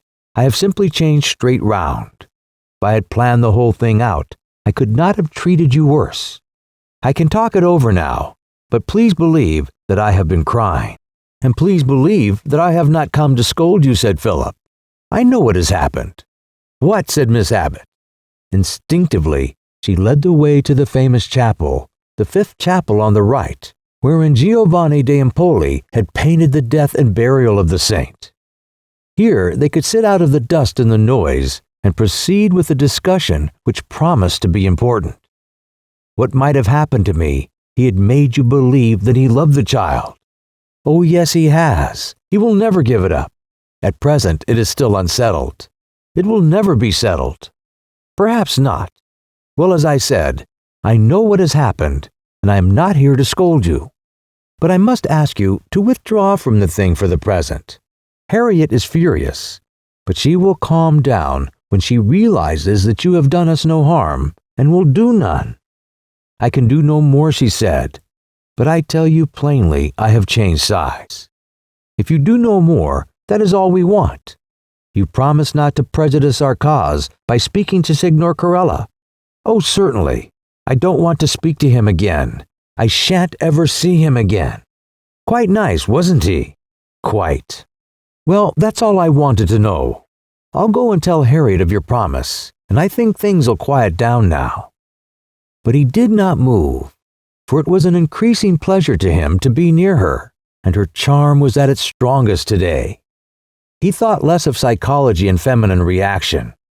The gush of sentimentalism which had carried her away had only made her more alluring. He was content to observe her beauty and to profit by the tenderness and the wisdom that dwelt within her. "Why aren't you angry with me?" she asked after a pause. "Because I understand you. All sides, I think. Harriet, Signor Corella, even my mother. You do understand wonderfully. You are the only one of us who has a general view of the muddle." He smiled with pleasure. It was the first time she had ever praised him. His eyes rested agreeably on Santa Deodata, who was dying in full sanctity upon her back. There was a window open behind her, revealing just such a view as he had seen that morning, and on her widowed mother's dresser there stood just such another copper pot. The saint looked neither at the view nor at the pot, and at her widowed mother still less. For lo, she had a vision. The head and shoulders of St. Augustine were sliding like some miraculous enamel along the rough-cast wall. It is a gentle saint who is content with half another saint to see her die. In her death, as in her life, Santa Deodata did not accomplish much. "So what are you going to do?" said Miss Abbott. Philip started, not so much at the words as at the sudden change in the voice. "Do?" he echoed, rather dismayed. "This afternoon I have another interview." "It will come to nothing. Well, then another. If that fails, I shall wire home for instructions. I dare say we may fail altogether, but we shall fail honorably." She had often been decided, but now behind her decision there was a note of passion. She struck him not as different, but as more important, and he minded it very much when she said, "That's not doing anything. You would be doing something if you kidnapped the baby, or if you went straight away. But that, to fail honorably, to come out of the things as well as you can, is that all you're after?" "Why, yes," he stammered. "Since we talk openly, that is all I am after just now. What else is there? If I can persuade Signor Corella to give in, so much the better. If he won't, I must report the failure to my mother and then go home. Why, Miss Abbott, you can't expect me to follow you through all these turns. I don't. But I do expect you to settle what is right and to follow that. Do you want the child to stop with his father, who loves him and will bring him up badly? Or do you want him to come to Sawston, where no one loves him, but where he will be brought up well? There is the question put dispassionately enough, even for you. Settle it. Settle which side you'll fight on. But don't go talking about an honorable failure, which means simply not thinking and not acting at all. Because I understand the position of Signor Corella and of you, it's no reason that. None at all. Fight as if you think us wrong. Oh, what's the use of your fair-mindedness if you never decide for yourself? Anyone gets hold of you and makes you do what they want, and you see through them and laugh at them and do it. It's not enough to see clearly. I'm muddled-headed and stupid and not worth a quarter of you, but I have tried to do what seemed right at the time. And you, your brain and your insight are splendid. But when you see what's right, you're too idle to do it. You told me once that we shall be judged by our intentions, not by our accomplishments. I thought it a grand remark, but we must intend to accomplish, not sit intending on a chair. You are wonderful, he said gravely. Oh, you appreciate me, she burst out again. I wish you didn't. You appreciate us all, see good in all of us. And all the time you were dead, dead, dead. Look, why aren't you angry? She came up to him, and then her mood suddenly changed, and she took hold of both his hands. You are so splendid, Mr. Herriton, that I can't bear to see you wasted. I can't bear. She had not been good to you, your mother. Miss Abbott, don't worry over me. Some people are born not to do things. I am one of them. I never did anything at school or at the bar. I came out to stop Lilia's marriage, and it was too late. I came out intending to get the baby, and I shall return an honorable failure. I never expect anything to happen now, and so I am never disappointed. You would be surprised to know what my great events are. Going to the theater yesterday, talking to you now. I don't suppose I'll ever meet anything greater. I seem fated to pass through the world without colliding with it or moving it. And I'm sure I can't tell you whether the fate's good or evil. I don't die. I don't fall in love. And if other people die or fall in love, they always do it when I'm just not there. You are quite right. Life to me is just a spectacle which, thank God and thank Italy and thank you, it's now more beautiful and heartening than it has ever been before. She said solemnly, I wish something would happen to you, my dear friend. I wish something would happen to you. But why, he asked, smiling. Prove to me why I don't do as I am. She also smiled very gravely. She could not prove it. No argument existed. Their discourse, splendid as it had been, resulted in nothing. And their respective opinions and policies were exactly the same when they left the church as when they had entered it. Harriet was rude at lunch. She called Miss Abbott a turncoat and a coward to her face.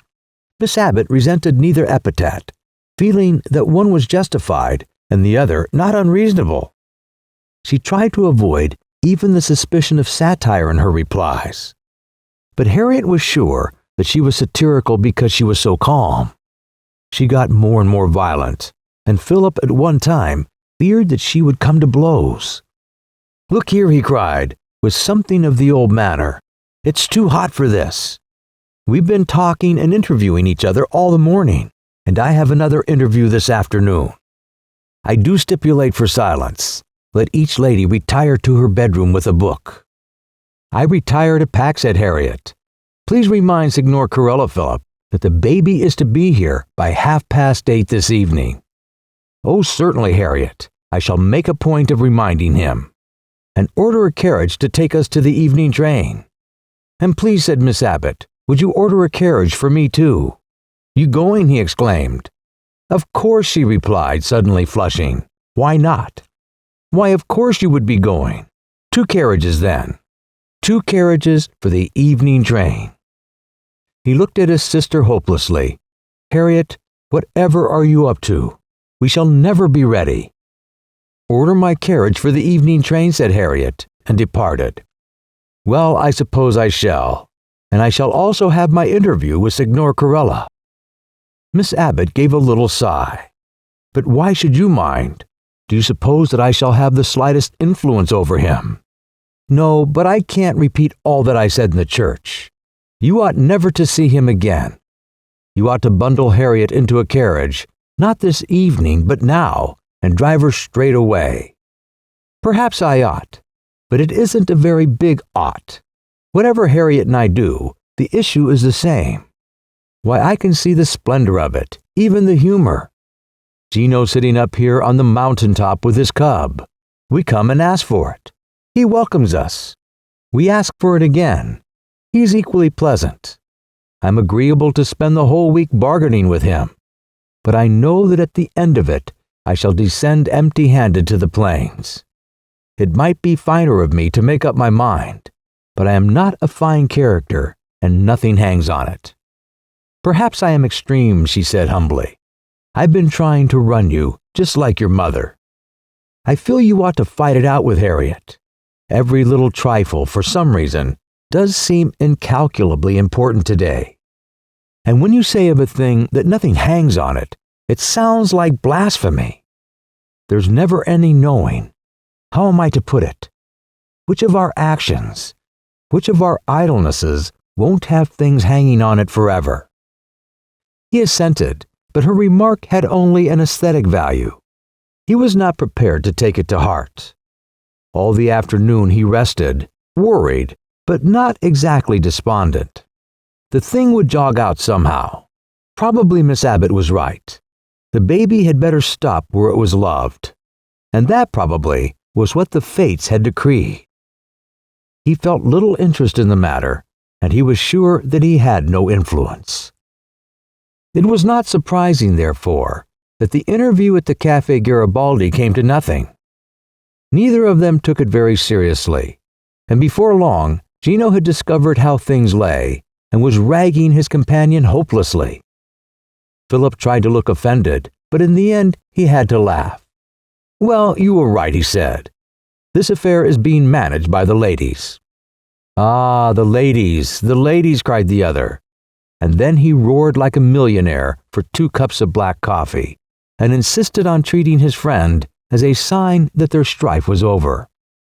"Well, I have done my best," said Philip, dipping a long slice of sugar into his cup, and watching the brown liquid ascend into it. "I shall face my mother with a good conscience. Will you bear me witness that I have done my best?" "My poor fellow, I will." He laid a sympathetic hand on Philip's knee. "And that I have—" The sugar was now impregnated with coffee, and he bent forward to swallow it. As he did so, his eyes swept the opposite of the piazza, and he saw there, watching them, Harriet. "Mia sorella!" he exclaimed. Gino, much amused, laid his hand upon the little table and beat the marble humorously with his fist. Harriet turned away and began gloomily to inspect the Palazzo Pubblico. "Poor Harriet," said Philip, swallowing the sugar. "One more wrench and it will be all over for her. We are leaving this evening." Gino was sorry for this. "Then you will not be here this evening as you promised us. All 3 leaving." "All 3, said Philip, who had not revealed the secession of Miss Abbott. "By the night train. At least that is my sister's plan. So I'm afraid I shan't be here."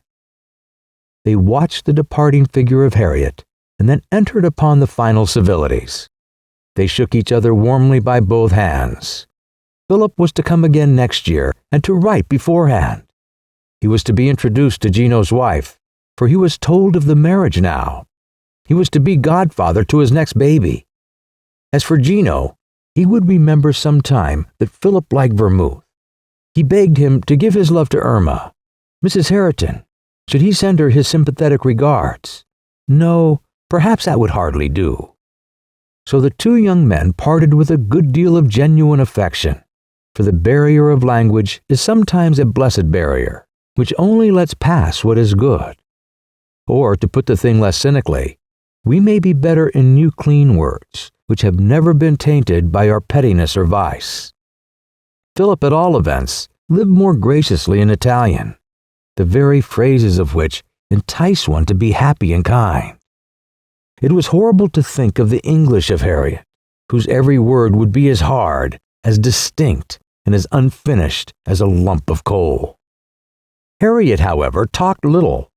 She had seen enough to know that her brother had failed again, and with unwonted dignity she accepted the situation. She did her packing. She wrote up her diary. She made a brown paper cover for the new Baedeker. Philip, finding her so amiable, tried to discuss their future plans, but she only said that they would sleep in Florence and told him to telegraph for rooms. They had supper alone. Miss Abbott did not come down. The landlady told them the Signorina had called on Miss Abbott to say goodbye, but she, though in, had not been able to see him. She also told them that it had begun to rain. Harriet sighed, but indicated to her brother that he was not responsible. The carriages came round at 8:15. It was not raining much, but the night was extraordinarily dark, and one of the drivers wanted to go slowly to the station. Miss Abbott came down and said that she was ready and would start at once. "Yes, do," said Philip, who was standing in the hall. "Now that we have quarreled, we scarcely want to travel in procession all the way down the hill. Well, goodbye. It's all over at last. Another scene in my pageant has shifted. Goodbye. It's been a great pleasure to see you. I hope that won't shift at all events." She gripped his hand. "You sound despondent," he said, laughing. "Don't forget that you return victorious." "I suppose I do," she replied, more despondently than ever, and got into the carriage. He concluded that she was thinking of a reception at Sawston, whither her fame would doubtless precede her. Whatever would Mrs. Herriton do? She could make things quite unpleasant when she thought it right. She might think it right to be silent. But then there was Harriet. Who would bridle Harriet's tongue? Between the two of them, Miss Abbott was bound to have a bad time. Her reputation, both for consistency and for moral enthusiasm, would be lost forever. It's hard luck on her, he thought. She is a good person. I must do for her anything I can. Their intimacy had been very rapid, but he too hoped that it would not shift. He believed that he understood her, and that she, by now, had seen the worst of him. What if, after a long time, if after all, he flushed like a boy as he looked after her carriage? He went into the dining room to look for Harriet. Harriet was not to be found. Her bedroom, too, was empty. All that was left of her was a purple prayer book which lay open on the bed. Philip took it up aimlessly and saw, "Blessed be the Lord my God, who teacheth my hands to war and my fingers to fight." He put the book in his pocket and began to brood over more profitable themes. Santo Deodata gave out 8:30.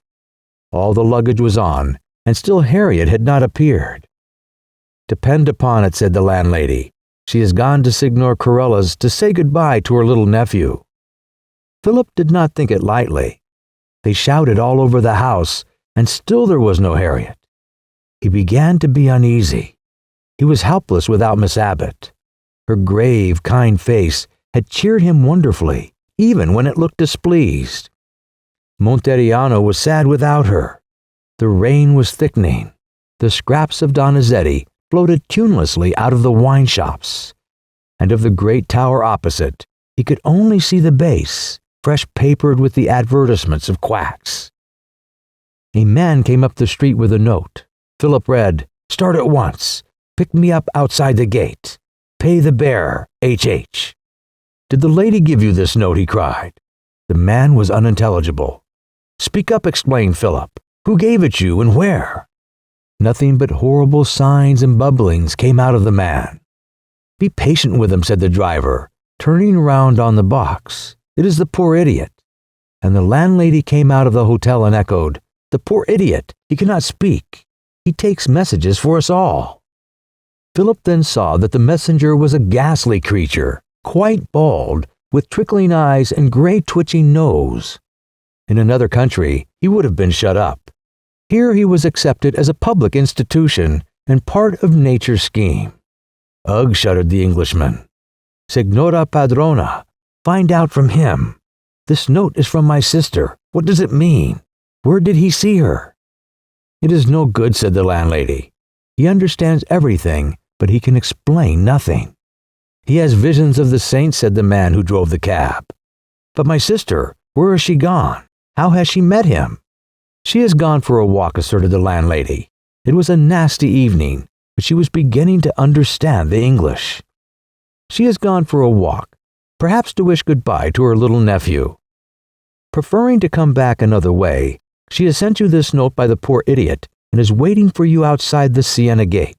Many of my guests do this. There was nothing to do but to obey the message.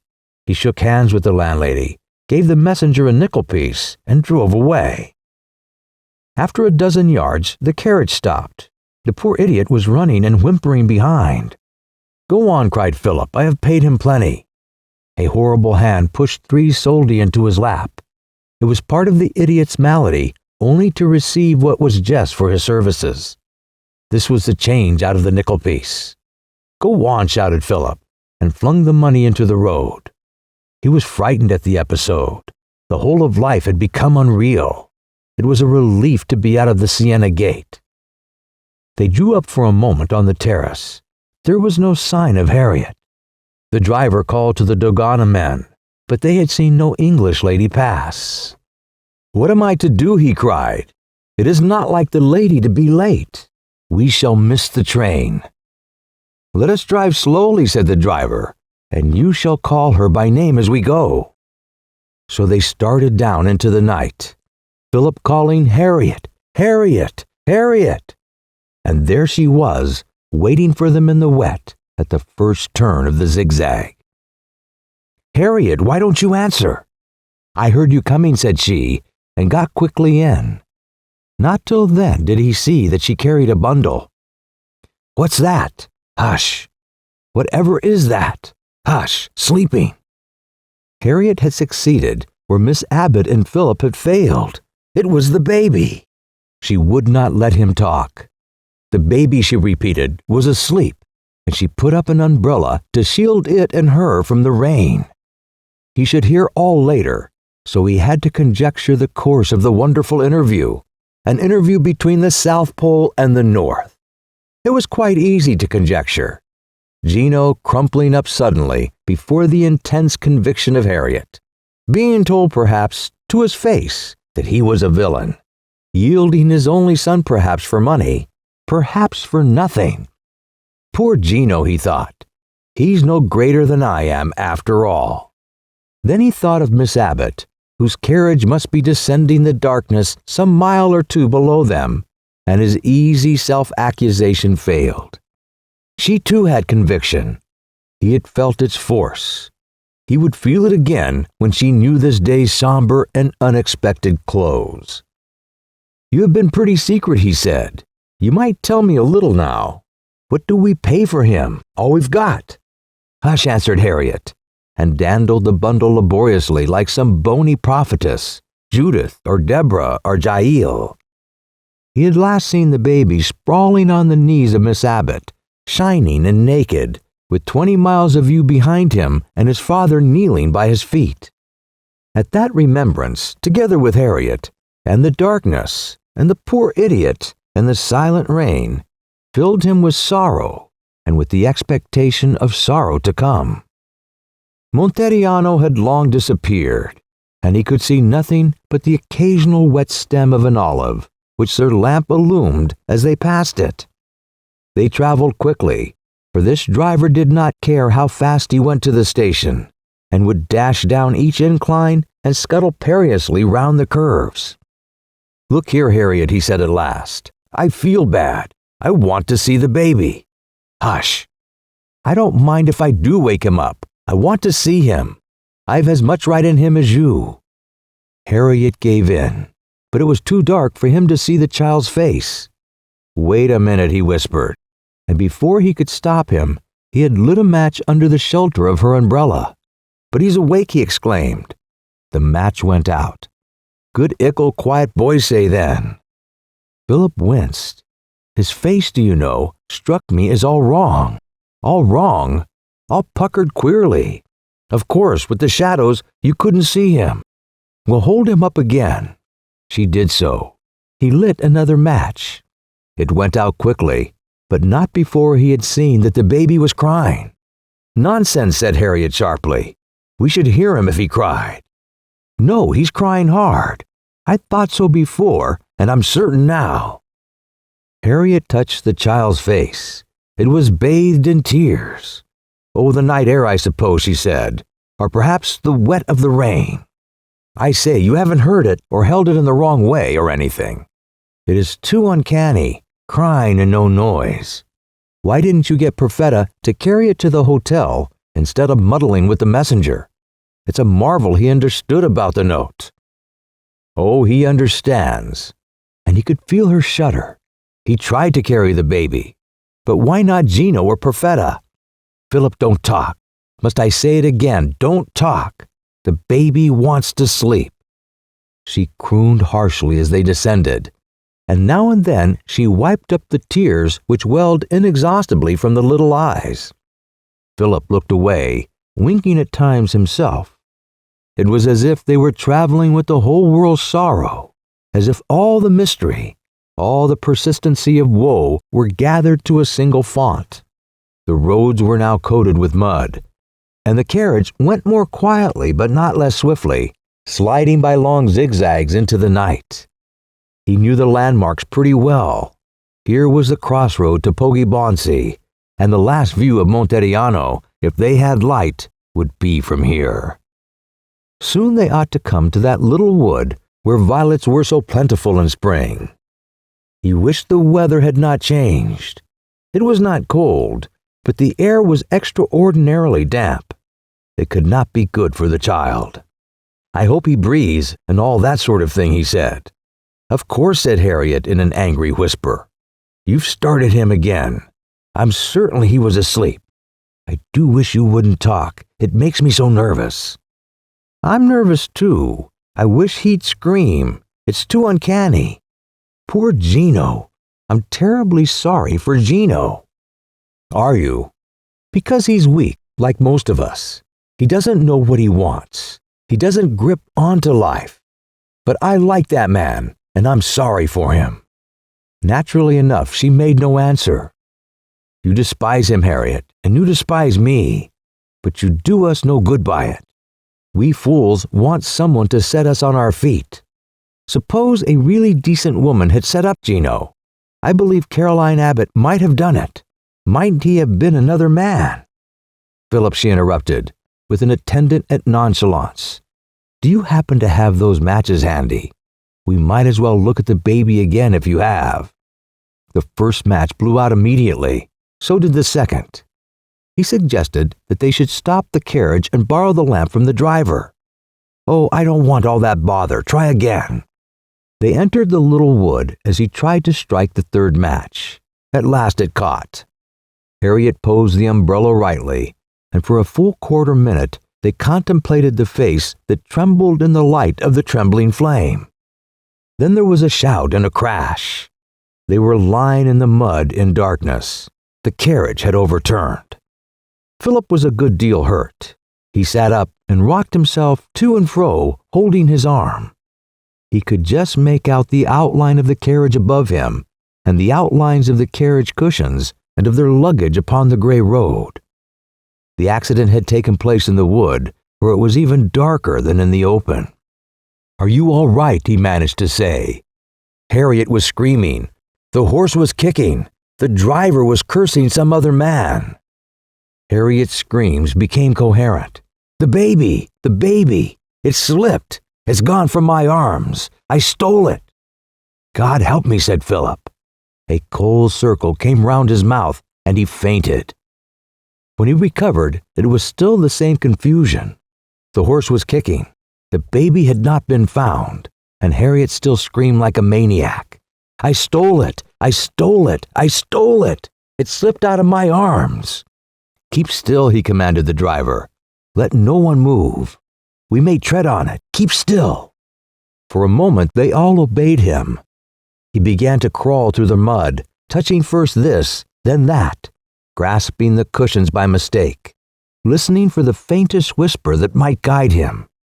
He tried to light a match, holding the box in his teeth and striking at it with the uninjured hand. At last he succeeded, and the light fell upon the bundle which he was seeking. It had rolled off the road into the wood a little way and had fallen across a great rut. So tiny it was that had it fallen lengthwise it would have disappeared, and he might never have found it. "I stole it, I and the idiot. No one was there." She burst out laughing. He sat down and laid it on his knee. Then he tried to cleanse the face from the mud and the rain and the tears. His arm, he supposed, was broken, but he could still move it a little, and for the moment he forgot all pain. He was listening not for a cry, but for the tick of a heart or the slightest tremor of breath. "Where are you?" called a voice. It was Miss Abbott, against whose carriage they had collided.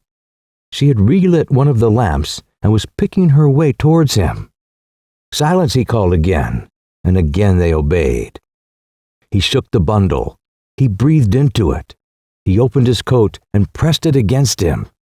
Then he listened and heard nothing but the rain and the panting horses and Harriet, who was somewhere chuckling to herself in the dark. Miss Abbott approached and took it gently from him. The face was already chilly, but thanks to Philip, it was no longer wet. Nor would it again be wetted by any tear. Chapter 9. The details of Harriet's crime were never known. In her illness, she spoke more of the inlaid box that she lent to Lilia, lent not given, than of the recent troubles. It was clear that she had gone prepared for an interview with Gino, and finding him out, she had yielded to a grotesque temptation. But how far this was the result of ill temper, to what extent she had been fortified by her religion, when and how she had met the poor idiot, these questions were never answered, nor did they interest Philip greatly. Detection was certain. They would have been arrested by the police of Florence or Milan or at the frontier. As it was, they had been stopped in a simpler manner a few miles out of the town. As yet, he could scarcely survey the thing. It was too great. Round the Italian baby who had died in the mud, there centered deep passions and high hopes. People had been wicked or wrong in the matter. No one save himself had been trivial. Now the baby had gone, but there remained this vast apparatus of pride and pity and love. For the dead, who seem to take away so much, really take with them nothing that is ours. The passion they have aroused lives after them, easy to transmute or to transfer, but well nigh impossible to destroy. And Philip knew that he was still voyaging on the same magnificent perilous sea, with the sun or the clouds above him and the tides below. The course of the moment, that, at all events, was certain. He and no one else must take the news to Gino. It was easy to talk of Harriet's crime, easy also to blame the negligent Perfetta or Miss Herriton at home. Everyone had contributed, even Miss Abbott and Irma. If one chose, one might consider the catastrophe composite or the work of fate. But Philip did not so choose. It was his own fault, due to acknowledged weakness in his own character. Therefore he, and no one else, must take the news of it to Gino. Nothing prevented him. Miss Abbott was engaged with Harriet, and the people had sprung out of the darkness and were conducting them towards some cottage. Philip had only to get into the uninjured carriage and order the driver to return. He was back at Monteriano after a 2 hours' absence. Perfetta was in the house now and greeted him cheerfully. Pain, physical and mental, had made him stupid. It was some time before he realized that she had never missed the child. Gino was still out. The woman took him to the reception room just as she had taken Miss Abbott in the morning, and dusted a circle for him on one of the horsehair chairs. But it was dark now, so she left the guest a little lamp. "I will be as quick as I can," she told him, "but there are many streets in Monteriano. He is sometimes difficult to find. I could not find him this morning." "Go first to the Café Garibaldi," said Philip, remembering that this was the hour appointed by his friends of yesterday. He occupied the time he was left alone, not in thinking. There was nothing to think about. He simply had to tell a few facts, but in trying to make a sling for his broken arm. The trouble was in the elbow joint, and as long as he kept this motionless, he could go on as usual. But inflammation was beginning, and the slightest jar gave him agony. The sling was not fitted before Gino leaped up the stairs crying, "So you were back! How glad I am! We are all waiting." Philip had seen too much to be nervous. In low, even tones, he told what had happened, and the other, also perfectly calm, heard him to the end. In the silence, Perfetta called up that she had forgotten the baby's evening milk. She must fetch it. When she had gone, Gino took up the lamp without a word, and they went into the other room. "My sister is ill," said Philip, "and Miss Abbott is guiltless. I should be glad if you did not have to trouble them." Gino had stooped down by the way, and was feeling the place where his son had lain. Now and then he frowned a little and glanced at Philip. "It is through me," he continued. "It happened because I was cowardly and idle. I have come to know what you will do." Gino had left the rug and began to pat the table from the end as if he was blind. The action was so uncanny that Philip was driven to intervene. "Gently, man, gently. He is not here." He went up and touched him on the shoulder. He twitched away and began to pass his hands over things more rapidly, over the table, the chairs, the entire floor, the walls as high as he could reach them. Philip had not presumed to comfort him, but now the tension was too great. He tried. "Break down, Gino. You must break down. Scream and curse and give in for a little. You must break down. It is time to be unhappy. Break down, or you will be ill like my sister. You will go." The tour of the room was over. He had touched everything in it except Philip. Now he approached him. His face was that of a man who had lost his old reason for life and seeks a new one. "Gino."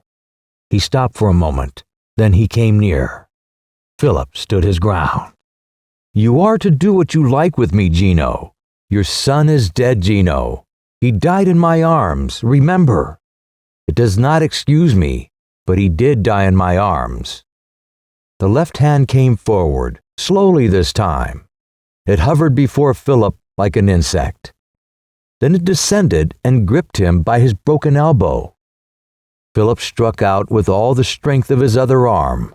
Gino fell to the blow without a cry or a word. "You brute," exclaimed the Englishman.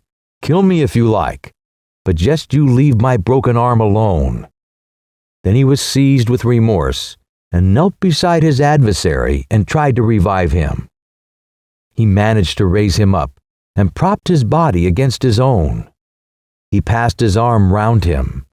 Again, he was filled with pity and tenderness. He awaited the revival without fear, sure that both of them were safe at last.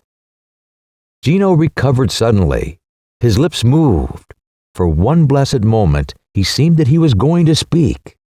But he scrambled up in silence, remembering everything, and he made not towards Philip, but towards the lamp. "Do what you like, but think first." The lamp was tossed around the room, out through the loggia. It broke against one of the trees below. Philip began to cry out in the dark. Gino approached from behind and gave him a sharp pinch. Philip spun round with a yell. He had only been pinched on the back, but he knew what was in store for him. He struck out, exhorting the devil to fight him, to kill him, to do anything but this. Then he stumbled to the door. It was open. He lost his head, and instead of turning down the stairs, he ran across the landing into the room opposite. There he lay down on the floor between the stove and the skirting board. His senses grew sharper. He could hear Gino coming in on tiptoe. He even knew what was passing in his mind. How now he was at fault. Now he was hopeful. Now he was wondering whether, after all, the victim had not escaped down the stairs.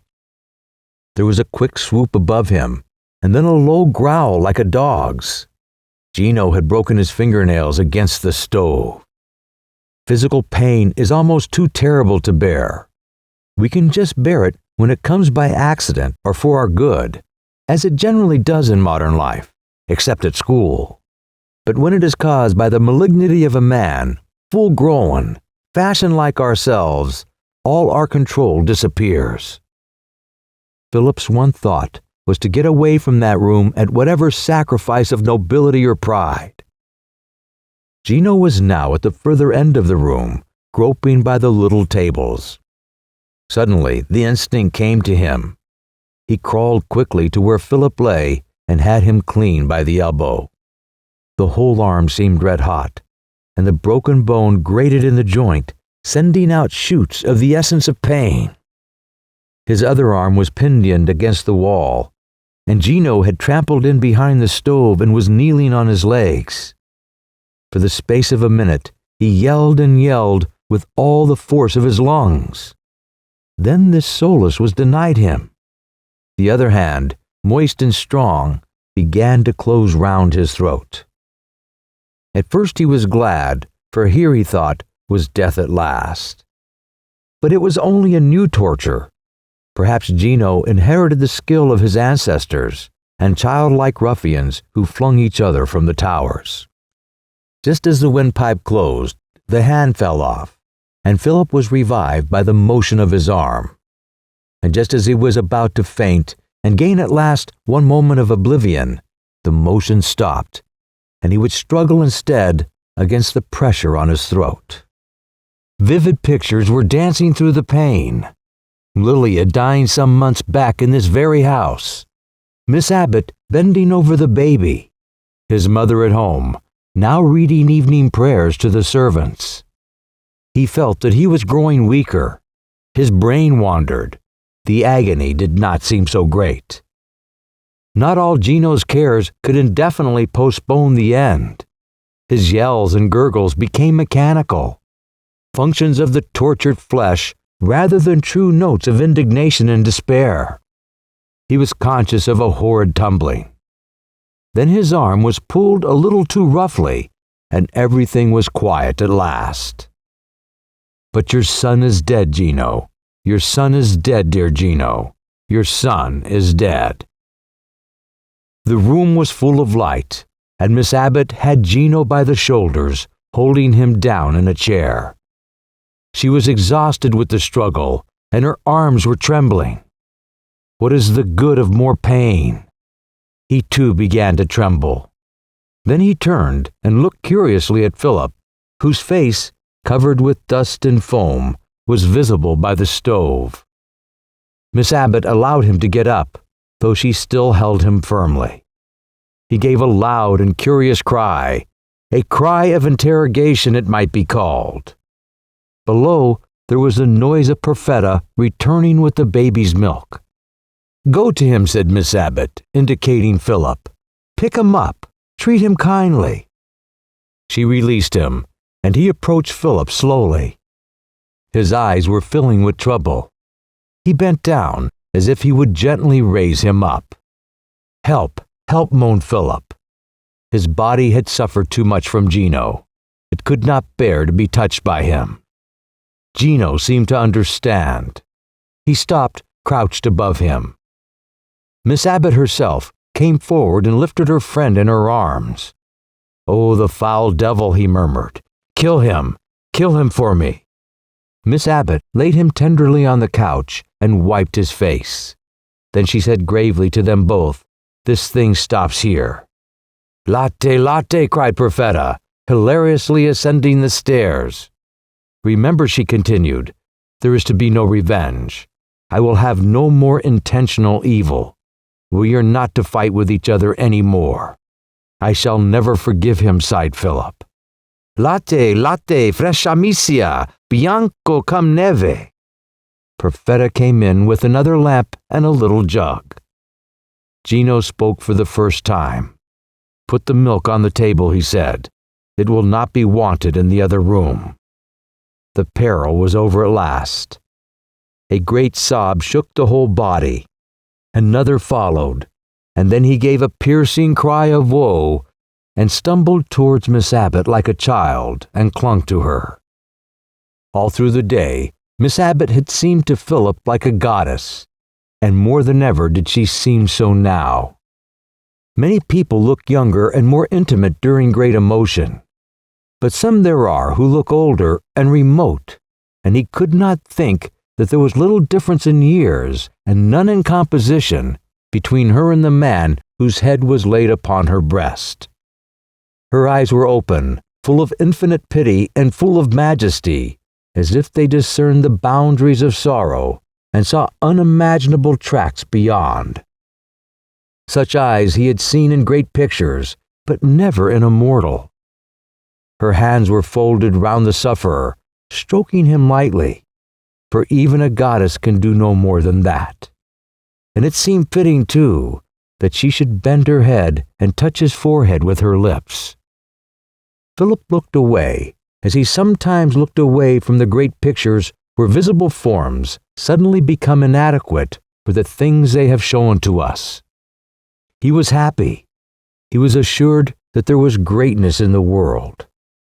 There came to him an earnest desire to be good through the example of this good woman.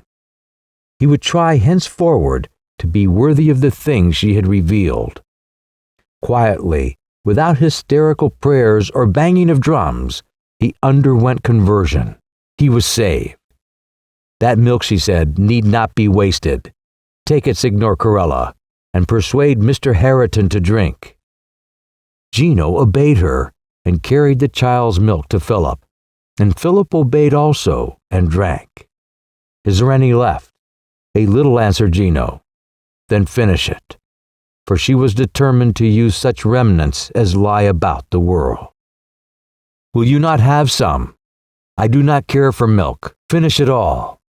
Philip, have you had enough milk? Yes, thank you, Gino. Finish it all. He drank the milk, and then, either by accident or in some spasm of pain, broke the jug into pieces. Perfetta exclaimed in bewilderment. It does not matter, he told her. It does not matter. It will never be wanted any more. Chapter 10. He will have to marry her, said Philip. I heard from him this morning, just as we left Milan. He finds he has gone too far to back out. It would be expensive. I don't know how much he minds, not as much as we suppose, I think. At all events, there's not a word of blame in the letter. I don't believe he even feels angry. I never was so completely forgiven. Ever since you stopped him killing me, it has been a vision of perfect friendship. He nursed me. He lied for me at the inquest, and at the funeral, though he was crying, you would have thought it was my son who had died. Certainly, I was the only person he had to be kind to. He was so distressed not to make Harriet's acquaintance, and that he scarcely saw anything of you. In his letter, he says so again. Thank him, please, when you write, said Miss Abbott, and give him my kindest regards. Indeed I will. He was surprised that she could slide away from the man so easily. For his own part, he was bound by ties of almost alarming intimacy. Gino had the southern knack of friendship. In the intervals of business, he would pull out Philip's life, turn it inside out, remodel it, and advise him how to use it for the best. The sensation was pleasant, for he was a kind as well as a skillful operator. But Philip came away feeling that he had not a secret corner left. In that very letter, Gino had again implored him, as a refuge from domestic difficulties, to marry Miss Abbott, even if her dowry is small, and how Miss Abbott herself, after such tragic intercourse, could resume the conventions and send calm messages of esteem was more than he could understand. "When will you see him again?" she asked. They were standing together in the corridor of the train, slowly ascending out of Italy towards the San Gothard tunnel. "I hope next spring. Perhaps we shall paint Siena red for a day or two with some of the new wife's money. It was one of the arguments for marrying her." "He has no heart," she said severely. "He does not really mind about the child at all." "No, you're wrong. He does. He is unhappy like the rest of us. But he doesn't try to keep up appearances as we do. He knows that the things that have made him happy once will probably make him happy again. He said he would never be happy again. In his passion, not when he was calm. We English say it when we are calm, when we do not really believe it any longer. Gino is not ashamed of inconsistency. It is one of the many things I like him for. Yes, I was wrong, that is so. He's much more honest with himself than I am," continued Philip. "And he is honest without an effort and without pride. But you, Miss Abbott, what about you? Will you be in Italy next spring?" "No." "I'm sorry. When will you come back, do you think?" "I think never." "For whatever reason?" He stared at her as if she were some monstrosity. "Because I understand the place. There is no need." "Understand Italy?" he exclaimed. "Perfectly." "Well, I don't. And I don't understand you," he murmured to himself as he paced away from her up the corridor. By this time, he loved her very much, and he could not bear to be puzzled. He had reached love by the spiritual path. Her thoughts and her goodness and her nobility had moved him first. And now her whole body and all its gestures had become transfigured by them. The beauties of her hair and her voice and her limbs, he had noticed these last. Gino, who never traversed any path at all, had commended them dispassionately to his friend. Why was he so puzzling? He had known so much about her once, what she thought, how she felt, the reasons for her actions. And now he only knew that he loved her, and all the other knowledge seemed passing from him just as he needed it most. Why would she never come to Italy again? Why had she avoided himself and Gino ever since the evening that she had saved their lives? The train was nearly empty. Harriet slumbered in a compartment by herself. He must ask her these questions now, and he returned quickly to her down the corridor. She greeted him with a question of her own. "Are your plans decided?" "Yes, I can't live at Sawston." "Have you told Mrs. Herriton?" "I wrote from Monteriano. I tried to explain things, but she will never understand me. Her view will be that the affair is settled, sadly settled since the baby is dead. Still, it's over. Our family circle need be vexed no more. She won't even be angry with you. You see, you have done us no harm in the long run, unless, of course, you talk about Harriet and make a scandal. So that is my plan, London and work. What is yours?" "Poor Harriet," said Miss Abbott. "As if I dare judge Harriet, or anybody." And without replying to Philip's question, she left him to visit the other invalid. Philip gazed after her mournfully, and then he looked mournfully out of the window at the decreasing streams. All the excitement was over. The inquest, Harriet's short illness, his own visit to the surgeon. He was convalescent, both in body and spirit, but convalescence brought no joy. In the looking-glass at the end of the corridor, he saw his face haggard and his shoulders pulled forward by the weight of the sling. Life was greater than he had supposed, but it was even less complete. He had seen the need for strenuous work and for righteousness, and now he saw what a little way those things would go. "Is Harriet going to be all right?" he asked. Miss Abbott had come back to him. "She will soon be her own self," was the reply. For Harriet, after a short paroxysm of illness and remorse, was quickly returning to her normal state. She had been thoroughly upset, as she phrased it, but she soon ceased to realize that anything was wrong beyond the death of a poor little child. Already she spoke of this unlucky accident, and the mysterious frustration of one's attempt to make things better. Miss Abbott had seen that she was comfortable and had given her a kind kiss. But she returned feeling that Harriet, like her mother, considered the affair as settled. I'm clear enough about Harriet's future and about parts of my own, but I ask again, what about yours? Sawston and work, said Miss Abbott. No. Why not, she asked, smiling. You've seen as much and done more than I have. But it's so different. Of course I shall go to Sawston. You forget my father, and even if he wasn't there, I've 100 ties. My district, I'm neglecting it shamefully. My evening classes, the St. James. Silly nonsense, he exploded, suddenly moved to have the whole thing out with her. You're too good, about 1,000 times better than I am. You can't live in that hole. You must go among people who can hope to understand you. I mind for myself. I want to see you often, again and again. Of course we shall meet whenever you come down. I hope that it will mean often. It's not enough. It'll only be in the old horrible way, each with a dozen relatives round us. No, Miss Abbott, it's not good enough. We can write at all events. You will write, he cried, with a flush of pleasure. At times, his hopes seemed so solid. I will indeed. But I say it's not enough. You can't go back to the old life if you wanted to. Too much has happened. I know that, she said sadly. Not only pain and sorrow, but wonderful things. The tower in the sunlight. Do you remember it and all you said to me? The theater even. And the next day in the church, and our times with Gino. All the wonderful things are over, she said. That is just where it is. I don't believe it. At all events, not for me. The most wonderful things may be to come. The wonderful things are over, she repeated, and looked at him so mournfully that he dare not contradict her. The train was crawling up the last ascent towards the campanile of Ariolo and the entrance of the tunnel. Miss Abbott, he murmured, speaking quickly, as if their free intercourse might soon be ended.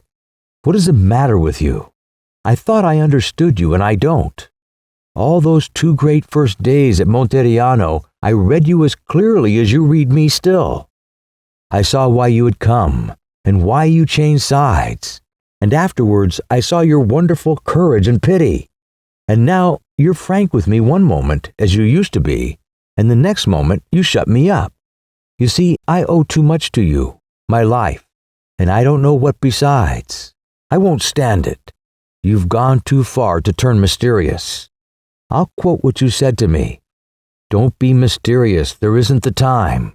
I'll quote something else. I and my life must be where I live. You can't live at Sawston. He had moved her at last. She whispered to herself hurriedly, It is tempting. And those 3 words threw him into a tumult of joy. What was tempting to her, after all, was the greatest of things possible. Perhaps, after long estrangement, after much tragedy, the South had brought them together in the end. The laughter in the theater, those silver stars in the purple sky, even the violets of a departed spring, all had helped, and sorrow had helped also, and so had tenderness to others. It is tempting, she repeated, not to be mysterious. I wanted often to tell you, and then been afraid. I could never tell anyone else, certainly no woman. And I think you're the one man who might understand and not be disgusted. Are you lonely, he whispered. Is it anything like that? Yes. The train seemed to shake him towards her. He was resolved that though a dozen people were looking, he would yet take her in his arms. I'm terribly lonely, or I wouldn't speak. I think you must know already. Their faces were crimson, as if the same thought was surging through them both. Perhaps I do. He came close to her. Perhaps I could speak instead. But if you will say the word plainly, you'll never be sorry. I will thank you for it all my life. She said plainly that I love him. Then she broke down. Her body was shaken with sobs, and lest there should be any doubt, she cried between the sobs for Gino, Gino, Gino. He heard himself remark, "Rather, I love him too. When can I forget how he hurt me that evening? Though whenever we shake hands..." One of them must have moved a step or two, for when she spoke again, she was already a little way apart. "You've upset me." She stifled something that was perilously near hysterics. "I thought I was past all this. You're taking it wrongly. I'm in love with Gino. Don't pass it off. I mean it crudely. You know what I mean. So laugh at me." "Laugh at love?" asked Philip. "Yes, pull it to pieces. Tell me I'm a fool or worse, that he's a cad. Say all you said when Lilia fell in love with him. That's the help I want. I dare tell you this because I like you, and because you're without passion. You look on life as a spectacle. You don't enter it. You only find it funny or beautiful. So I can trust you to cure me. Mr. Herriton, isn't it funny?" She tried to laugh herself, but became frightened and had to stop. "He's not a gentleman nor a Christian, nor good in any way. He's never flattered me nor honored me. But because he's handsome, that's been enough. The son of an Italian dentist, with a pretty face." She repeated the phrase as if it was a charm against passion. "Oh, Mr. Herriton, isn't it funny?" Then to his relief she began to cry. "I love him, and I'm not ashamed of it. I love him, and I'm going to Sawston. And if I mayn't speak about him to you sometimes, I shall die." In that terrible discovery, Philip managed to think not of himself but of her. He did not lament. He did not even speak to her kindly, for he saw that she could not stand it. A flippant reply was what she asked and needed, something flippant and a little cynical.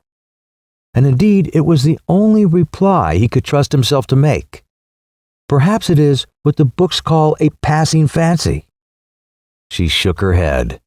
Even this question was too pathetic. For as far as she knew anything about herself, she knew that her passions, once aroused, were sure. "If I saw him often," she said, "I might remember what he is like, or he might grow old, but I dare not risk it, so nothing can alter me now." "Well, if the fancy does pass, let me know." After all, he could say what he wanted. "Oh, you shall know quick enough. But before you retire to Sawston, are you so mighty sure?" "What of?" She had stopped crying. He was treating her exactly as she had hoped. "That you and he..." He smiled bitterly at the thought of them together. Here was the cruel antique malice of the gods, such as they once sent forth against Pasiphae. Centuries of aspiration and culture, and the world could not escape it. "I was going to say, whatever have you got in common?" "Nothing except the times we have seen each other." Again, her face was crimson. He turned his own face away. Which times?" "The time I thought you weak and heedless, and went instead of you to get the baby. That began it, as far as I know the beginning. Or it may have begun when you took us to the theater, and I saw him mixed up with music and light, but didn't understand till the morning. Then you opened the door, and I knew why I had been so happy. Afterwards in the church, I prayed for us all. Not for anything new, but that we might just be as we were, he with the child he loved, you and I and Harriet safe out of the place, and that I might never see him or speak to him again. I could have pulled through then. The thing was only coming near, like a wreath of smoke. It hadn't wrapped me round." "But through my fault," said Philip solemnly, "he is parted from the child he loves. And because my life was in danger, you came and saw him and spoke to him again." For the thing was even greater than she imagined. Nobody but himself would ever see round it now. And to see round it, he was standing at an immense distance. He could even be glad that she had once held the beloved in her arms. "Don't talk of faults. You're my friend forever, Mr. Herriton, I think. Only don't be charitable and shift or take the blame. Get over supposing I'm refined. That's what puzzles you. Get over that." As she spoke, she seemed to be transfigured, and to have indeed no part with refinement or unrefinement any longer. Out of this wreck there was revealed to him something indestructible. something which she, who had given it, could never take away. I say again, don't be charitable. If he had asked me, I might have given myself body and soul. That would have been the end of my rescue party. But all through, he took me for a superior being, a goddess. I, who was worshipping every inch of him and every word he spoke, and that saved me. Philip's eyes were fixed on the campanile of Ariolo, but he saw instead the fair myth of Endymion. This woman was a goddess to the end. For her, no love could be degrading. She stood outside all degradation. This episode, which she thought so sordid, and which was so tragic for him, remained supremely beautiful. To such a height he was lifted, that without regret, he could now have told her that he was her worshipper too. But what was the use of telling her? For all the wonderful things had happened. Thank you was all that he permitted himself. Thank you for everything. She looked at him with great friendliness, for he had made her life endurable. At that moment, the train entered the San Gotthard tunnel. They hurried back to the carriage to close the windows, lest the smuts should get into Harriet's eyes.